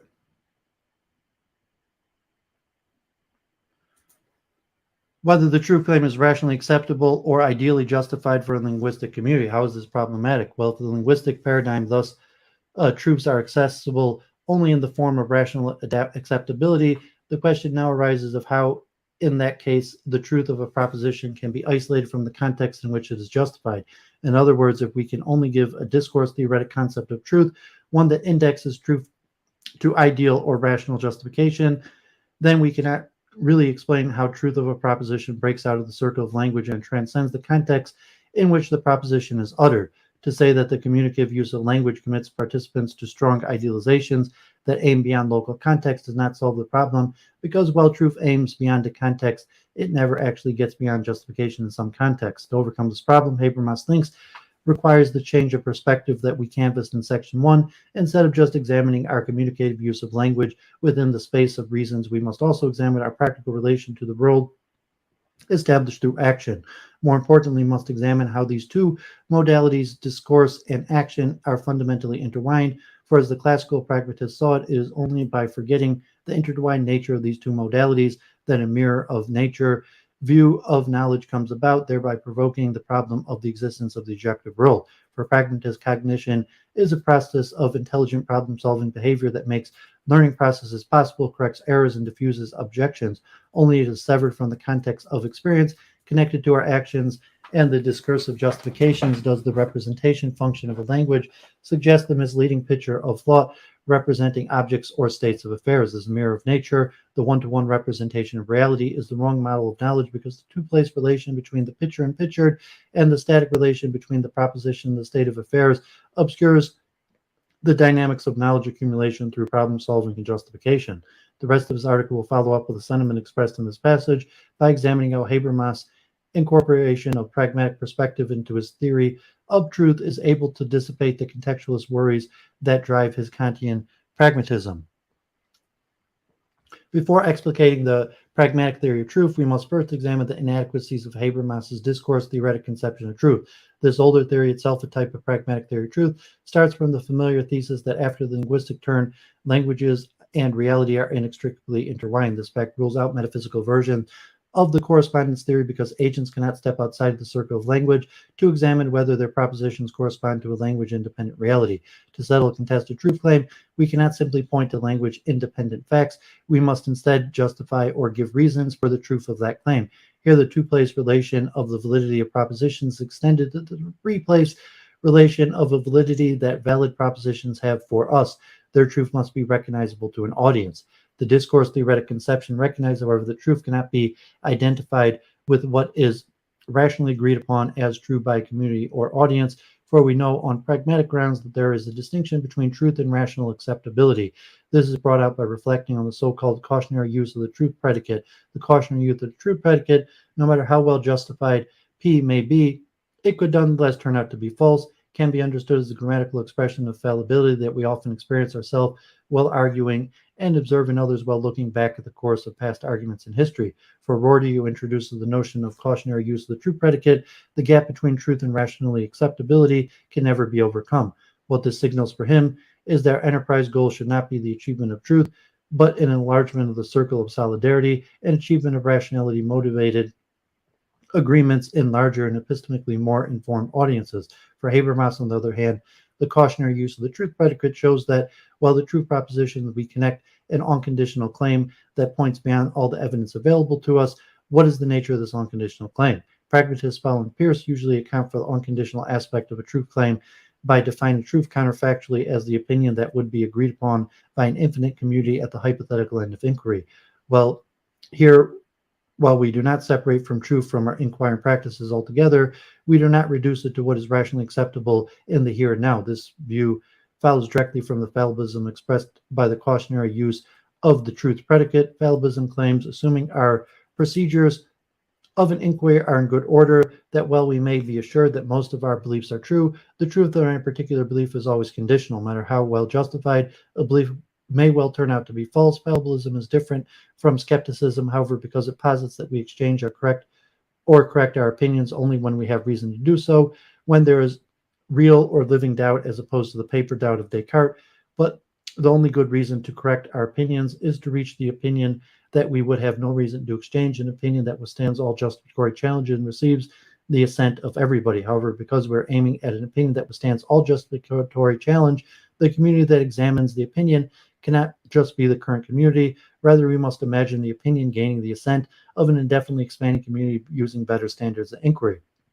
The final option of this infinitely expanding community will be true opinion, and the real will be the object of the final opinion. As Peirce famously puts it, the opinion which is fated to ultimately agree to all who investigate is what we mean by the true, and the object represented is the opinion, and the opinion in this opinion is the real. With this concept of truth, Peirce builds into a system a notion of transcendence from within. While truth is embedded in a community's concrete reason-giving practices insofar as our speech acts makes claims to truth, truth transcends and regulates these self-same practices insofar as we have reason for disregarding or revising our opinions only because these practices have an interconnection to an idea of an opinion that is in the long run will withstand all attempts at correction or refutation. As we know, Habermas following Peirce in an embedding ideality within our discursive practices. However, he detaches the notion of ideal justification from Peirce's notion that this can only be achieved at an ideal limit. As a regulative ideal, the crucial point of orientation towards truth becomes clear only when the formal or processual properties of an argumentation and not its aims are idealized. The basic problem with idealizing the aims of inquiry is this: it is not paradoxical to aim at a situation of complete or conclusive knowledge when finitude and fallibility are constitutive of human knowledge. It is plausible to say that the community of inquirers tries to instantiate a situation where there is no further need for justification, interpretation, and inquiry, elements that we think are essential for knowledge and human life in general. It is plausible to say that the goal of reason is to bring reasoning itself to a standstill. Habermas, in a long passage, outlines his alternative view. Whoever enters into discussion with the serious intention of becoming convinced of something through dialogue with others has to presume performatively that the participants allowed their yes or no to be determined solely by the force of the better argument.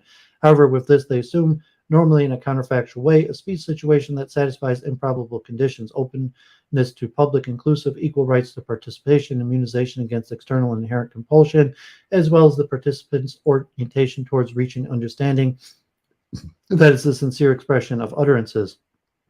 In these unavoidable presuppositions of argumentation, the intuition is expressed that true propositions are resistant to spatially, socially, and temporary unconstrained attempts to refute them.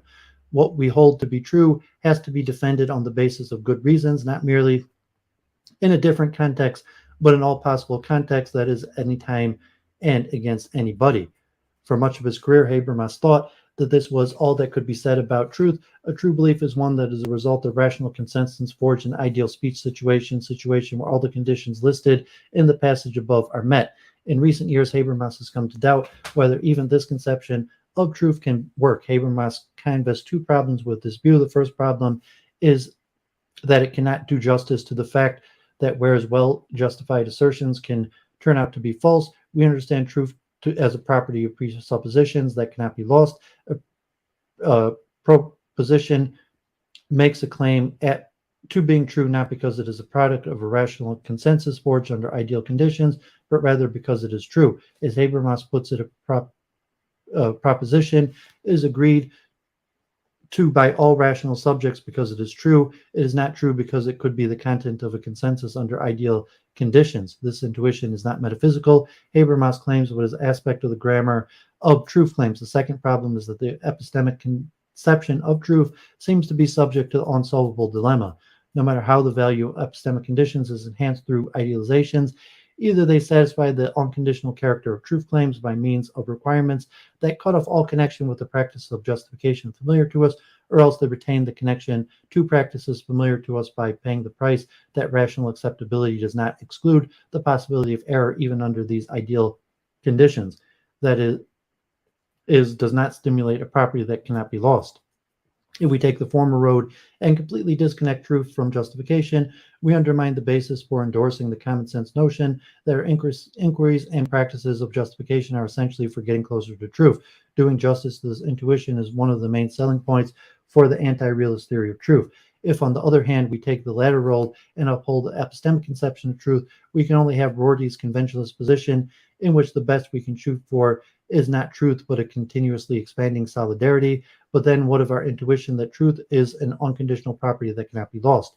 To solve this problem, Habermas will argue that while we cannot sever the connection of truth and justification, the epistemically unavoidable connection must not be turned into a conceptually inseparable connection in the form of an epistemic concept of truth. While discursive justification is the only way to settle contested truth claims and is therefore epistemically connected to truth, this does not mean that truth can be identified with what is justified, even in ideal conditions. Perhaps there is another way of conceptualizing truth, a way that maintains its unconditional character without assimilating the moment to justification under ideal conditions. To formulate a theory of truth that can be uphold its unconditional character without assimilating it to justification under ideal conditions, Habermas takes recourse to pragmatism, its theory of action. Before getting to truth, we must therefore briefly review this theory of all the hallmarks of classical pragmatism and its opposition to a view that privileges the knowing subject vis-a-vis the acting subject. Instead of seeing cognition as an autonomous accomplishment of the intellect, pragmatism argues that cognition is a derivative practice that arises when routine behavior processes break down in the face of recalcitrant experiences. When one's background certainties are shaken and doubt arises, agents must undertake inquiry, theorizing, experimentation, and confirmatory testing to solve the problem that is confronted. Here, the agent does not adjust to the situation, but must creatively engage it, thereby bringing something new into the world, the theory of practice, experiment, invention. It is here that abstract cognition arises, as it has generally been conceived by the tradition. If inquiry is successful, the agent acquires new beliefs, rules of behavior that reestablish undisturbed behavioral patterns. This acquisition is the basis of learning and experiential growth, for it is through feedback mechanisms that the moves made to solve the original problem are integrated into the background knowledge of the acting agent. For the classical pragmatist, this action cycle is not only something that is undertaken at the level of methodologically controlled scientific conduct, but is intended the basic pattern of experience itself. Although Habermas appropriates this basic model, he modifies it considerably. Instead of speaking of inquiry as emergent from a breakdown in pre-theoretical coping, Habermas speaks of discourse. Habermas makes the substitution because for him the term inquiry carries monological and instrumental implications that are better left behind. In Knowledge and Human Interest, the book where he most intensively examines the pragmatic theory of action, Habermas claims that Peirce, in elaborating the pragmatic maxim, turns his back on certain of his own key insights, his early intersubjective theory of language and his semiotic theory of mind, to formulate a theory of action where the forms of inference and inquiry are deduced from the structure of instrumental rationality. As Habermas puts it, Peirce embeds the methodological framework of inquiry within the behavioral system of instrumental action. For Habermas, on the other hand, when background certainties are put into doubt, it is not inquiry per se that commences, but the intersubjective discursive justification of problematic truth claims. In this case, the realism characterized of acting subjects is suspended on the reflexive level of discourse, which are relieved by the burdens of action, and where only arguments count. Here, our gaze turns away from the objective world and the disappointments we experience in our direct dealings with it to focus exclusively on our conflicting interpretations of the world. Habermas here provides a two-level model in which frustrations in our success-controlled dealings with the environment lead to a dialogical relations with the community of inquirers. On this view, goal-directed action aimed at success and intersubjective discourse aimed at truth have internal feedback relations to one another. As Habermas puts it, in the spatial dimensions, knowledge is the result of working through experience of frustrations by coping intelligently with the risk-filled environment. In the social dimensions, it is the result of justifying one's way of solving problems against the objections of other participants in argumentation. And in the temporal dimension, it is a result of learning processes fed by the revision of one's own mistakes. If knowledge is regarded as the function of such a complex structure, it becomes clear how the passive moment of experiencing practical failure or success is intertwined with the active moment of projecting, interpreting, and justifying. Despite this disagreement about what emerges from disruptive practices, inquiry, or discourse, Habermas accepts the pragmatic point for the purpose of this emergence is to establish on the basis of what has been learned through discursive engagement, new beliefs and behavior, certainties that can guide future routine action and communication. When in the course of the process of argumentation, participants attain the conviction that having taken on board all relevant information, having weighed up all the relevant reasons, they have exhausted the reservoir of potential possible objections to P, then all motives for continued argumentation have been, as it were, used up. From this perspective, The actors who had temporarily adopted a reflexive attitude in order to restore a partially disturbed background understanding. The deproblemization of the disputed truth claim means that a license is issued for return to the attitude of actors who are involved in dealing with the world more naively. The question is, how does incorporating a pragmatic theory of action into a system of thought help Habermas elaborate his pragmatic theory of truth? Habermas' pragmatic theory of truth is based upon the thought that operates not only at the level of discourse and justification, but also the level of life world action. As he puts it, truth is a Janus-based concept that mediates between discourse and the action context of the life world, between warranted ascertainability and the performative certainties that inform action. Truth can mediate between these different modalities because it is sensitive prior to both. Let us explain. Pragmatism, Habermas claims, makes us aware that everyday practice rules out suspending claims to truth and principle. The network of routine practices relies on more or less implicit beliefs that we take to be true against the broad background of the intersubjectively shared or sufficiently overlapping beliefs. In other words, pragmatism makes us aware that even when actions break down and specific doubt arise, that can do so only against the background of an intersubjectively shared network of stable expectations, belief, and behavioral certainties that guide routine action and communication. In pragmatic parlance, doubt is always situated doubt. This network taken for granted certainties, which remain in place underneath the attempt to repair the breach caused by specific doubt, is the origin of the unconditional concept of truth for which Habermas has been searching. The practice of the life role are supported by the consciousness of certainty. That is, the course of action leaves no room for doubts about truth. Problem-solving behavior processes frustrations that occur against the background of stable expectation, that is, in the context of a huge body of beliefs that are naively taken to be true. Actors rely on the certainties of action in their practical dealings with an objective world, which they presuppose to be independent, the same for everybody. And these certainties, in turn, imply that beliefs that guide actions to be taken to be true absolutely. We don't walk onto a bridge whose stability we doubt. To the realism of everyday practice, these correspond to the concept of unconditional truth, of truth that is epistemically indexed, though, of course, this concept is but implicit in practice. Let us remember the immediate problem that we have been trying to solve to do justice to the unconditional character of truth claims. One can either disconnect truth from justification altogether, undercutting the intuition that justification helps us to get nearer to the truth, or one can retain the connection, but at the price that a claim justified in ideal conditions can always be wrong, and so never declared unconditional. Examination of the pragmatic role of truth gives Habermas the means to solve this problem. Well, the connection between truth and justification is epistemically unavoidable at a level of discourse, insofar as the only way to settle truth claims is through justification. Agents, when entering discourse, already possess a practical conception of truth that is not indexed to the discursive and justificatory practices at all. It is not indexed to these practices because the unconditional holding to be truth, that is the origin of this conception of truth, operates implicitly in our practices and so below the level of reasons. However, the non-epistemic concept of truth, which manifests itself only operatively, that is thematically in action, projects into discourse by forming an implicit horizon of expectation for discursive practices. In doing so, it provides justification transcendent point of reference for discursive thematized truth claims. It is the goal of justification to discover a truth that exceeds all justification.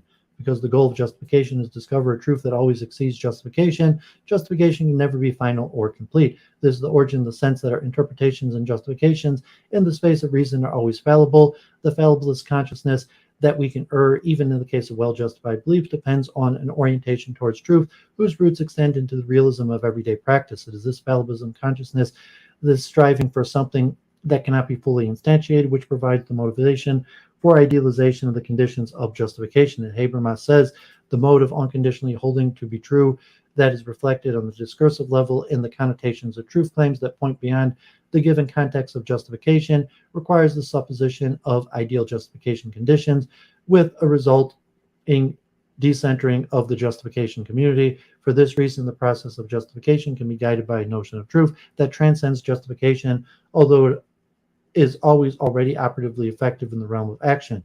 We claimed above that this truth is a Janus-based concept that mediates between a life role and discourse, between performative certainty and justified belief.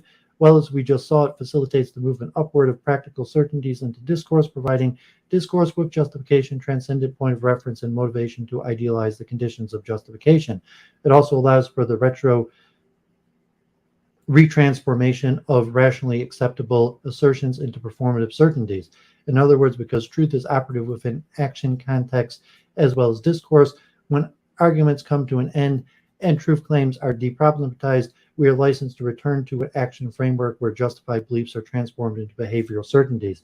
In making this transition, we do not leave truth behind, but as it were, return to a naive realm. But subjects do not return from discourse to action on change. The mode of unconditionally holding to be true not only informs the realm of reasons insofar as it projects into the discursive level of justification, but is also informed of the realm sincere, since the settlement of the problematized truth claim in discourse feeds back into our background practical certainties.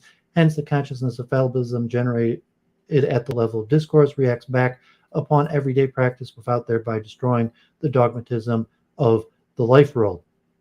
This fact allows Habermas to avoid criticism that might be directed at his theory of truth, namely that the truth is practical form is located in the realm that is prior to reason. But this criticism lights Habermas's pragmatic theory of truth is akin to Heidegger's notion of truth as aletheia, which is disclosing the world in advance, is not subject to rational revision.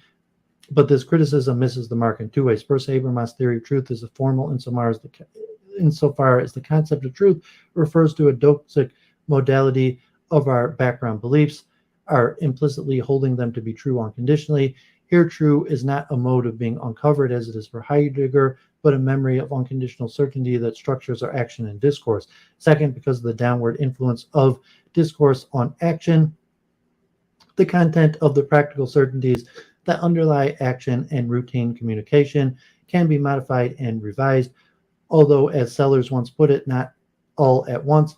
In other words, even though the doxic modality of truth as unconditional is maintained, the content of the background certainties that make up the life world can be rationally revised in light of the new learning. Now, there is available to Habermas the notion of an open future that can be creatively integrated into a form of life without the integrations being an irrational gift of being. According to the view propounded above, the origin of our concept of truth is not to be found either in the structure of the world itself, or in the rational structure of goal-directed action, or in the rational dynamics of communicative action aimed at understanding.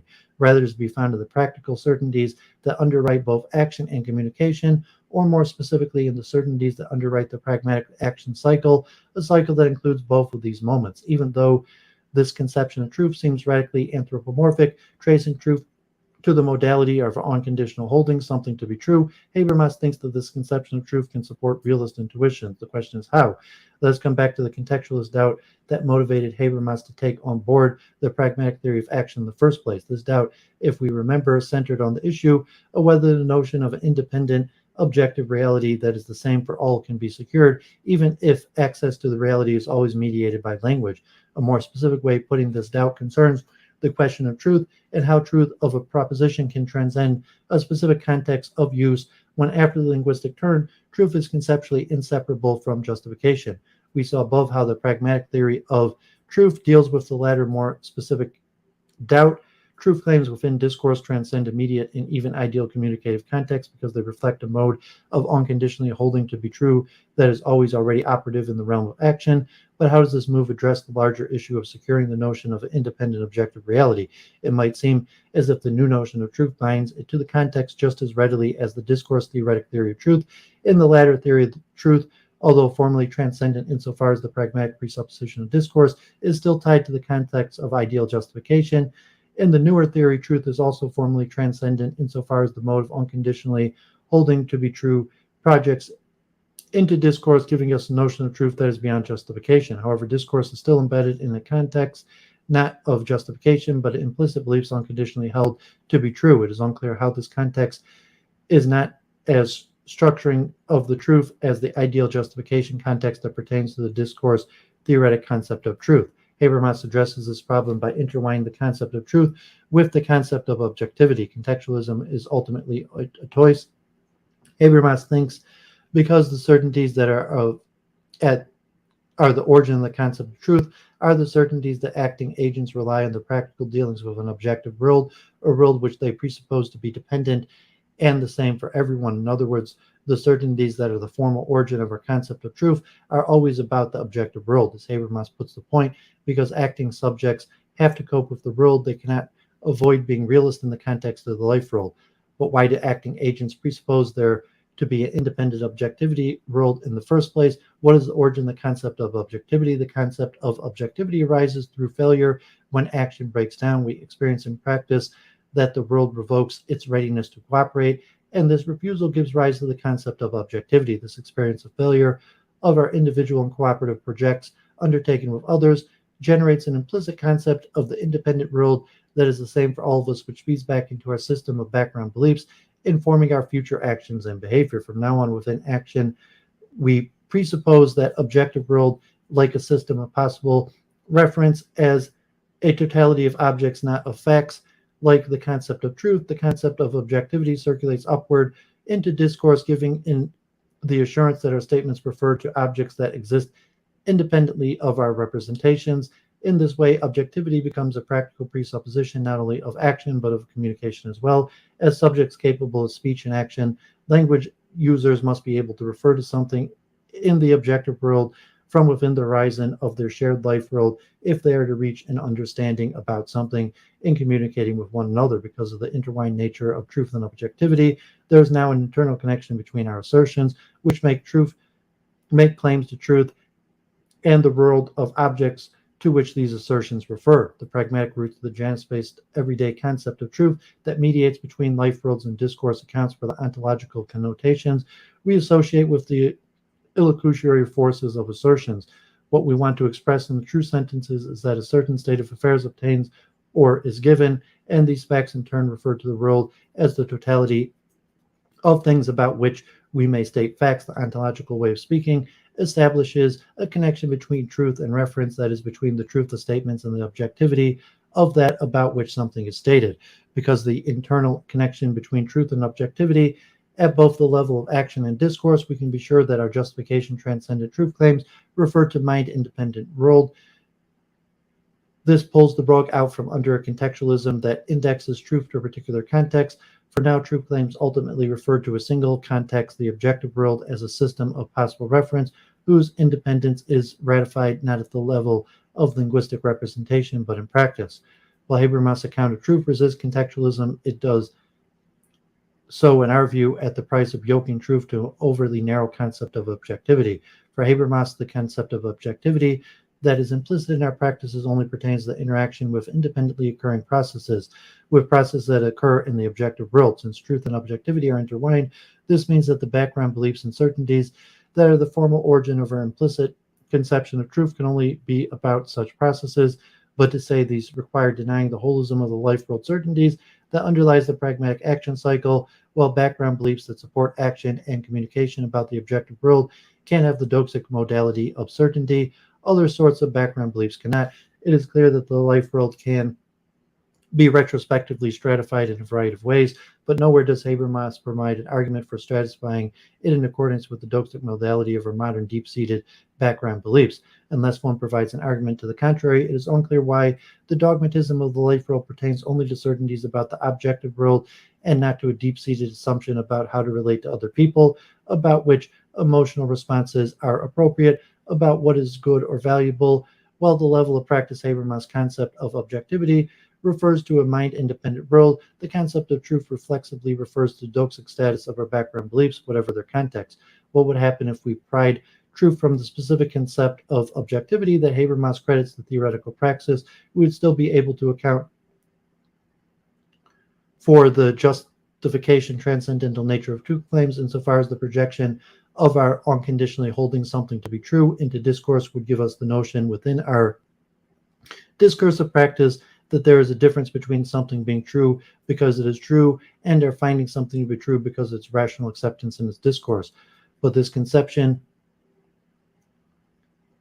our finding something to be true because it is true does not assume that what is true only concerns the facts circumscribed by Habermas' narrow theoretical construal of objectivity. Separating truth and objectivity in this way would, of course, tempt one to violate Habermas' Kantian injunction against assimilating theoretical and practical reasons, truth and moral validity. But in our view, this would be a virtue of the revised theory rather than a vice. An argument for this, however, will have to wait for another occasion. Okay, so that one was pretty long. and that one was pretty intense. So I think Habermas there is getting closer to Duvid's like multiple truth hypothesis and like a predictive mind in terms of like a Bayesian, so they're saying, well, what is true? Well, our action is indicative of at least what we perceive as true, because we act in terms of how we negotiate our body and space and time with what we perceive to be true, at least about three-dimensional reality, and let alone social structures and communication and practice and group acting and what was referred to as rule-based order. So the due diligence of the background of Western philosophy. But Habermas is probably pretty close to what Duvid's getting at with the multiple truth hypothesis, at least pragmatic, without say, well, what is truth? Just taking a pragmatic version of truth. So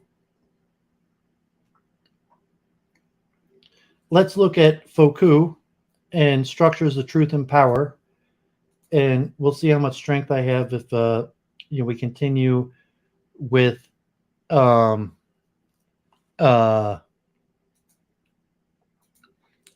on Brentano and Habermas. So I was hoping to do more Brentano and Habermas, and I got enough I could go to like 2 a.m, but I definitely want to cover Foucault. Michel Foucault, Structures of Truth and Power, by Sribas Goswami, West Bengal.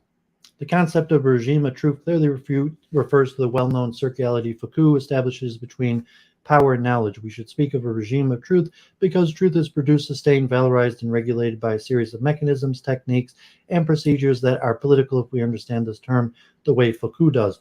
Politics has to do with not only institutions, but with the complex and constitutive field of power relations within which we ordinarily live. And at the same time, truth itself reinforces and induces effects of power. A regime of truth is thus the strategic field within which truth is produced and becomes a tactical element for the functioning of a certain number of power relations.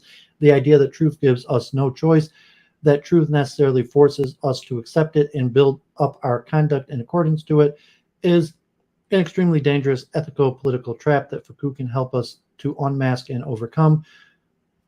The present paper discusses the various dimensions of truth and power as narrated by Foucault. Introduction. The concept of truth in Western philosophy has all along enjoyed an authentic, indubitable, unquestionable, certain, and sacrosanct status as a genuine, real, and valid.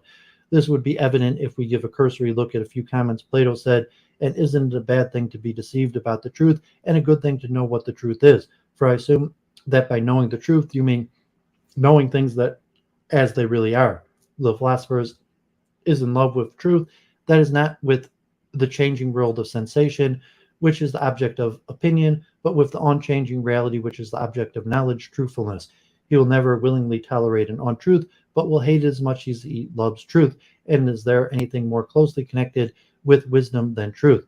What is at the issue of the conversation of the mind from the twilight of error to the truth that climbs up into the real world, which we shall call true philosophy? When the mind's eye rests on objects illuminated by truth and reality, it understands and comprehends them and functions intelligently, but when it turns to the twilight world of change and decay, it can only form opinions. Its vision is confused and its belief shifting, and it seems to lack intelligence. Aristotle observed the least initial deviation from the truth is multiplied later 1,000-fold. Plato is dear to me, but dearer still is truth. Rousseau's comment was, falsehood has infinity of combinations, but truth has only one mode of being. Helvitas said, truth is a torch that shines through the fog without dispelling it. In Hegel's word, truth in philosophy means that concepts and external reality correspond. The courage of the truth is the first condition of philosophical study. Thus, it has been thought quite in the nature of things that there is truth or reality out there, and it is the goal of human knowledge to reach, grasp, capture, and attain this truth. Knowledge that can do so is acknowledged as authentic and true. It is further believed that this authentic knowledge can be properly expressed, and truth or reality can thus be represented with clarity and exactness through our language. Language represents a reality of truth that exists independently of it. Language hypothesizes a direct correspondence between the signifier, the sound of a written sign, and the signified. Between the referent and the signified, it pretends itself to be a mirror image of the world. The linguistic turn in contemporary philosophy, however, problematizes the traditional relationship between language and truth or reality. It rejects the instrumentalist referential correspondence function of a supposedly transparent language with respect to reality or truth. The question, how does language work, is one of the questions of current philosophy. We use language with such ease that we hardly ever think about how we do it, but our use of language has much to do with our ability to think and do things, which makes us human. Language shapes the way we think, perceive, and communicate. Language constructs the reality that we represent. There's no language independent reality, and truth, contrary to what Hegel believed, cannot be correspondence. This leads to the conclusion that language is not politically neutral. For the language we speak both enables and constrains what we think and experience. The mechanism of language are meshed in institutionalized forms of power, and this was elaborated by Foucault, who, however, preferred the concept of discourse to language. Truth, the creation of discourse. Since its beginning with Socrates, philosophy has typically involved the project of questioning the accepted knowledge of the day. Later, Locke, Hume, and especially Kant developed a distinctively modern idea of philosophy as their critique of knowledge. Kant's great epistemological innovation was to maintain that the same critique that revealed the limits of our knowing powers could also reveal necessary conditions for their exercise. What might have seemed just contingent features of human cognition, for example, the spatial and temporal characteristics of its nature of objects, turns out to be necessary truths. Foucault, however, suggests the need to invert this Kantian move. Rather than asking what in the apparent contingent is actually necessary, he suggests asking what in the apparent necessary might be contingent. The focus of his questioning is the modern human sciences. These purport to offer universal scientific truths about human nature that are in fact often mere expressions of ethical and political commitments of a particular society. Foucault's critical philosophy undermines such claims by exhibiting how they are just the outcome of contingent historical forces and is not scientifically grounded truths. Foucault puts forward the notion of the historical, pure, and absolute truth. In Western philosophy, he showed that the discourse provide the limits that what can and cannot be said or heard. The truth is historicized. In 1977, he said, "My aim is not to write the social history of a prohibition, but the political history of the production of truth. Things meant something and were true only within a specific historical and discursive context. No form of thought can claim absolute truth outside of the play of discourse." Foucault's primary concern is not to discover truth, but to understand how truth is formed. The question is not whether our nation of truth is correct, whether a particular knowledge of us is true or false, whether our thought of truth is authentic. On the contrary, the question is, how do we think of truth in a particular way and not in any other way? How do we develop a nation of correct knowledge, and how do we think at all? He draws our attention to the very process of how our thoughts are formed and take shape, particularly our thoughts of truth. He is interested to think about how we think at all in a definite mode of specific age. He believes that statements about social, political, and moral world are rarely simply true or false. In Truth and Power, he said that the problem is to see historically how effects of truth are produced within discourses which in themselves are neither true nor false. Each society has its regime of truth. In general politics of truth, that is, the types of discourse which it accepts and makes function as true, the mechanism and instances which enable one to distinguish true and false statements, the means by which each is sanctioned, the techniques and procedures according value and the acquisition of truth, the status of those who are charged with saying what counts as true. He said nothing has any meaning outside of discourse.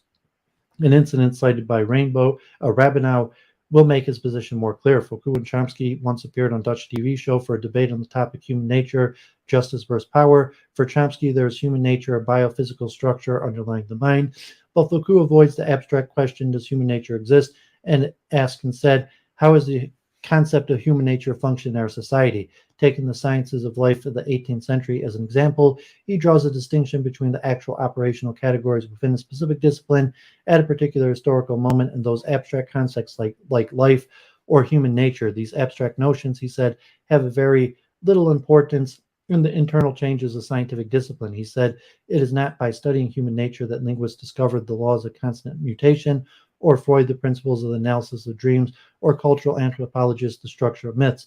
In the history of knowledge, the notion of human nature seems to me mainly to have played the role of designating certain types of discourse in relation to or in opposition to theology or biology or history. In the last analysis, he does not take a stand on whether or not there is a human nature. Rather, he changes the subject and examines the social function that such concepts have played in the context of practices such as economics, technology, politics, sociology, which can serve as conditions of formation of models of places, what is in social forms that make the regularities of science possible. For him, there is no external position of certainty, no universal understanding that is beyond history and society. His strategy is to advance without resources to universals, for he is suspicious of universal truths. Foucault does not refute them, but each time he encounters the universal categories and the grand abstraction, he historicizes them. He discovers the relation of specific scientific disciplines and particular social practices. When Foucault wrote Madness and Civilization, he dealt with the problem of the political status of science and the ideological function which it could serve. He did not choose to exact science like theoretical physics or organic chemistry because that would be excessively complicated. He rather chose psychiatry since its epistemological profile is a low one and psychiatric practice is linked with a whole range of institutions, economic requirements, and political issues of social regulation.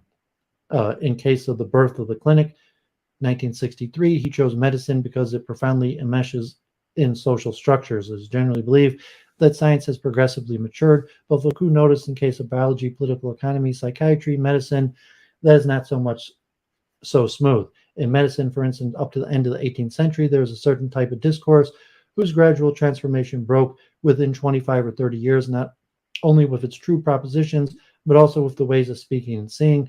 The whole ensemble of practices which served as supports for medical knowledge. These are not simply new discoveries. There's a whole new regime in discourse and forms of knowledge. Foucault's problem was how is that at certain moments and at certain orders of knowledge, there are these sudden takeoffs.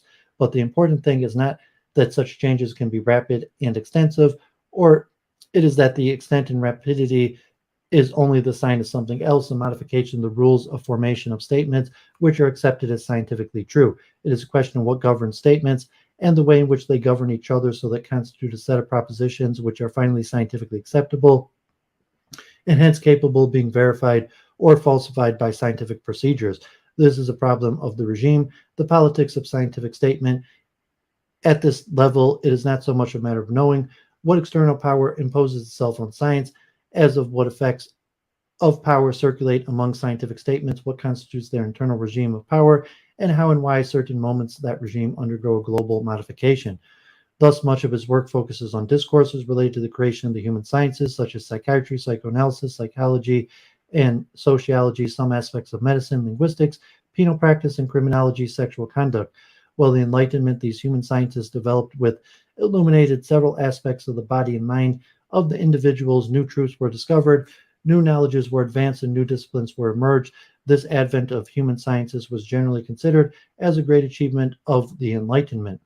Is steps towards true freedom and progress through acquisition of knowledge. Foucault, however, wanted to show that growth of the scientists and scientific statement were not something so innocent, not something so lying for above power, politics, and social conflict. He showed that the emergence of these were connected with the contemporary needs of capitalism, disciplines of the body and mind, and individual standardization, homogenization, societal realization, need for employment and utilization of workforces and resources, requirements of new social institutions, social forces and conflicts, economic demands, new mechanisms of power, and also the will to power and will to truth. The intellectuals justified their identity by drawing a line between a domain of knowledge, seen as that of truth and freedom, and the domain of exercise of power. Foucault said, what struck me in observing the human sciences was that the development of the branches of human knowledge can in no way be disassociated from the exercise of power. True that there are psychological and sociological theories that are independent of power, but generally speaking, the fact that societies can become an object of scientific observation, that human behavior became from a certain point on a problem to be analyzed and resolved, all that is bound up, I believe, with mechanisms of power, which at a given moment indeed analyzed that object and presented it as a problem to be resolved. So the birth of human sciences goes hand in hand with the installation of new mechanisms of power. Each society creates a regime of truth according to its beliefs, values, and mores. He identifies 5 traits of the political economy of truth of Western society. Truth is centered on the form of scientific discourse and the institutions which produce it. It is subject to constant economic and political incitement, the demand for truth as much as economic production as for political power. It is the object under diverse forms of immense diffusion and consumption, circulating through apparatuses of education and information, whose extent is bordered in the social body, notwithstanding certain strict limitation. It is produced and transmitted under the control, dominant, and if not exclusive of a few great political and economic apparatuses, university, army, writing, media. Lastly is the issue of whole political debate and social conformation, ideological struggles.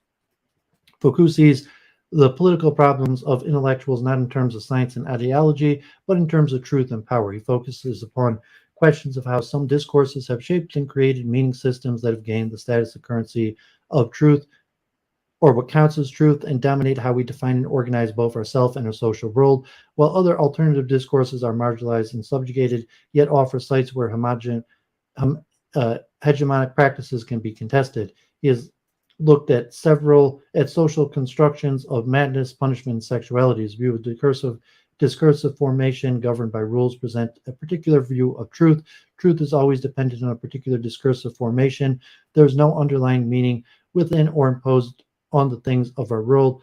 The truth of knowledge one possesses about something rests within the relations of statements inside a discursive formation. His recurring lesson is that of the nature and limits of the thinkable, both in theory and practice, have changed more often, more radically, and more recently. The medical science, history, psychology, philosophy, and sociology tends to assume concepts such as normality or sexuality, though which we know and think ourselves and our identities are defined by him as contingent and potentially dispensable historical construct. He rejects the Enlightenment concept of the ultimate truth about society. The true-false division is a historically constructed division. Different eras and cultures have different ideas about what truth is or what kind of truth matters. Foucault says that in 6th century Greeks, a person's words were true when they did things. True discourse meted out justice. It prophesied the future, not merely announcing that it was going to occur, but contributing to its actual event. And yet by the 7th century, the highest truth no longer resided in what discourse was, nor in what it did. It lay in what was said. If we jump to the 16th century England, to speak the truth has come to mean giving the correct description of the observable, measurable, and classifiable object. Thus, truth has a history. In the modern era, to tell the truth, to acquire knowledge, means detached observation and description of a reality out there, not participation in construction, reconstruction. On this assumption that there is a fixed reality, and that to know it is to know it as a detached observer, are based on educational institutions, research practices, knowledge validating institutions, and so on. The modern will to truth is a truth of representation of a reality already given and structured. Language is as if a transparent medium. We must resolve ourselves to accept 3 decisions which our current thinking rather tends to resist: to question our will to truth, to restore to discourse its character as an event, to abolish the sovereignty of the signifier. One must reconsider whether truth as a representation of observable, measurable, categorizable objects is the only important kind of truth. One must acknowledge that the reality of chance, and in particular possibility of discourse leading to the radical disruptive chances. Discourse is not just a matter of stating what is. It does things, changes things, has effects, functions as a real event, and is never fully predictable. We must abandon the quest for a complete system or for an invariant, inviolable realities or for ultimate meanings. Language can also become the medium through which meaning is lost. When the plurality of possibilities reduced to the truth, language is forced into the role of purveyor of a univocal representation of reality. This is the power that condemns the other into silence, into invisibility. Foucault made us aware of this dangerous relation between language and truth, discourse and power. He asked the very question of truth, the manner in which it was developed, initially made available to the wise, then withdrawn by men of piety to an unattainable world where it is given the double role of consolation imperative, finally rejected as a useless notion, superfluous and contradicted on all sides. Does this not form a history, the history of the era we call truth? Truth in its original reign has had within history the theme of originating experience, asserts in the case of experience that even before it could be grasped in the form of cogito, prior significations in some way already spoken, were circulating in the world. There is meaning out there which we find. In a lecture, 1976, Foucault said he was concerned with the how of power. He tried to relate its mechanisms to 2 points of reference, 2 limits. On the one hand, to the rules of right that provide a formal delimitation of power, or on the other, to the effects of truth that this power produces and transmit, and which in turn reproduce the power. Hence, we have a triangle: power, right, truth. The traditional question of political philosophy was, how is this discourse of truth or philosophy able to fix limits to the rights of power? Foucault posed a different question, more down to earth and concrete. What rules of right were implemented by the relations of power in the production of discourse of truth? What type of power is susceptible of producing discourses of truth that a society such as ours are endowed with such potent effects? Thus, in the Western society, but basically in any society, there are manifold relations of power which permeate, characterize, and constitute the social body, and these relations of power cannot themselves be established, consolidated, nor implemented without the production, accumulation, circulation, and functioning of a discourse. There can be no possible exercise of power without a certain economy of discourses of truth which operate through and on the basis of this association. We were subject to the production of truth in Western society. However, the relation between power, right, and truth is organized in a highly specific fashion. He said, we are forced to produce the truth of power that our society demands in order to function. We must speak the truth. We are constrained or condemned to confess or to discover the truth. Power never ceases in interrogation, its inquisition, its registration of truth. It institutionalizes, professionalizes, and rewards its pursuit. We must produce truth, and we must produce wealth in order to produce wealth. Indeed, in order to produce wealth,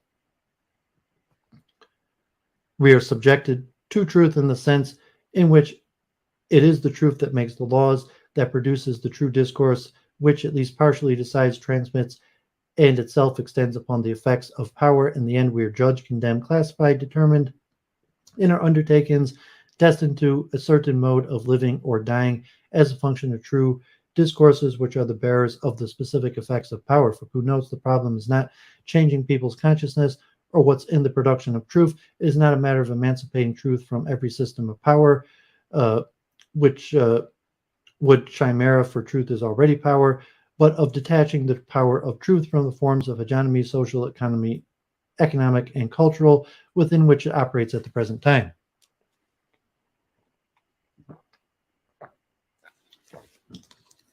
Discourse and knowledge. For Foucault, it is discourse and not the subject which produces knowledge in each historical period. Discourse produces forms of knowledge, objects, and practices of knowledge which differed from period to period with no necessary continuity between them. Knowledge is an invention behind which lies something completely different from itself to play the instincts, passions, impulses, desires, fear, and the will to appropriate.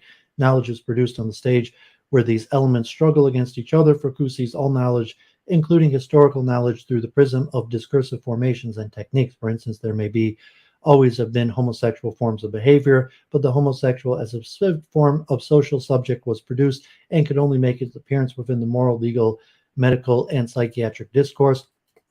Practices and institutional apparatuses of the late 19th century, with their particular theories of sexual perversity. Knowledge about the practices around all these subjects were historically and culturally specific. Foucault is not saying that homosexuality is a social construct and nothing more. He is not saying that modern society invented the homosexual like it invented airplanes. Instead, he seems to believe that the homosexual as a type was constructed in a particular form in a particular historical juncture and a particular place by particular discourses, which gave homosexual particular significations, and that this had particular effects. Foucault considered the ways in which the speech of a madman was considered in the Middle Ages. Their words either fell into a void, rejected the moment they were pre-offered, or else men deciphered in them a naive and cunning reason. Whether excluded or secretly invested with reason, the madman's speech did not strictly exist. Mad speech is outside discourse, neither true nor false without any accepted discourse, but inhabiting a void.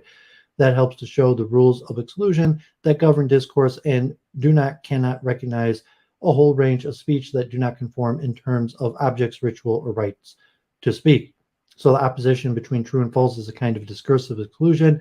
This kind of discourse is produced by will to knowledge or will to power, wherein discourses discipline us, a will to knowledge emerge, which sketched out a schema of possible, observable, measurable, and classifiable objects, the will to knowledge which imposed upon the knowing subject, taking precedence over all experience, a certain position, viewpoint, and function. Discourse is incapable of recognizing the will to truth which pervades it, and the will to truth having imposed itself upon us for a long time, and such that the truth it seeks to reveal cannot fail to mask it.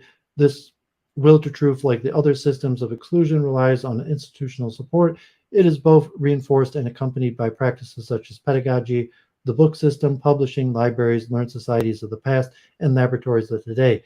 But it is accompanied by the manner in which knowledge is employed in society, the way in which it is exploited, divided, and attributed. Scientific understanding of the body, for instance, were not so much based on unbiased empirical discovery, but on the social and cultural relations and conceptions that reigned prior to science and were required for the maintenance of power relations in the modern scientific world.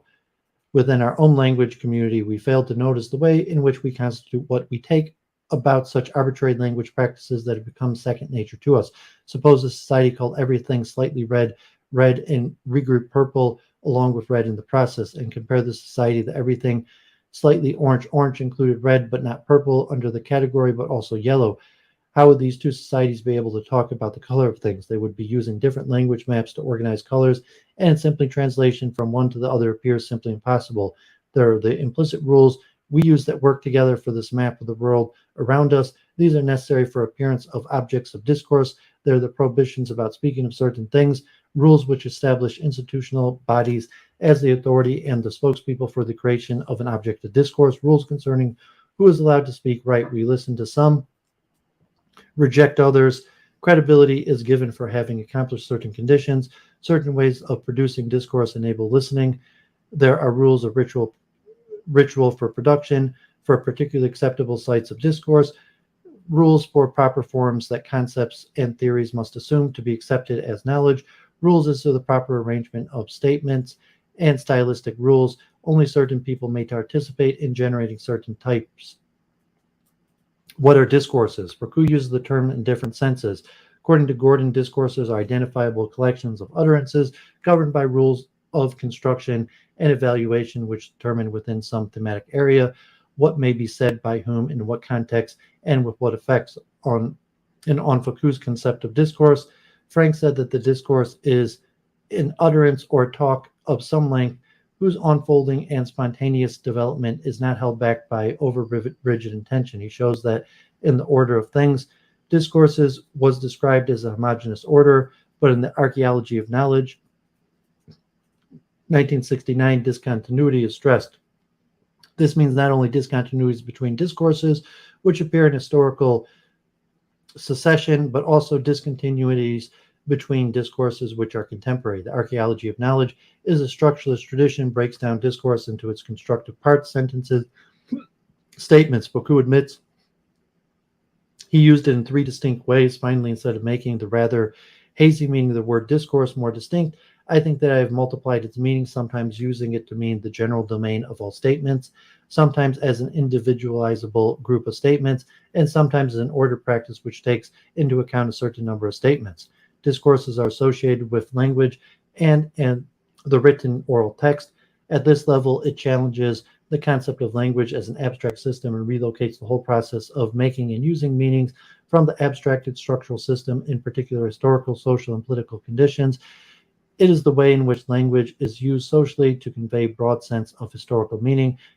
It is language identified by social conditions of its use. Such a language can never be neutral, for it bridges between our personal and social worlds. It can never be objective or detached because it draws upon myth and fantasy. It can never be totally free from the social, cultural, or political influence of the economic interest in which it was produced and disseminated. Discourse reorganizes itself merely as one, not the only representation of the world, with only an arbitrary nexus existing between the signifier and the signified. As the pretense of language disappears, all that remains is the function as political representation, its nature, and its virtues as discourse. The question of whether discourses are true or false is less important than whether it is effective in practice. Discourse is the plural of statement. It is a group of statements which provide a language for talking in a particular topic at a particular historical moment.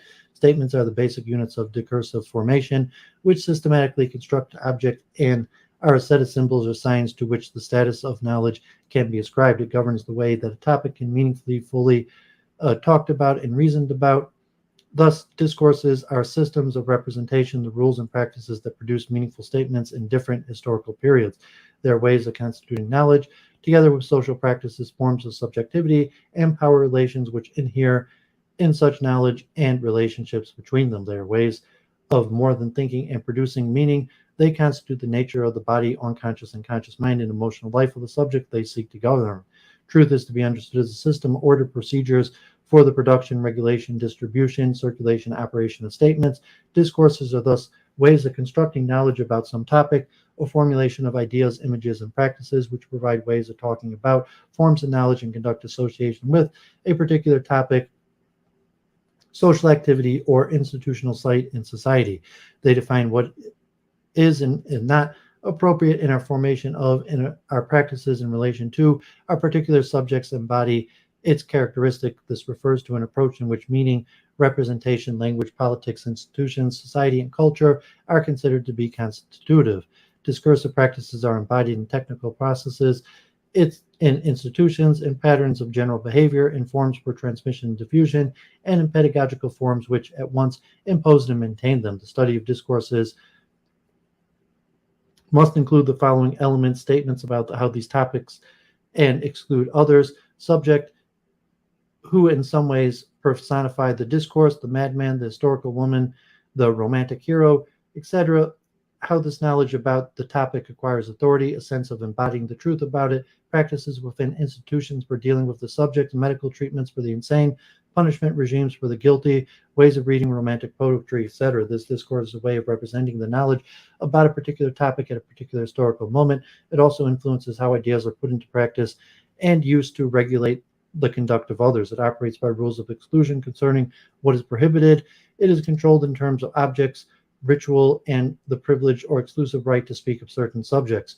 But discourses are not mere textual play. They have real effects in the way people using them come to understand themselves, others, in their world. They determine by a set of regulatory rules what may possibly be said about a particular topic to be true, and silence the exclusion of those concepts that are untrue. These rules, which govern writing and thinking and thereby acting in a particular field, differ from one period to another. In every society, the production of discourses is at once controlled, selected, organized, and redistributed according to a certain number of procedures, whose role is to avert its power and its dangers, to cope with chance events, to evade its ponderous, awesome materiality.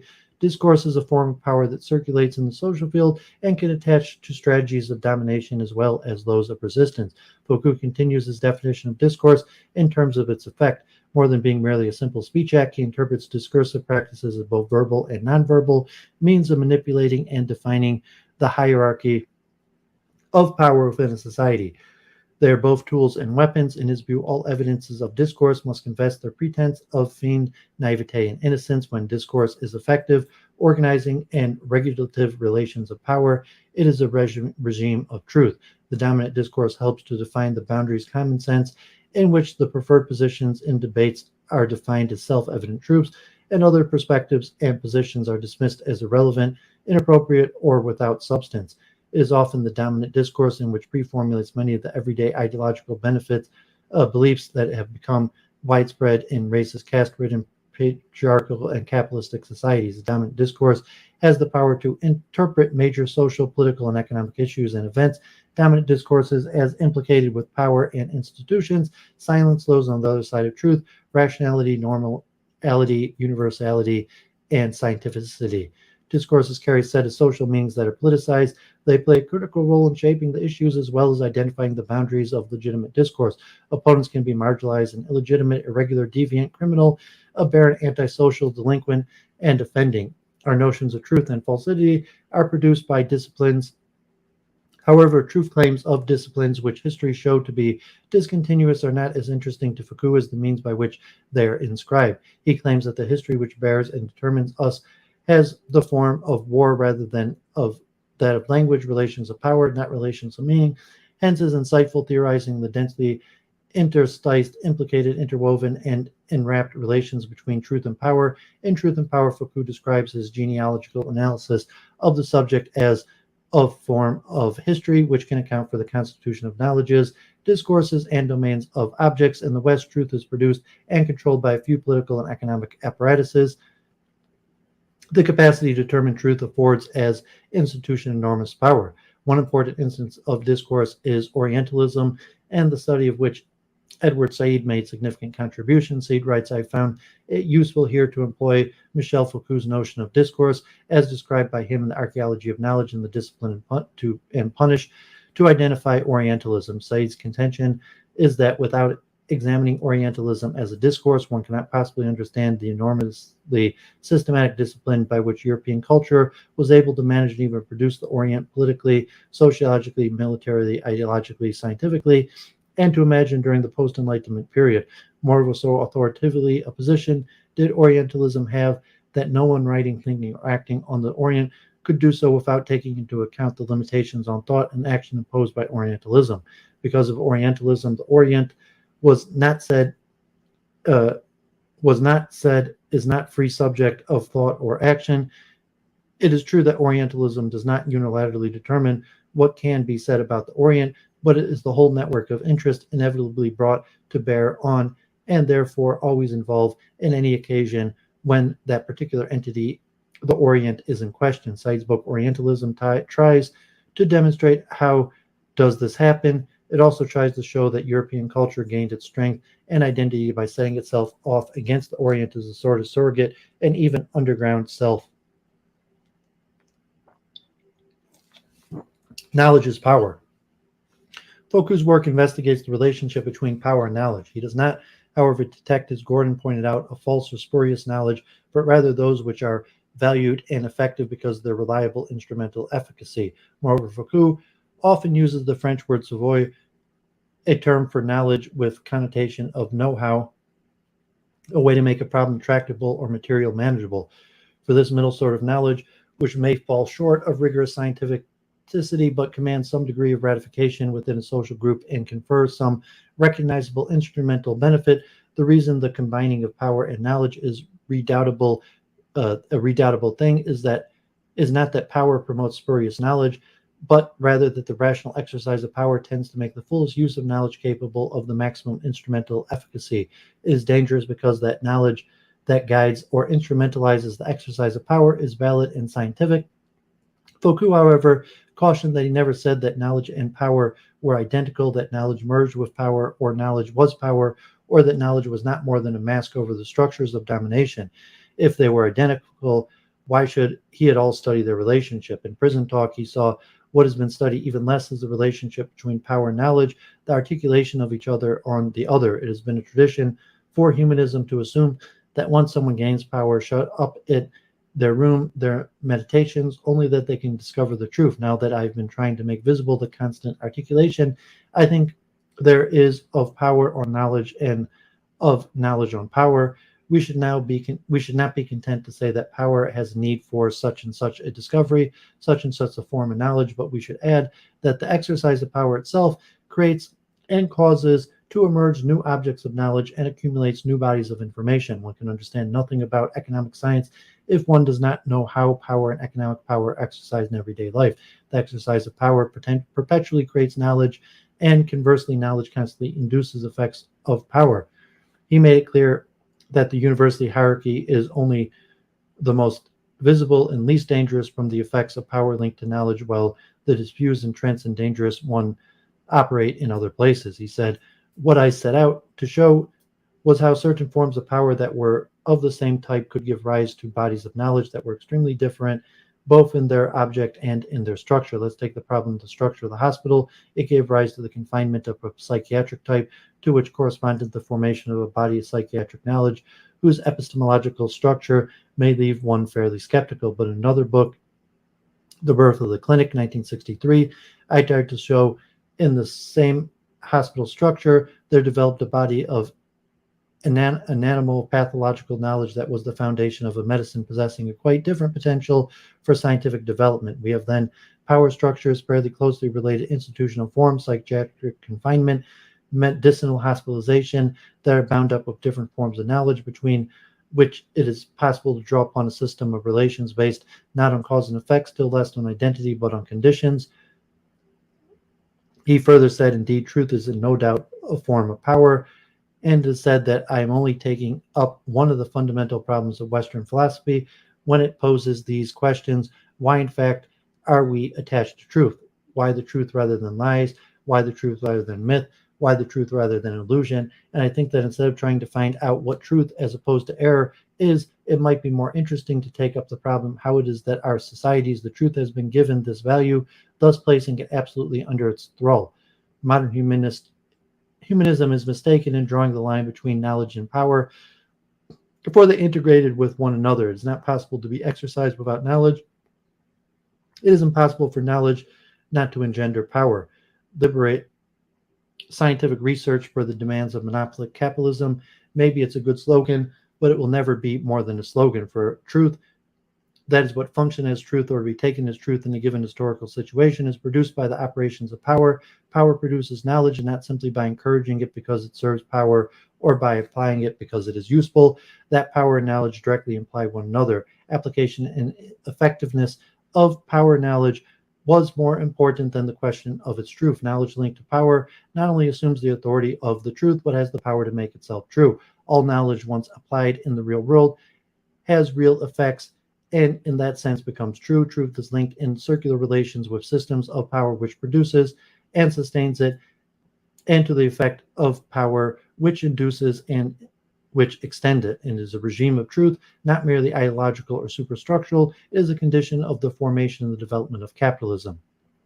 In questions of geography, Foucault said, once knowledge can be analyzed in terms of region, domain, implementation, displacement, transposition, one is able to capture the process by which knowledge functions as a form of power and disseminates the effects of power. There is an administration of knowledge, a politics of knowledge, a relation of power which passes via knowledge, and which, if one tries to transcribe them, leads one to consider forms of domination designated by such notions as field, region, and territory. As they suggest, one should admit power produces knowledge. That is not the activity of the subject of knowledge that produces a corpus of knowledge useful or resistant of power, but power knowledge that produces and struggles, that transverses it, and of which it is made up, which determines the form of possible domains of knowledge. Here, power is not entirely negative, a possession of the privileged, restricting and straining the have-nots. Rather, power is in effect produced in and through the production of particular forms and domains of knowledge. Neither is knowledge wholly positive, bringing progress, liberation, freedom from the repressive power imposed by certain class groups, sex, or color upon the other. In the history of sexuality, he claimed that truth is not by nature free, nor error servile, but that its production is thoroughly imbued with relations of power, and he speaks of the positive mechanisms that produces knowledge and generate power. It is a political process that determines what domains and forms of knowledge, what foundational categories and separations will prevail and become dominant within a social or cultural group. Hegemonic ideologies, conception of knowledge and reality, truth, ways of thinking about the world, and the results of political processes in which meaning separations contend for control. The dominant forms of knowledge within a society are determined in and through power relations, which are in effect of knowledge production. Power is the condition for knowledge. Power produces the spaces within which it becomes possible to know and to articulate our knowledge. Foucault did not deny the existence of classes, but was opposed to class reductionism and focused to how power operated within institutional apparatus, which is always inscribed in a play of power, but is also linked to certain coordinates of knowledge. The apparatus of punishment included many elements: discourses, institutions, regulations, laws, architectural arrangements, laws, administrative measures, moralities, etc. So this was what the apparatus consists in: strategies of relations of forces supporting and supported by types of knowledge. All political and social forms of thought are inevitably caught up in interplay of knowledge and power. Knowledge and power interpenetrate in certain types of practices, such as the regulation of the body, governing bodies, and the formation of the self. Thus, it asks how people govern themselves and others through the production of knowledge. Foucault pays particular attention to the techniques that are developed from knowledge and how they are used to control people. The important thing here is that truth isn't outside of power or lacking in power, contrary to a myth whose history and functions would repay further study. Truth isn't the reward of free spirits, the child of protracted solitude, nor the privilege of those who have succeeded in liberating themselves. It is produced only by virtue of multiple forms of constraint, and it induces regular effects of power. Truth is a thing of this world. This means, according to Gordon, that truth exists or is given and recognized only in worldly forms through actual experience and modes of verification. It further means that truth is a serious matter and a serious force in our world, and that there is work for us to do in investigating the presence and effects of truth in the history of our societies. This is interesting to note that for Foucault, power is more or less organized, hierarchical, coordinated cluster of relation. It is characteristic of all relationships and in fact constitutes those relationships. All individuals exercise power and are all subjected to it. Power increasingly does not function as a center and is deployed and exercised more and more through a net-like organization in modern Western society, taking the form of capillaries of power. And not only do individuals circulate between its threads, they're always in the position of simultaneously undergoing and exercising this power. This suggests that we are all caught up in the circulation of power relation, oppressors and oppressed. Moreover, power is not only negative, it is also a productive network which runs through the whole social body because it induces pleasure, forms of knowledge, and produces discourses. Power produces reality, it produces domains of objects and rituals of truth. The individual and the knowledge that may be gained of him belong to this production. Power operates as a creative force that facilitates, produces, and increases qualities and conditions. It traverses and produces things. It induces pleasure, form, and knowledge, produces discourses. Discourse is enmeshed within power, but is not necessarily necessary to find a subject like the king, the ruling class, the state, for power and knowledge to operate. Foucault was critical of the traditional conception of the subject, an individual, the core of the self, as the independent, authentic sources and action of meaning.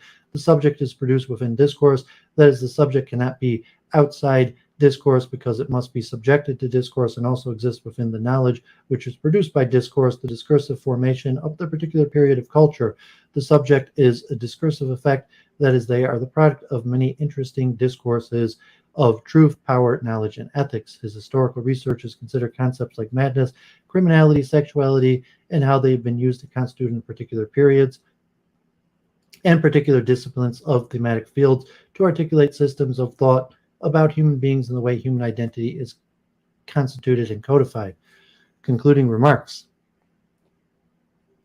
Given the repeated overemphasis on discourse and power knowledge in the writings of Foucault, there is a tendency among commentators to show that Foucault's views on power and the knowledge, the language of truth, lead to a limitation that there is no natural truth, physical reality way we can know it outside discourse. Even though there is no way to know this outside discourse, how do we know at all that there is any knowledge without being mediated through discourse, and power is unattainable for mankind? Any knowledge is possible only historically. At this point, however, we can ask if one admits that unmistakably powerful presence and perceptible functions of discourses of society, of course, in a specific historical context, does not one simultaneously imply an admission of a kind of non-discursive presence of the discourses themselves? Non-discursive presence of something is philosophically already presumed. The problem is that if physically truth, natural reality, is absolutely denied, then amounts to a kind of discourses essentialism, or in other words, power essentialism.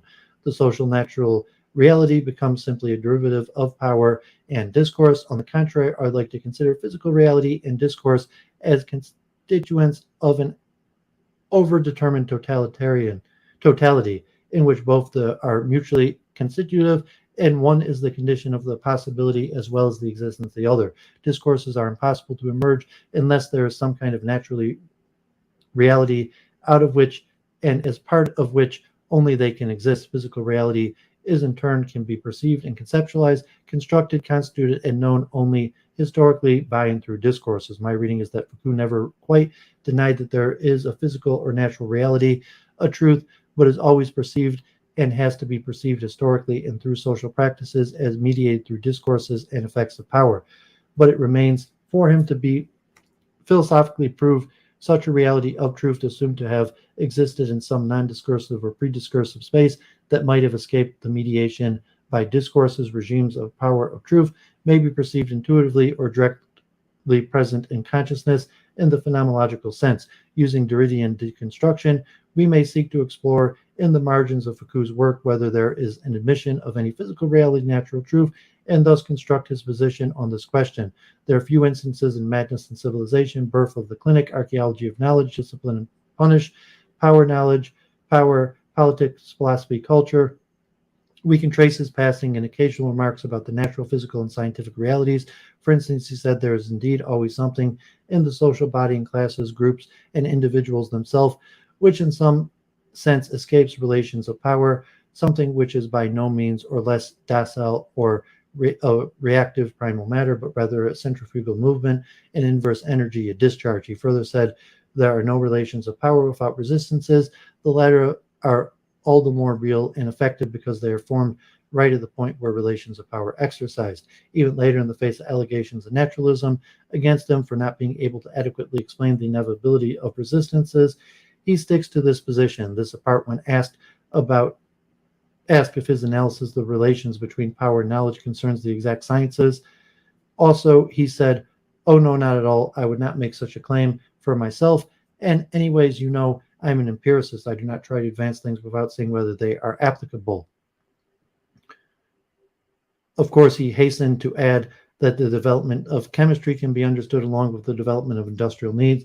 Also, the science of Europe has become institutionalized as a power through a university system, laboratories, and experiments. Gordon observed Foucault's project was interested in the role of knowledges as useful and necessary to the exercise of power because they were practically serviceable, not because they were false. Foucault convincingly disavows any general intentions through his analysis of discrediting or invalidating science in general, or any specific science, the implication of psychiatry, for example, in institutions and practices of power, in no way impugns the scientific validity or the therapeutic effectiveness of psychiatry. It does not endorse psychiatry, but neither does it invalidate it. From time to time, Foucault found it necessary to disavow any direct attempt through his work to refute or discredit currently existing forms of knowledge or disciplines such as psychiatry or criminology, whose historical origins are touched on in Madness and Civilization and Discipline and Punish. Foucault's comments cited by Gordon from The Ethics of the Concern for Self, but then many of his associates in that overstressed discourse as the language of truth and power, and the implication of power knowledge will need modification.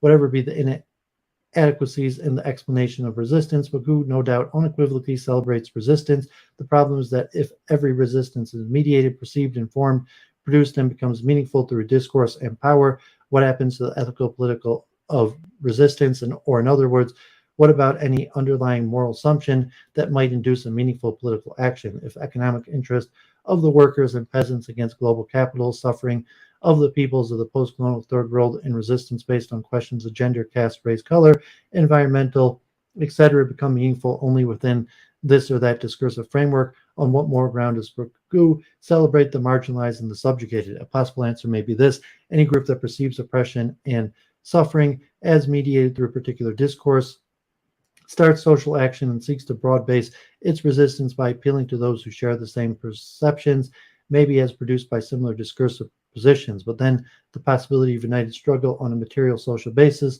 such as class or colonial boundaries, becomes undermined. It remains for social researchers to see if material basis for social action should prevail over a common discursive sharing, or vice versa, as a possible strategic ground for any socially meaningful and politically relevant collective action such as resistance. Finally, in today's specific historical context, there is sufficient empirical evidence of the nature which Foucault often valued, that people of different societies and cultures share common experiences of suffering, both physical and of thought and passions, as well as resistance, which are obviously produced by common effects of global network of power and mediated, constructed, and informed by a common anti-global capital discourse, fast emerging all over the world. This is evident through a worldwide and other popular protests launched against globalism, U.S. aggression in Afghanistan, Iraq, environmental pollution, etc. Although most of Foucault's writings are preoccupied with concern for resistance at a local level, I believe it's still possible to apply his concepts to the context of the effects of global power and discourse of networking resistance movements on a global scale, and power and strategies. Foucault said, "It seems to me that power is always already there, that one is never outside of it, but this does not entail the necessity of accepting an inescapable form of domination. There are no relations of power without resistance. It exist all the more by being in the same place as power. Hence, like power resistance is multiple and can be integrated in global strategies. Keeping this in mind, is there any possibility of a potential ethical politics based on strategic intersubjectivity? One may perhaps think of such intersubjectivity, but against that has to be partially based on some natural, real strategic grounding, as we discussed above, and some common discursive perception that is emerging. In both cases, however, some of the Foucault's extreme positions on discourse as the language of truth and power will need rethinking. Okay, so handful of people watching. Worship Black Man, thanks for tuning in. Good to see you. So,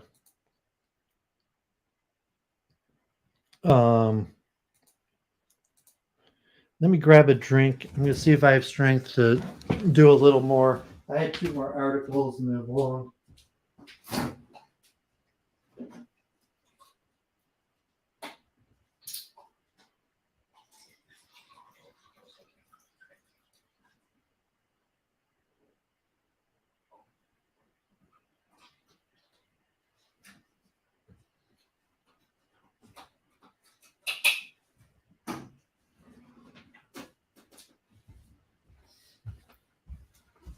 Yeah, I mean, so Foucault and power structures are important. I'm glad I covered it. I may not comment on it now. I wanted to go more in depth on Brentano and on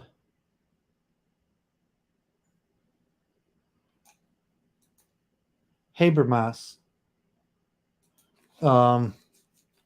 So let me try to just jump in and do a little reading here. Brentano on truth and evidence, understanding truth from a first person point of view. So we'll backtrack a little Brentano, and I probably won't read all of this. And this from the same author as the Brentano and the Excluded Middle. Does the criticism raised against the use of judgmental evidence and logic in epistemology still stand, or is the notion crucial in our understanding of truth? First, Brentano's account of truth and evidence is expounded. Then the different kind of criticism that may be raised against Brentano's account of truth and evidence is presented. Finally, it is argued that although there's a serious problem with the account of truth and evidence, a modification of the theory can be of importance for philosophy today. In Brentano's account of truth and evidence, a first-person perspective plays a crucial role, and is precisely this aspect we need in epistemology and logic today. The notion of evidence that forms the focus of this paper is not to be understood as a piece of evidence as evidence for judgment, but as evidence of a judgment, also called judgmental evidence. The idea of judgmental evidence may play a role in logic and epistemology and has been criticized at the beginning of the 20th century. Generally, this criticism has convinced philosophers that we may no longer use this notion of judgmental evidence. The criticism of neo-Kantian Leonard Nelson is especially relevant to our paper, as Nelson directs the writings of the Brentano school. It is found in Nelson's 1908 paper and is part of a general thesis that it's impossible to find a criterion to distinguish knowledge from other judgments made. And we nevertheless entitled to use the notion of judgmental evidence, notwithstanding the criticism that has been formulated. I first expound Brentano's account of truth and evidence, then I present the different kinds of criticisms that may be raised against Brentano's account of truth and evidence. Finally, I argue that although there is a serious problem with the account of truth and evidence, a modification of the theory can be of importance for philosophy today. As I read Brentano's account, a first-person perspective plays a crucial role, and is precisely this aspect we need in both epistemology and in logic. Brentano and truth and evidence. To what does truth pertain? For Brentano, truth pertains to judgment, and what it means for a judgment to be true is explained in terms of its evidence. Evidence pertains only to judgments, not to presentations or emotions. As evidence is an epistemic notion, Brentano's account of truth is accordingly epistemic. This holds for Brentano's later writing, as well as for some earlier places of his thinking. How should we understand Brentano's conception of truth? For Brentano, understanding himself to be part of the Aristotelian tradition, all concepts have an empirical source. They have their source either in outer or inner perception. For Brentano, crucial to our understanding of a term is knowing its source. If we want to explain a concept, we need to know from which it derives. This means that in explaining a concept, we need to point to a phenomenon of inner or outer perception.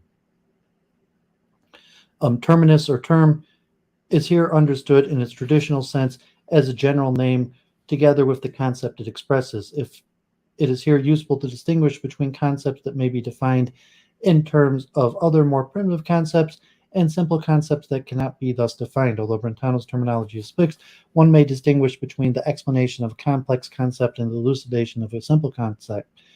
For example, for Brentano, both kinds of concepts find their origin in experience. The only way to understand a simple concept is to elucidate it by pointing to one's intuition of the particular case. The complex concept is understood by means of definition or explanation in terms of primitive concepts. In order to fully understand it, one needs to have or have had the corresponding intuitions of a particular cases of these primitive concepts. Both this explanation of a complex concept and the elucidation of a simple concept are thus essentially related to intuitions in which the concept finds its origin. In order to understand the concept red, we need to have had the appropriate intuition. A colorblind person cannot fully understand what red is. And Brentano put it in the published lecture, 1889, after having criticized the correspondence definition of truth, if we need to give a definition of a concept, we cannot use merely general determination, and especially in the case of primitive concepts such as red, we cannot give an elucidation of it without pointing to the intuition of a particular case of red. As Brentano later put it, if someone wants to understand the meaning of red, he has to put it in a certain position in order to be able to apprehend intuitively what that term is about. Equally, definition of the truth will not help one to understand the notion of truth if the relevant intuition fails. The traditional correspondence theory of truth is not able to point to such an intuition, and there are other problems with the correspondence theory according to Brentano. If one defines truth as a correspondence between judgment of a thing or rest, there is a problem. The correspondence cannot be taken in a literal sense as identity or similarity, that there is often no actual thing to which our judgment may correspond. For example, to what would a true but negative judgment correspond? And if there is such a thing, the correspondence there is not able to give us a criterion for truth. In order to establish the correspondence between one's judgment and the actual thing needs to be given to the judging agent. This means that the actual thing must already be known to the agent, which leads to an infinite regress or a circle of explanation. This is not to say that Brentano rejects the correspondence definition. It is rather that one has to clarify its scope. Here in this lecture on truth, Brentano uses a weaker formulation of the definition. A judgment is true if it is in accordance with the object. The definition thus says no more than in Brentano's account of judgment. This means the judgment is true precisely if that exists. The judgment does not exist if it does not exist. The definition merely allows one to exchange the term truth of an affirmative judgment for the correlated term existence, and to exchange the term truth of negative judgment for non-existence. It is for this reason that Brentano calls the correspondence definition of truth the nominal definition. As Brentano ends, Brentano is thus in need of a new understanding of truth, one that relates the notion of relevant intuition from which the concept derives. One should not read Brentano as though he endorses the correspondence definition of truth in 1889 and then exchanges this definition for an epistemic definition of truth in his later writing. As late as 1915, Brentano writes, "The agent who judges that something is possible, judges with truth. If the relevant thing is not, is possible." One finds this passage just before the famous epistemic definition of truth presented below. On Brentano's account, the traditional correspondence formulation of truth has its value if one uses it in the nominal sense explained above, although it does not give us a full understanding of the notion of truth. To what intuition can we point in order to explain the concept of truth? In the published lectures, Brentano says, starts his explanation of the notion of the good by pointing to the origin of mental acts. We call something good if the act of loving, the act of approval that is related to it is right. And Brentano adds the notion of good finds its origin in the act of rightful loving. So the question, what the good is, can only be answered when we know the answer to the question, what rightly loving is. A similar point can be made with respect to truth. We call something true if the acknowledgement or rejection that is directed to it is right. Brentano says, So what is rightly acknowledging or rejecting? In general, what is right judging? First, we need to compare two experiences, the experience of a blind judgment with the experience of immediately evident judgment. According to Brentano, the immediately evident judgment, that is self-evident judgment, is perspicuous. The act of judging is characterized by clarity. The immediate evident judgment cannot and need not be grounded by other judgments made. Our judgment may be self-evident because our act of judgment is an act of insight. We understand that a body is extended and thereby the judgment is self-evident, or our judging may be an act of inner perception. I may judge that I have a color sensation the moment I have a sensation, and my judgment that I see something red is thus a self-evident judgment. If the judgment is derived from self-evident principles, from self-evident truths, the act of judging is discursive, and the judgment is called mediatively evident. These judgments are evident in the sense that they are grounded in the other evident judgments. In order to understand what a blind judgment is, one has to contrast a blind act of judgment with an act of judgment that is clear and perspicuous. That is one that results in evident judgment. A blind judging is based on an instinctive urge. We are neither able to give an epistemic ground for these judgments, nor do we judge with clarity or insight. A blind act of judging is thus to be understood as a non-perspicuous act of judging. In a blind judging, the judgment has been made without evidence. Thus, by comparing the experience of perspicuous act of judging with the experience of a blind judging, we can see that the first act has a characteristic that is absent in the case of the blind one. Experiencing the distinction between the two acts of judging is thus part of elucidation of the concept of judging rightly, and thus the concept of truth. The question remains, though, what precisely is the relation between evidence and truth? Although blind judging never results in an evident judgment, and judgment may nevertheless be true. In a letter to Marty and Krauss, Brentano develops epistemic account of truth from 1906 on. Shortly after his death in 1917, Shortly before his death in 1917, he develops the new definition of truth more fully. Just as red evidence in a simple characteristic, such a simple characteristic cannot be explained as a complex of attributes. Just as we have to compare our sensations of red with our sensation of other colors, in order to grasp the simple characteristics of red, we have to compare our evident judgment with non-evident judgment to grasp the characteristics of evidence. There is no need, Brentano adds, to explain evidence in terms of clear and distinct perception, as Descartes has done when we hear a sound and we are conscious that it consists of many parts. Though we do not clearly distinguish between these parts, our judgment that we hear this sound is evident, although we do not have a clear perception of sound. An inner perception need not only be completely clear in order to be evident. The concept of judgment of truth can now be explained in terms of evident judgment. If one simply identified truth with evidence, truth would be a very narrow motion. We would no longer be able to speak of judgmental truth in the case of blind judgment. We need a more general notion of correctness in order to be able to speak of a true judgment, although it may be an epistemic sense, not be as it should be. In the explanation of the notion of truth, Brentano points to a crucial distinction. It concerns the distinction between a judgment as I experience my own judgment and a judgment I experience as made by others, called an opinion. First, one looks upon a judgment made by oneself and thus apprehends a judgment from a first-person perspective. Then one looks upon a judgment someone else is making, that is, one look at a judgment from a third-person perspective. The opinion might be evident to the other person, but I myself have no access to the evidence of the judgment made by someone else. The question whether he judges with evidence is here irrelevant. The distinguishing between my own judgment and the opinion of someone else, that is, the distinction between first and third-person perspective on judgment, replaces Brentano's former distinction between judgment I judge with evidence and my own blind judgment. The way Brentano now elucidates the notion of truth gives him a criterion to establish the truth of all judgments or opinions.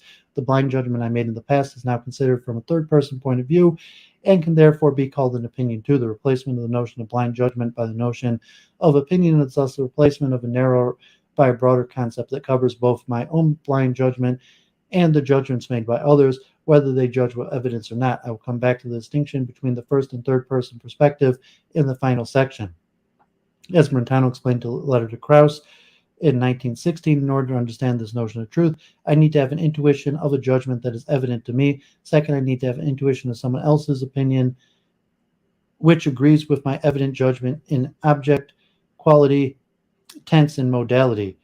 When the two objects are compared, the evident judgment and the opinion agreeing with it, I have an intuition of the agreement between the two, which intuition forms the base of the concept of judgmental truth. Thereby I have a criterion to establish the truth of the opinion of others. the evidence of my own judgment is used to acknowledge the truth of judgments made by others. The definition of truth in terms of evidence is thus in principle able to provide a criterion of the truth of judgments made by others, whether they're evident or not. Such a criterion is precisely what is lacking in the classical correspondence definition of truth.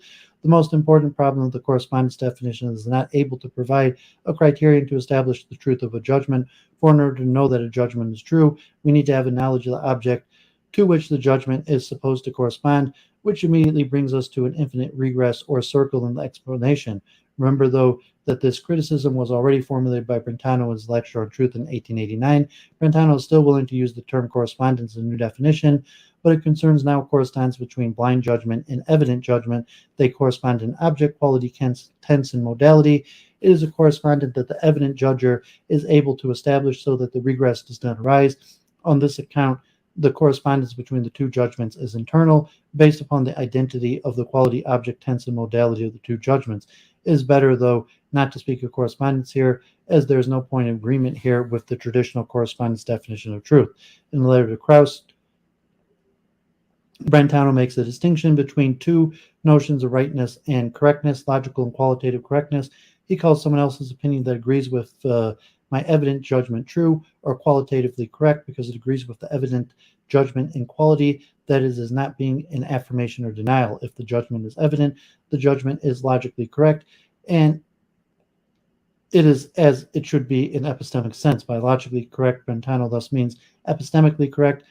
At a few other places, Brentano writes the term true judgment is ambiguous. In the original sense, it means evident judgment. In a metaphorical sense, a blind judgment that corresponds in content with the evident judgment is also called true. Apart from these terminological distinctions, in the word truth, truth is evidently defined in terms of evidence. Truth belongs to the judgment of a rightfully judging agent. Truth is of a judger who judges in a way someone would judge, who judges with evidence, who asserts what is evident, a judger would assert. The evidence of the judgment is not a criterion of truth. There is no need for the criterion if one's judgment is immediately evident.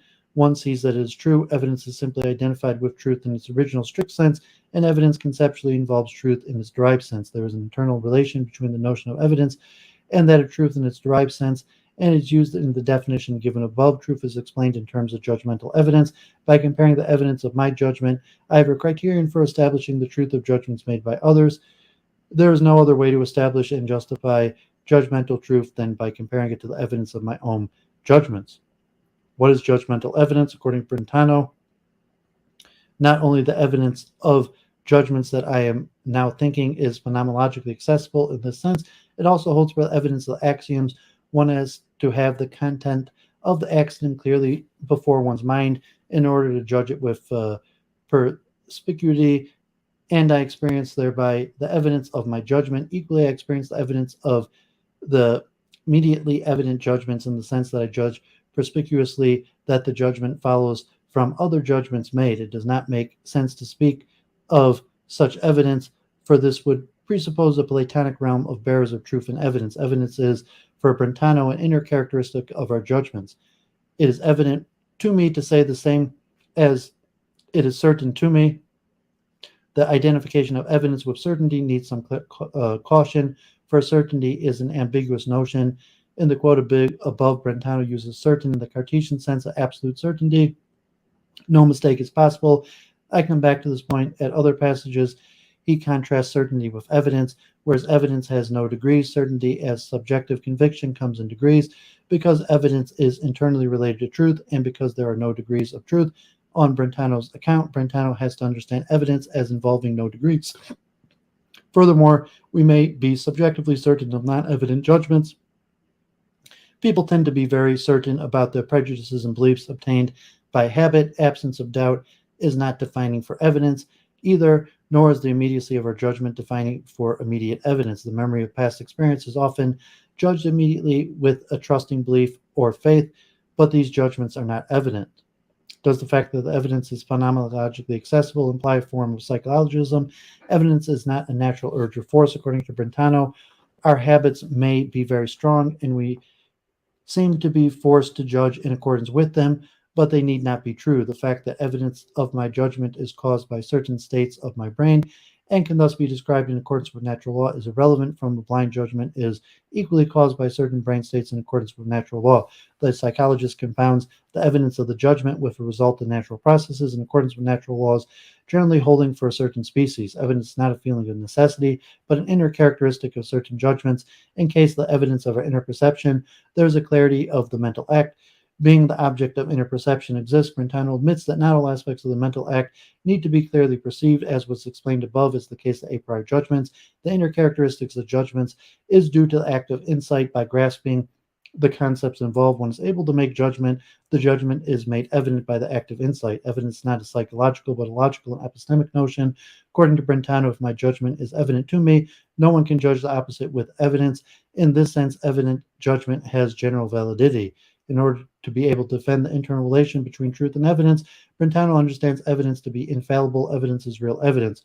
What is really evident should be distinguished from what merely appears to be evident, is opposed. Evidence is infallible, error is excluded. Is Brentano entitled to claim that evidence is phenomenologically accessible and at the same time that evidence excludes error? So I'm going to skip the second half of this paper with the criticism and analysis of Brentano. And let's look briefly at this last paper on Habermas' consensus theory of truth. And yeah, this one's pretty long. So let's see how much of this I read, and I'm going to wrap up. So if anyone's still watching or watches this in the future, hope they gain from it, and you're really doing a deep dive. And, this is the 7th week of my investigation in truth. This may be my final week of my deep dive into truth. I might move on to other topics, or it's possible I'll do another week. But, these are some important topics here. So, I really want to do the due diligence. So, Habermas' Consensus Theory of Truth by Mary Hesse, University of Cambridge. Critical Science and the Theory of Interest. The question of truth is central to the current discussion in both of the major contemporary styles of philosophizing, the Anglo-American linguistic and empiricist tradition. There is a lively response to apparent difficulties caused by recent recognition of theory change and meaning variance in science, and within the continental hermeneutic tradition that has raised the central question of the true status of interpretations in the cultural sciences, where these appear not to be the subject to the criteria of empirical science. Let me say straight away that I believe that the almost universal dependence on versions of the correspondence theory of truth among analytical philosophers will prove seriously inadequate to both forms of the epistemological problem, in that we have to face here a deep challenge to many entrenched assumptions of empiricism, assumptions that are too infrequently brought to the light of day in these discussions. We will need to consider two questions that may look old-fashioned, but which have never been straightforwardly answered, and which gain new relevance from contemporary developments. They are, is knowledge, as empiricists and positivists would like to have it, restricted to the empirical and the logical, and correspondingly, is truth only appropriately predicted when the linguistic circumstances are empirical and logical? And if not, then can we attain new concepts of knowledge and truth that do justice to interpretation both in theoretical natural science, in social science, and in ethics, while not departing too far from traditional understandings of these concepts? These questions are posed in the idiom of literal empiricism, but it's significant that the Marxist tradition in regard to the natural and social sciences show two opposing tendencies which are not unlike the liberal distinction between empiricists and hermeneutic methodology. Marx's own writings are ambiguous, but is interpreted by Engels and continued in the hard Marxists of the Soviet Union, the Communist parties, and in the Althusian school of French philosophers. Marxism emphasizes the empirical tradition and hopes from its extension into the social sciences. That is the Marxists that claim that it is itself is a scientific theory of the world, and that the laws of conflict and development it finds in history have a status similar to the causal laws of natural science. This view has provided a justification for the subordination of certain scientific debates in the Soviet Union to Marxist theory in the form of dialectic materialism, notably the debate in genetics surrounding Lyshenko. Since the publication of the works of the young Marx, however, and associated with the human Marxists of Lukács and the subsequent New Left outside of the Soviet Union, There is an opposing tendency to regard the empiricist tradition in science as necessarily linked with the capitalist industrial societies of the Western world, and therefore with support to the status quo and inhumane exploitation of peoples of both the Western and Third worlds. Detached value-free science became subject, in this view, to the same criticisms of those already brought against the empirical philosophies of science by such Western writers as Feyerabend. One of the main sources of Marx's inspired critique has been the Frankfort School of Social Philosophy, to which Marcuse and Habermas originally belonged. Marcuse suggested that the establishment of the socialist society will change even natural science, since empiricism is, after all, not neutral in the ideological struggle, but has been allied with bourgeois capitalism. Habermas, however, has rejected this view on the grounds of his own understanding of natural science as a predictive and technical. The instrumental aspects of a natural science do not change in the liberated society. What changes is people's attitudes towards science and its application. Only in this sense is empirical science value and ideological laden. In the course of the development of his philosophy, Habermas provides one of the most prospective and far-reaching analysis of truth in contemporary discussions. I shall devote this paper to exposition and considering of his theory of truth as so far available in his published writing. He has often been regarded in analytical philosophers as an obscure and inaccessible writer, and his philosophy is indeed wide-ranging and not always closely argued structure, originating from many different problems in German and English-speaking traditions. Although his concern with the theory of knowledge arises from the largely German context of nature versus Gestalt Wissenschaft, his recent, more mature ideas seem to have developed principally in the context of Anglo-American linguistic philosophy and the philosophy of science. It may help to commend his theory to the English-speaking world if he is interpreted as having arrived at a somewhat different route at many of the problem situations now discussed in the empiricist tradition. And indeed, he has recently been stimulated to explicate his theory in the context of some familiar problems of analytical philosophy of science. Habermas's primary thesis is that the positivist theory of science is inadequate because it does not take account of what he calls communicative knowledge, that is, the linguistic condition of interpersonal communication, and because it is incapable of self-reflection, that is, of applying itself to itself. His answer to our first question about the positivist restriction of knowledge to the empirical is therefore negative, and he derives this answer by critical adoption of some of the recent theses of philosophers of science themselves, especially those of Popper and Kuhn. He uses these to build up his own account of the empirical analytical science, which are not exactly coextensive with the natural sciences, because the social sciences will also be found to have empirical analytical components. In knowledge of human interest, the model for the empirical sciences modification of that of Charles Peirce. Science is a necessary cumulative process defined by the goal of successful prediction, which is ensured by its method of feedback control. This is speak in terms of what Habermas later distinguishes as communicative action. It is the naive and unreflective action of the scientific community in following the tacit rules and methodology of science. When we reflect on the justification of the statement scientists thereby produce, however, we rise to the level of logic in science or epistemology, or what Habermas calls discourse. At this level, questions arise about truth and reality, and where Habermas finds that Peirce's account is ambiguous. On the other hand, Peirce defines truth as the ideal permanent consensus of scientists at the limit of the application of their method of testing and self-correction, and defines reality as the totality of the possible true statements. On the other hand, Peirce wants to retain some notion that this set of true statements corresponds to an external reality, which somehow guarantees the success of science by self-corrective or survival of the fittest. Hey, Oswald, thanks for tuning in. No, I haven't heard of Rappaport. Habermas points out that Nietzsche had already shown that it is possible to conceive a reality that can be resolved into a plurality of fictions relative to multiple standpoints.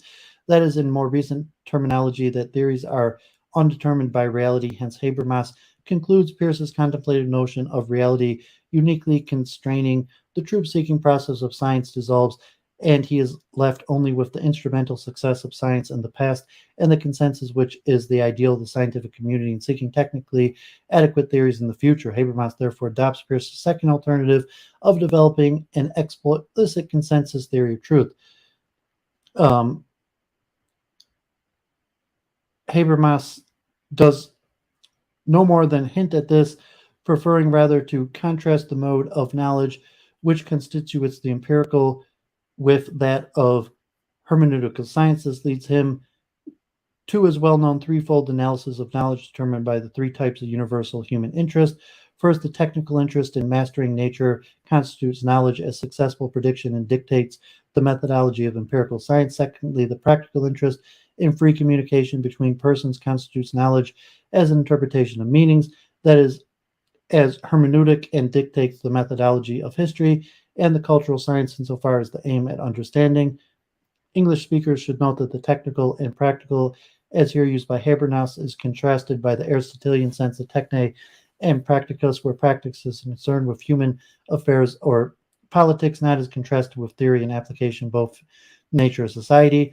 The third mode of knowledge is constituted by the emancipatory interest in liberation from constraints of all kinds, both in natural necessity and in social domination. It becomes clear in Habermas's later writings that this third mode is derivative from the other two and depends on the deviance of the ideal condition of knowledge in the other two modes, since the emancipatory interest issues in the critique of social and psychological domination in general and distortive ideologies in particular, which in the condition of society prevents the free pursuit of technical and practical interest.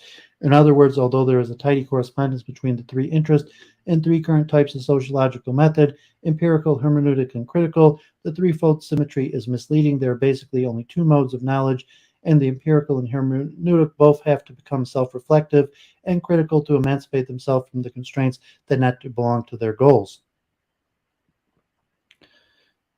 The upshot for a theory of truth was the appearance of an exhaustively instrumental interpretation of empirical science, together with quite unrelated and still rather mysterious claim for the objectivity of hermeneutics constituted by the domain of communicating persons in place of the natural objects. This appearance of instrumentalism was particularly due to the absence of the analysis of the significance of the scientific theory, exempt from some dismissive remarks early in the appendix, which seem to imply that belief in the truth of theories is a illusory legacy of the Greek theoria and of contemplative and Catholic view of man's relation to nature.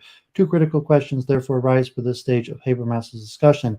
How are we to understand the theoretical dimension of empirical science, which appears to be redundant in its instrumental success, and yet does still seem to present itself to scientists as an indispensable search for truth?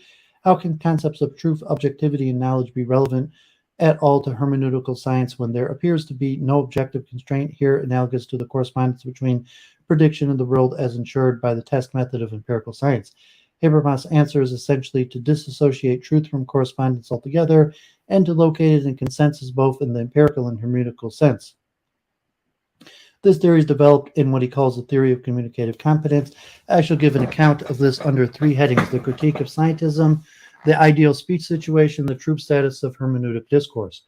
The critique of scientism. By scientism, Habermas means two things. First, the view that empirical science is coextensive with knowledge and is adequate for knowledge of persons and societies as well as things. Second, scientism implies the view that empirical knowledge is sufficient for its own explanation. His arguments exist against the first thesis follows lines made familiar by Winch and others, namely that knowledge of persons and societies involve interpretations of meaning implicit in human language and social institutions.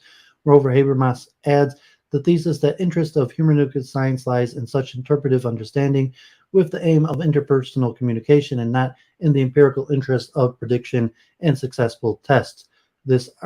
These arguments are still presupposed in his more recent work, although the notion of interest is now subordinate to the notion of communicative competence. This is a result of the distinction he now wishes to make between the levels on reflective action, whereas interests, both technical and practical, are pursued according to socially induced norms and practices, and reflective discourses, where we are induced, where we are concerned with propositions and where justifications of validity of the actions takes place. Communicative competence, unlike actions and interest, is therefore linguistic and refers to our ability to argue the validity of what is unreflectively done by scientists and historians in pursuit of their respective knowledge constitutive of interest. This distinction need not imply, of course, that the two activities of action and discourse are always kept separate. They may be conducted by the same person at the same time at any point. Anyone may be his own epistemologist, but it is important for Habermas that they be conceptually separated.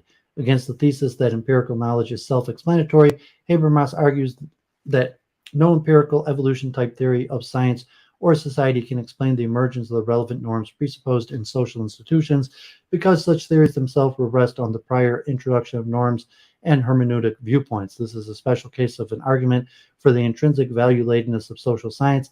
That is the thesis that comprehensive social theories cannot void adoption of particular value standpoints that are not decidable by empirical data. The thesis of the value relevance of social sciences is familiar from the most usual interpretation of Weber's work, which seems to have here to be accepted by Habermas. An example, Habermas refers to Chomsky's easy extrapolation of the data into a theory of the universal innateness of certain structural linguistic competences, when these have actually been shown to be universal only with respect to some localizable cultures. Habermas traces what he regards as this illicit extrapolation to the fact that Chomsky makes into a global and universal scheme our local scientific naturalism and the rational organization of our society. Once this local consensus is questioned, however, the notion of a correspondence between Chomsky's linguistic model and the world is seen to be an artifact of late capitalist naturalism and scientism, within which the grounds of correspondence theory of truth do not come into question. Correspondence truth is plausible only within a single conceptual framework, and this has been undermined both by recognition of radical theory change in empirical science and by recognition of the value relevance of social theories. Nevertheless, the notion of correspondence is important for scientific knowledge. The artifact stands for something, and if not for the concept of truth, then it must be redescribed otherwise. The way Habermas redescribes it indicates at the same time his reply to the objection that his theory of empirical science is wholly instrumental, and implicitly gives this answer to the problems of theory ladenness and meaning variance. Let me quote the important but rather opaque paragraph.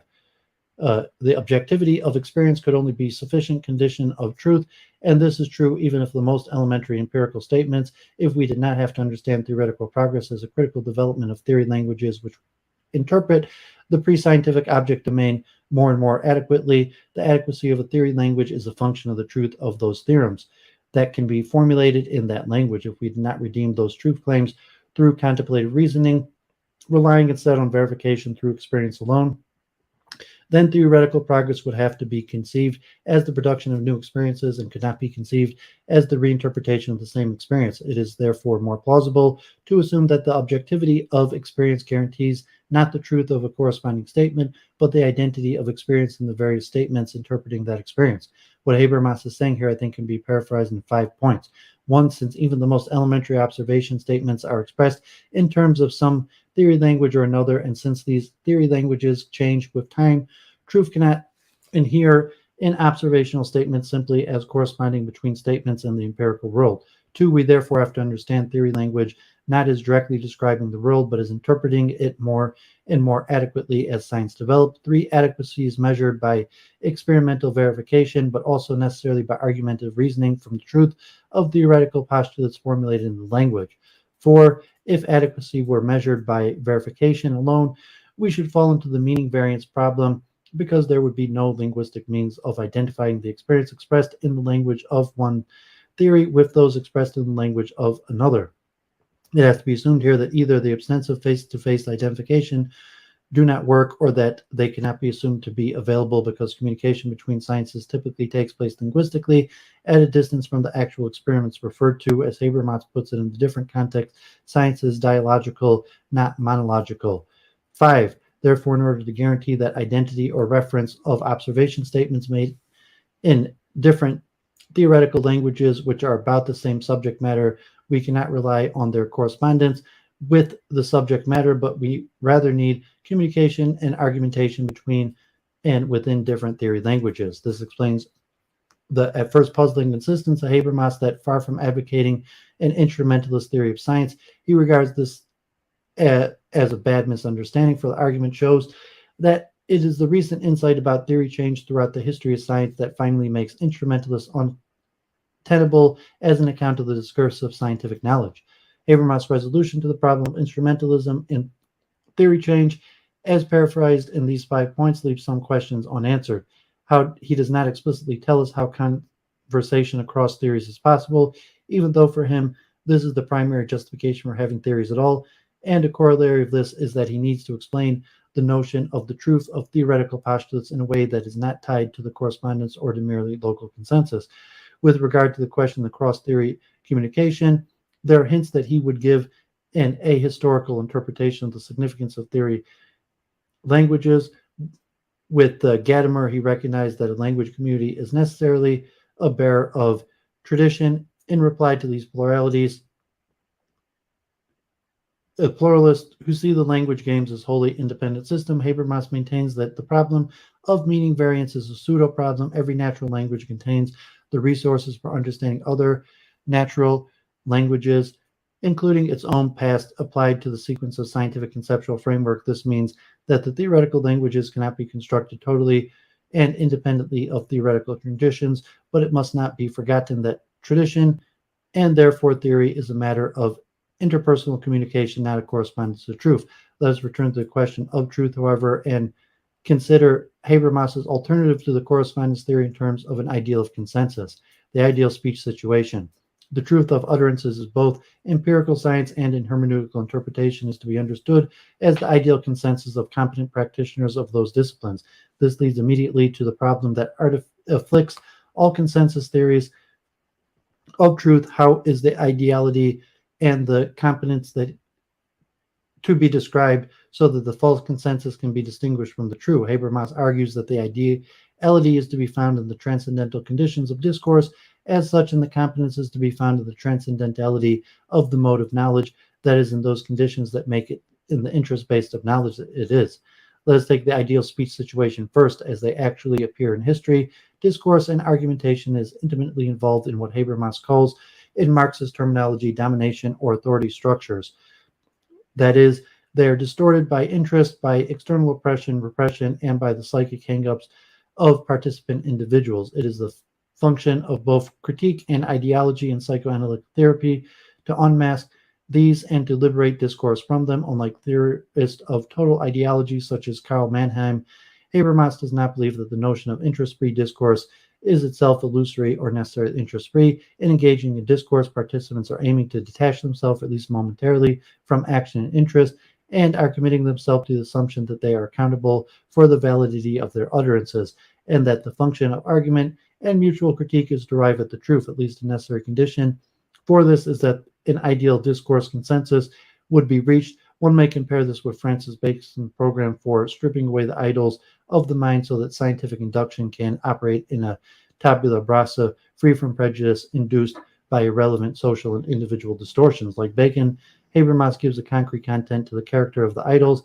or ideologies, but unlike Bacon, he is not so specific about the method than to be pursued in valid argumentation. Thomas McCarthy describes the informal condition for Habermas's ideal speech situation as follows. Habermas's thesis that the structure is free from constraint only when for all participants there is a symmetric distribution of chances to select and employ speech acts, when there is an effective equality of chances for the assumption of dialogue roles. Particularly symmetrical chances follow from this for various classes of speech acts. All participants must have equal chances of engaging in discourse and of putting forward justifications, refutations, explanations, and interpretations. They must have equal chances of sincerely putting forward their own inner feelings and attitudes, and they must have equal status with regards to the power to issue permissions, commands.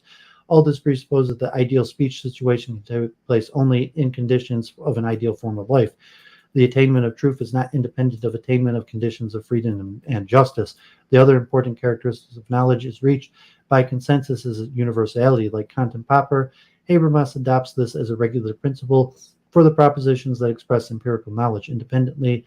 And more crucial for his argument, he asserts the implicit universality of empirical and practical discourse over all possible participants, as would be ensured by the symmetry conditions. In legitimation crisis, this principle is used to solve the relativist problem of plurality of viewpoints. Argumentation is expected to test the generalizability of interest instead of being resigned to the impenetrable pluralism of apparently ultimate value orientation. Only on this principle of universalization do cognitivist and non-cognitive approaches in ethics part ways. Thus, in ethics, As in every other cognitive activity, consensus based on the interest and agreement of only a limited speech community is generally false consensus.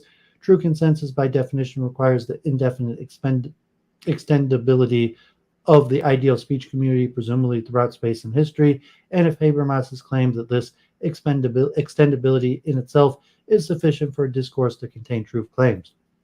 The conception of the ideal speech situation is certainly very strongly counterfactual. What then is its status? It is not something that is empirically realized in history and perhaps is never realizable. On the other hand, it is not an arbitrary game. Habermas claims that it is a transcendental condition of a commitment to discourse, and like the kingdom of heaven for Christian believers, it is anticipated by sincere participants in discourse. Such commitment and anticipation are found in history, and moreover, in Habermas's view, they constitute one of the highest functions of evolution. The ideal may be counterfactual, but on this unavoidable fiction rests the humanity of intercourse among men who are still men.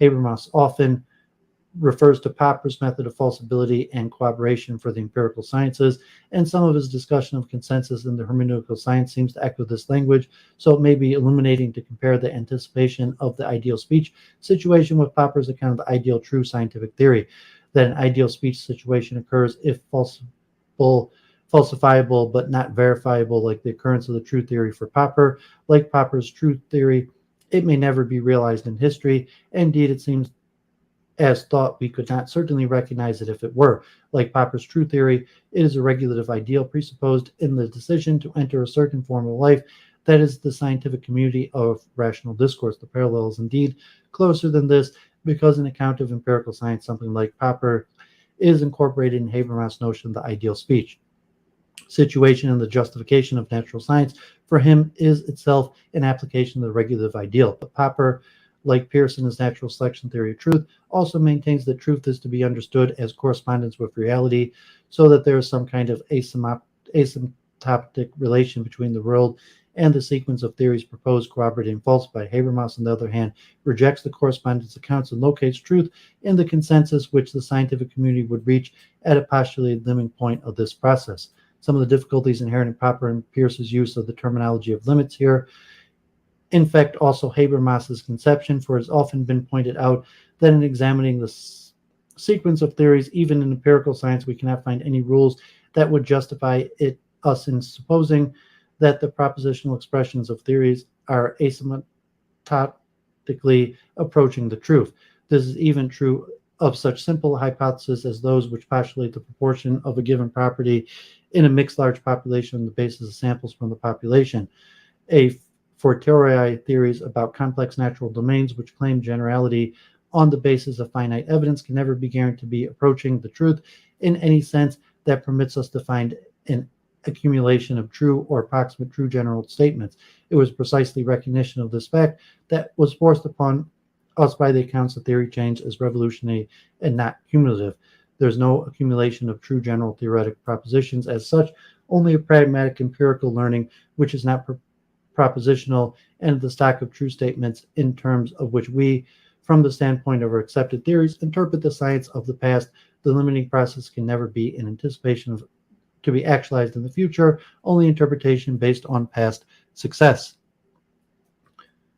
This is the point which Habermas recognized in relation to Peirce. What then is his notion of the anticipated consensus with regard to empirical evidence, if it is not a version of Popperian realism? Although the striving for consensus now is necessarily dependent upon the communicated tradition of the past sequence of theories, I do not think that the anticipated ideal consensus can be understood in terms of an actual sequence of theories in the future. It is rather an ideal that is equally relevant to all points of time, and what is more important, to all temporary conceptual frameworks. For in terms of the dialectic between Popper and Kuhn, Habermas accepts the Kuhnian insight that actual languages and conceptual schemes change, but against Kuhn, he does not accept that this results in a relativism of truth, for within the domain of empirical science, truth is a demand and a commitment now which must entail abstraction from local interest, but cannot involve abstraction from the particularity of the local conceptual schemes in terms of which the true propositions must be expressed. We may usefully compare with Habermas's discussion ideal history in his review of Gadamer's Truth and Method. Here he quotes Danto's view that historiography is necessarily the incomplete enterprise because every historical Narration incorporates judgments derived from subsequent events, including the meaning of the narrated events in the context of which the historian himself writes. There cannot be any ideal last historian, according to Danto, because the historian's own writing of history is itself an historical event, the process of which will itself in principle have to be written into the significance of all narrative past events, and so on. On the contrary, says Habermas, every historian is his own last historian. Every historian anticipates the future in order to complete his story. Every historian includes a viewpoint of the nature and destiny of the world. The point becomes more intelligible in light of the scientific parallel. Every theory making truth claims in a particular conceptual framework includes its own anticipations of the total nature of the world as far as it is relevant to that theory. The commitment to anticipated consensus is the commitment to abandon falsified propositions and also to abandon conceptual schemes that do not lead to consensus. There's no last theory or theorist in the sense that once science stops there, forever frozen in whatever conceptual scheme happens to be then current. But every serious theory and sincere theorist is the last in the sense that is where the accountability in the face of ideal consensus operates for him. That to enter the scientific community presupposes an acceptance of that accountability. The parallel between scientific theory and hermeneutic viewpoint can be made close, but there still remains a tension in Habermas' thought in both cases between truth defined in terms of consensus and the ideal speech community on the one hand and the recognition of changing conceptual frameworks on the other. It is a tension Habermas goes some way to resolve in his own insistence that truth is not a predicate of propositions, but a predicate of claims made in speech acts. It seems that we have to move very far from correspondence truth towards a composition in which truth is a multiply related. It is a function of the total circumstance of the ideal speech situation, which will vary with the culture of the given society and therefore with its conceptual framework, although it will not vary with respect to the symmetries and universalizability demand of ideal speech. Many other questions about the ideal speech situation remain, of which I can only mention a few. First, there has been much debate, into which I shall not enter, about the possibility of abstracting discourse from interest. Habermas' argument here is perhaps too reminiscent of Mannheim's for comfort, at least from the comfort of Marxists, where Mannheim's identified the intellectuals as the privileged class which was interest and therefore ideology free. Habermas identified the intellect itself as the privileged human function. All men are supposed to share the distinctive human capacity for discursive self-reflection that constitutes ideal speech. Nevertheless, one may wonder both about the political and managerial consequences for ideal universal participation in decision-making that Habermas draws from this, and also about the high human significance given to argumentation and rational justification, and as compared with other possible contenders, for example, intuitive, artistic, and spiritual faculties. Moreover, Habermas seems to be unduly optimistic and enlightenment-oriented view of human rationality. This is connected with his almost naturalistic tendency to evaluate this unique product of evolution, and thereby necessarily its highest product and necessary good. To be fair to Habermas, the description intellectual does not quite do justice to his conception of ideal speech, for this is explicitly said not to be confined to the rules of formal logic, and it depends on competence in communication about norms, as well as competence in descriptive discourse. But this raises further questions: what are the criterion for competence in discourse, whether technical or practical, if they are not only found in the canons of formal logic? Here Habermas's remarks are admittedly programmatic. He refers to the linguistic theories of Strawson, Austin, and Searle, and the discussions of non-formal arguments in Tolman, to introduce what he calls a universal pragmatics, which will take account of the forms of rational but non-deductive argumentation, such as occur in actual occasions of discourse. More important than the attempted details of universal pragmatics, however, is the question whether the whole conception of a commitment to ideal discourse can be abstracted from cultural points of view. We have seen in the case of historical narrative and scientific conceptual framework how the ideal is an end of discourse, not in the sense of the final goal of time-based sequences, but in the doubtless counterfactual telos of discourse at every point in time. Even so, the implementation that every culture implicitly contains this very ideal of truth. Habermas's wish to describe this as neither an empirical description, since it is highly counterfactual, nor an option for arbitrary decision, but a transcendental implication of discourse as such. But what is his response to the actual situation in which it is the essence of the culture not to recognize such an ideal? These may be cases of totalitarian oppressions in complex societies, or mythopoetic poetic authority in archaic ones. His response in the moving but nevertheless ungrounded judgment on this unavoidable fiction rests in the humanity of intercourse among men who are still men. Whatever may be said about these transcendental, justifiable, or more specific evaluation, this presupposition about discursive argument seems for Habermas to be an ultimate value judgment.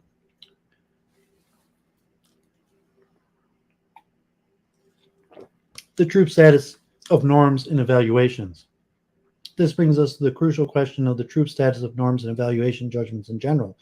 Habermas uses the term decisionism to refer to the view of norms and goals as ultimately ungrounded, which is common to social theorists such as Weber, Parsons, and Luhmann. For Weber and Parsons, there is irreducible dualism between, on the one hand, the ultimate values and goals of action, which in Parsons' terminology are arbitrary, and on the other hand, the facts together with rational decision procedures which can be justified by optimizations of the facts. For Luhmann, as paraphrased by Habermas, it is meaningless to probe behind the factual belief in legitimacy and the validity claims of norms for criticizable grounds of validity. The fiction that one could do so, if necessary, belongs to the constituents of reliable counterfactual expectation. These in turn can be comprehended only from a factualist point of view, that is, by treating validity claims as functionally necessary descriptions. For Habermas, however, the claim within discourse that is possible to argue about, justify, and reject claims for the validity of norms is not a socially expedient deception, but is the very meaning of argumentative discourse as such. He therefore has to make out the case for the rational and truth-seeking character of such discourse. He does this partly by drawing up parallels between consensus truth within regard to norms and consensus truth with regard to empirical science, where it will be held to be somewhat better understood. In his postscript to Knowledge and Human Interest, Habermas suggests a number of parallels between the knowledge claims of empirical and hermeneutical science, both derived from argumentation and the search for justification, and consensus and ideal communicative discourse, and each has its own domain of objects to which such discourse refers. In the case of empirical science, this is the domain of material objects in space-time. In hermeneutical science, it is the domain of persons and participants in language and their meanings, interpretations, evaluation, norms, and goal. All these are objective contents of experience. Just as animals have objective perceptions, desires, and satisfactions, so these become transformed by human language, respectively, into general statements, generalizable interest, and standards of evaluation. These universal domains of experience are objectivated, modeled in the different forms of knowledge. There is, however, a difference in the way that object domains are appropriated by knowledge. Empirical knowledge starts with sense experience, issuing observation and experience, and then issues in theory building, which is necessary for the intersubjective justification of empirical statements. Hermeneutical and computer knowledge, on the other hand, has to start with the understanding of interpersonal relationships, which already include the need to interpret linguistic utterances. These higher-level objects then become the object domain of hermeneutic knowledge. Both types of knowledge have a symmetrical relation to emancipation. Empirical knowledge and emancipates from the dominion of falsely understood nature, and communicative knowledge emancipates from social and personal distortions which are dominated by sectional interest. There's further point in the past empirical scientific theories have carried within them worldviews and evaluations which went far beyond empirical validation, had a clear ideological and social function.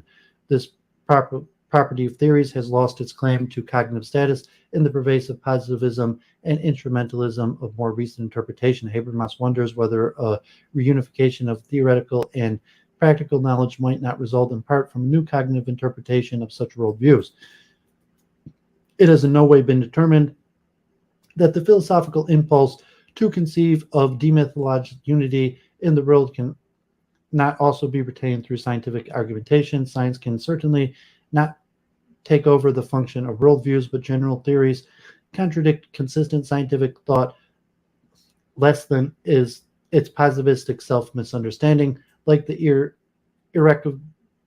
irrecoverably criticized worldviews. Such theoretical strategies also hold the promise of meaning, the overcoming of contingencies. Habermas' suggestion is that a view of theoretical science incorporating overall views of the natural world might be adopted, not as a correspondence with the world, but as a media of human communication about nature in association with ethical and practical dimensions of worldviews.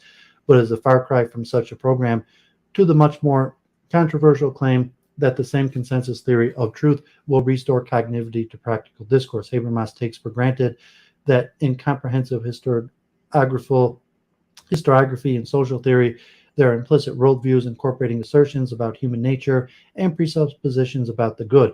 An empiricist will have two objections to this account. First, it's not clear how the necessity of implicit worldview follows from the fact that hermeneutic science has for its domain of objects, persons, and their mutual linguistic communications. For the fact that the object domain of a science contains persons, assertions of meaning, does not necessarily imply that the science itself is value-laden. It might be possible, after all, for investigators to give neutral spectators accounts and explanations of the meanings in the object domain in order to appreciate the supposed connection between investigators' meaning and the actor's meaning. It seems to be necessary to accept the standard arguments about the irreducibility of person talk and material object talk, and to accept not only the person talk is necessarily participatory and value-laden, but also that talk about person talk is necessarily anticipatory and value-laden. If so, with Habermas, we accept these assumptions, the empiricist will still want to press the second and more difficult question, wherein lies the objectivity of these judgments of value. Merely former parallels with theoretical science in respect of universalizability and consensus in the ideal speech situation does not seem to be enough. This appearance of insufficiency can be mitigated by one consideration deriving from Habermas himself, if I've understood his theory of truth correctly, and also by a certain reconstruction of his argument about the object of domain and the hermeneutic science, which is suggested by a somewhat different analysis of valuation in social science. First, if the consequence of the consensus theory of truth for theoretical science is properly understood, it must be concluded that objectivity of theories is as badly off as the claimed objectivity of value judgments, for it is only the ghost of the correspondence theory that gives the illusion of firmer empirical foundations for the theories than for evaluations. The conceptual framework of theories are always undetermined by the empirical if they are objective at all. This is not where their objectivity lies. I put forward elsewhere severe objections against the form of realism, which supposes that even in our present theories are not true and no future theories will in fact be true. Nevertheless, it is meaningful to speak of an ideal theory that is in perfect correspondence with an external real world. The prop of the nomenon has been taken away with regard to the theoretical science, and correspondence truth has been replaced by the ideal truth within theoretical discourse and empirical observation that has to be presupposed to permit scientists' own interpersonal communication about science to take place. In normative discourse, similarly, the prop of an accessible realm of values has been taken away, and Habermas' suggestion is that it may be replaced by the ideal truth within moral discourse, an argument as this has to be presupposed to permit practical agents to communicate about action. Secondly, I've argued elsewhere a somewhat different account of the relation between empirical and hermeneutic science, which I think does better justice to their similarities and differences than that adopted by Habermas from most of the standard accounts. My thesis is that this is not so much a parallelism as a linear continuity between the empirical and the hermeneutic. They both have the same domain of objects, namely bodies, including persons' bodies carrying their properties around in space and time. At each stage of the continuum, appropriate interpretive conditions enter the process of theorizing formal material regulative principles at all stages from physics onward. Then interpretations in terms of norms and deviances, stabilities and instabilities in biology, and finally evaluations incorporated into worldviews in the sciences of man and in history. The choice of persons and participatory meanings as fundamental concepts in the hermeneutic science is not necessarily choice, as it is shown by Habermas' own barely distinguished fears that scientific and impersonal system theories may, after all, prove technically successful in organizing post-capitalistic society on a stable basis. The choice of the concept person becomes transcendently necessary only after an option is taken for practical discursive rationality and individual humanity. Habermas sharpens the dilemma in context of a debate with system theorists such as Luhmann, who effectively deny the assumption that communicative discourse about persons implies participatory value judgment. Systems theories are essentially scientific accounts of human and social behavior, which supply the probabilistic and utilitarian grounds of social planning. Here, the planners treat the planned as scientific objects guided by value norms that are chosen on the grounds extrinsic to the object domain, that is to say, that they are imposed by decisions, however moral in intent, that have nothing to do with the participatory dialogue with those plans. Such norms are clearly, in Habermas's terms, not produced by consensus and ideal speech, and hence have no claim at objectivity. Moreover, it has been empirically observed by Weber, among others, that such planning will not be successful unless the systems or norms are internalized by those who are planned. The norms have to carry their own legitimation, and they are therefore developed into mythological worldviews or ideologies and sold to the populace as necessary fictions, or at least these cynical and self-conscious descriptions of the proceedings is what is to be said to be required, not that its naive and on self-conscious occurrence in earlier stages of society is no longer possible for us. At this point, Habermas introduces his view of religion. Religious views have traditionally provided a unified view of the social, human, and natural cosmos, which had two functions. First, there's the legitimation of authority structures necessary for social control, and second, there's the personal universe of meaning, which buttresses the individual against atomic forces and disasters, both natural and social. But for these functions to operate, there must be individual belief in the world stories which perform the functions. So either they must be imposed as rationalizing illusions, or they must be founded on truth. The first alternative is that contrary to the symmetries of ideal consensus and must be rejected. Religion, on the other hand, by promising meaning, preserves the claim until now constitutive for the social cultural forms of life that men ought not to be satisfied with fictions but only with truths when they wish to know why something happens in the way it does, how it happens, and how what they do and ought to do can be justified. And one of the signs that humanity may evade the fate of the a-human plant society of the system theorist is to be found in certain developments in theology. There is the repoliticization of the biblical inheritance, which goes together with a leveling of this world, other world dichotomy. And although to Habermas does not seem consistent with the idea of personal God, nevertheless, the idea of God transformed into the concept of a logos that determines the community of believers in the real life concept of a self-emancipating society. God becomes the name for a communicative structure that forces men, on pain of a loss of their humanity, to go beyond their accidental empirical nature to encounter one another indirectly, that is, across an objective something that they themselves are not. With regard to the objective character of such communication, the hermeneutic philosopher Gadamer comments that Habermas' theory needs more explicit metaphysical foundation, for there must be metaphysical origin of the idea of right living contained in the concept of unconstrained consensus.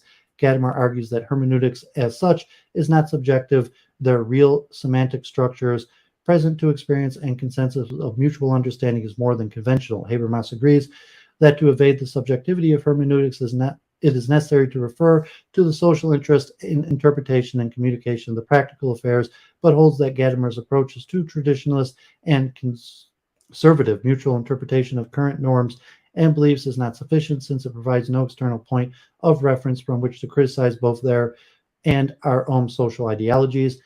And to do this, Habermas is forced beyond hermeneutics to talk of anticipations of the world as a whole, which can measure the claim of particular social orders in the setting of total history. Ideal discourse is anticipated in context in which the search for freedom, justice, and truth go together, and hence commits the philosopher to a certain forms of social praxis. As for Weber, so for Habermas, this commitment is to the inheritance of European liberalism and social democracy. At the end of his argument with the scientific system theorist, Habermas says, even if we could not know much more today than my argumentation sketch suggests, and that is little enough, this circumstance would not discourage critical attempts to expose the stress limits of advanced capitalism to conspicuous test, as it would most certainly not paralyze the determination to take up the struggle against the stabilization of nature like social systems over the heads of its citizens. That is the price of it, so be old European human dignity.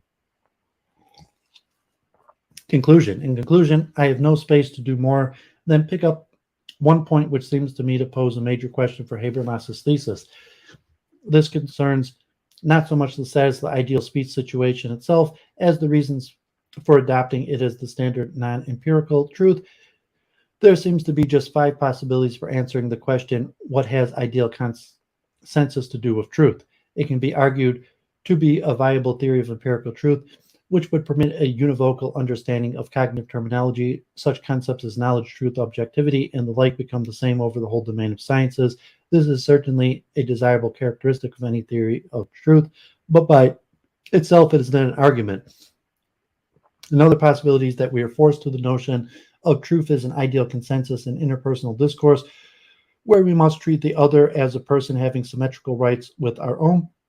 This is best seems a negative argument rather than a positive interpretation of truth.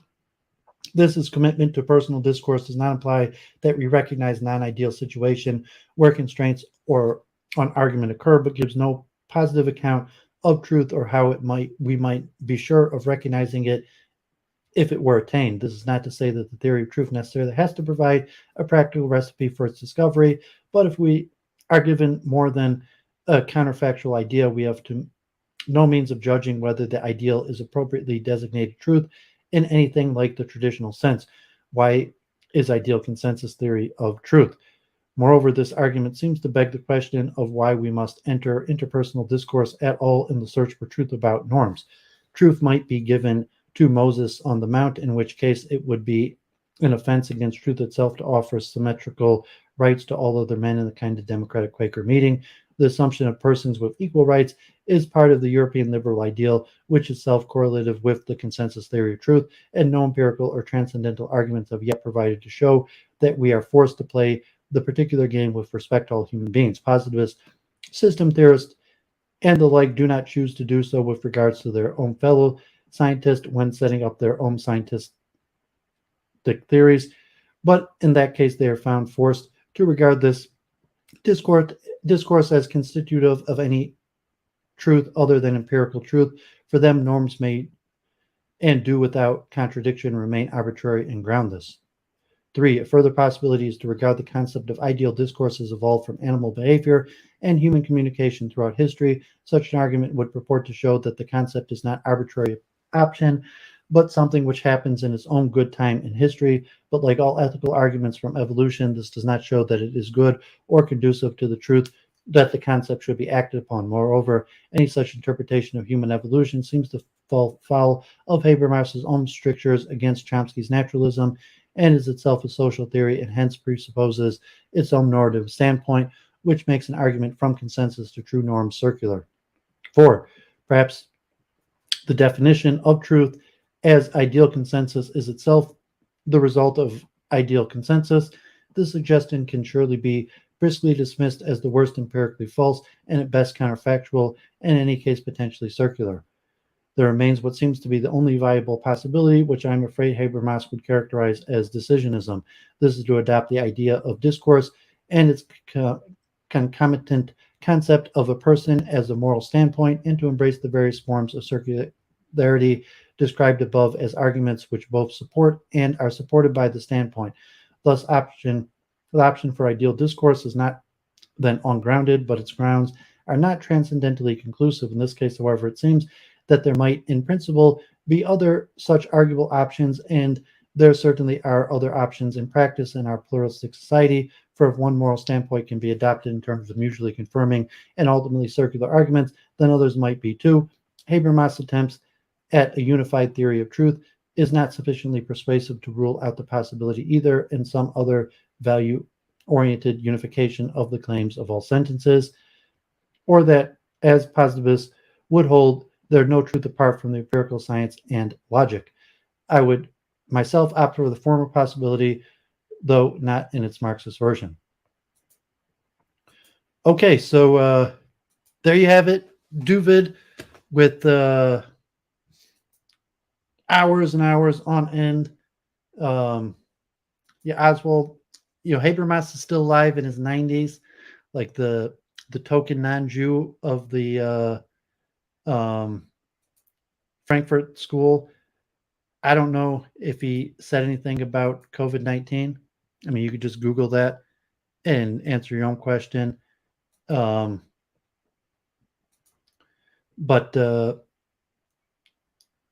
yeah, I hope that I have now largely finished my deep dive into truth. So it's been 7 weeks, a lot of information, and I hope I've covered the major parts of it. And obviously, like, it's an endless task, and I'm going to return to a lot of these topics. And there's still more people like Donald Davidson, Strawson, and I also want to go back to things like monism and all these topics I'm going to return to. But like, I feel good now, like 7 weeks in a row on truth. I covered quite a bit. Like, there's still a lot more. It's a huge topic. Like, I could cover more, like medieval Christian, the Greeks, Eastern stuff. Um, but I did some serious due diligence, and hopefully that will be um, useful, moving forward. Hopefully, I'm going to start writing on the multiple truth hypothesis and start seeing results. So, I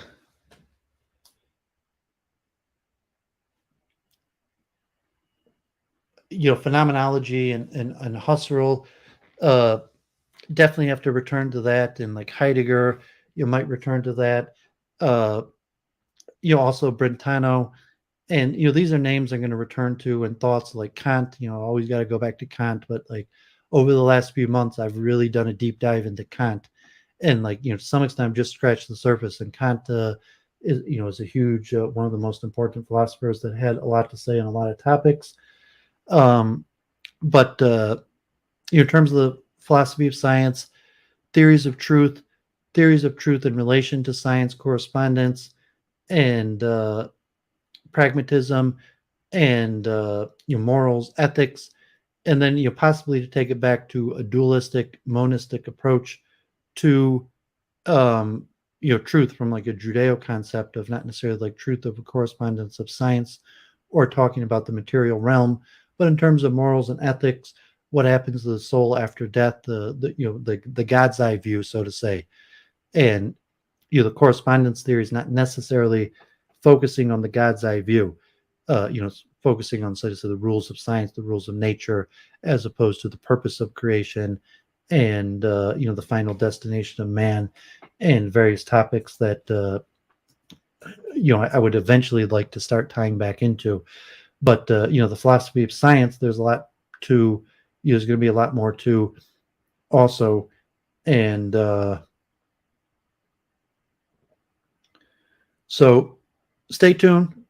I think Thursday there's going to be a big event in terms of chess, a big chess event in Detroit, and the 20th year anniversary of the Detroit City Chess Club. So hopefully I'll stream that Thursday night. And so people could tune in for that. And we'll see what's up with Week in Review after that. So sign off. Today was a long one, almost 7 hours, but a lot of information. I'm glad I got through it. So, people who are in the chat at various times, appreciate you being there. Anyone who watches later, I'm going to timestamp and add table of contents and, some links. So God bless, and we'll see you next week.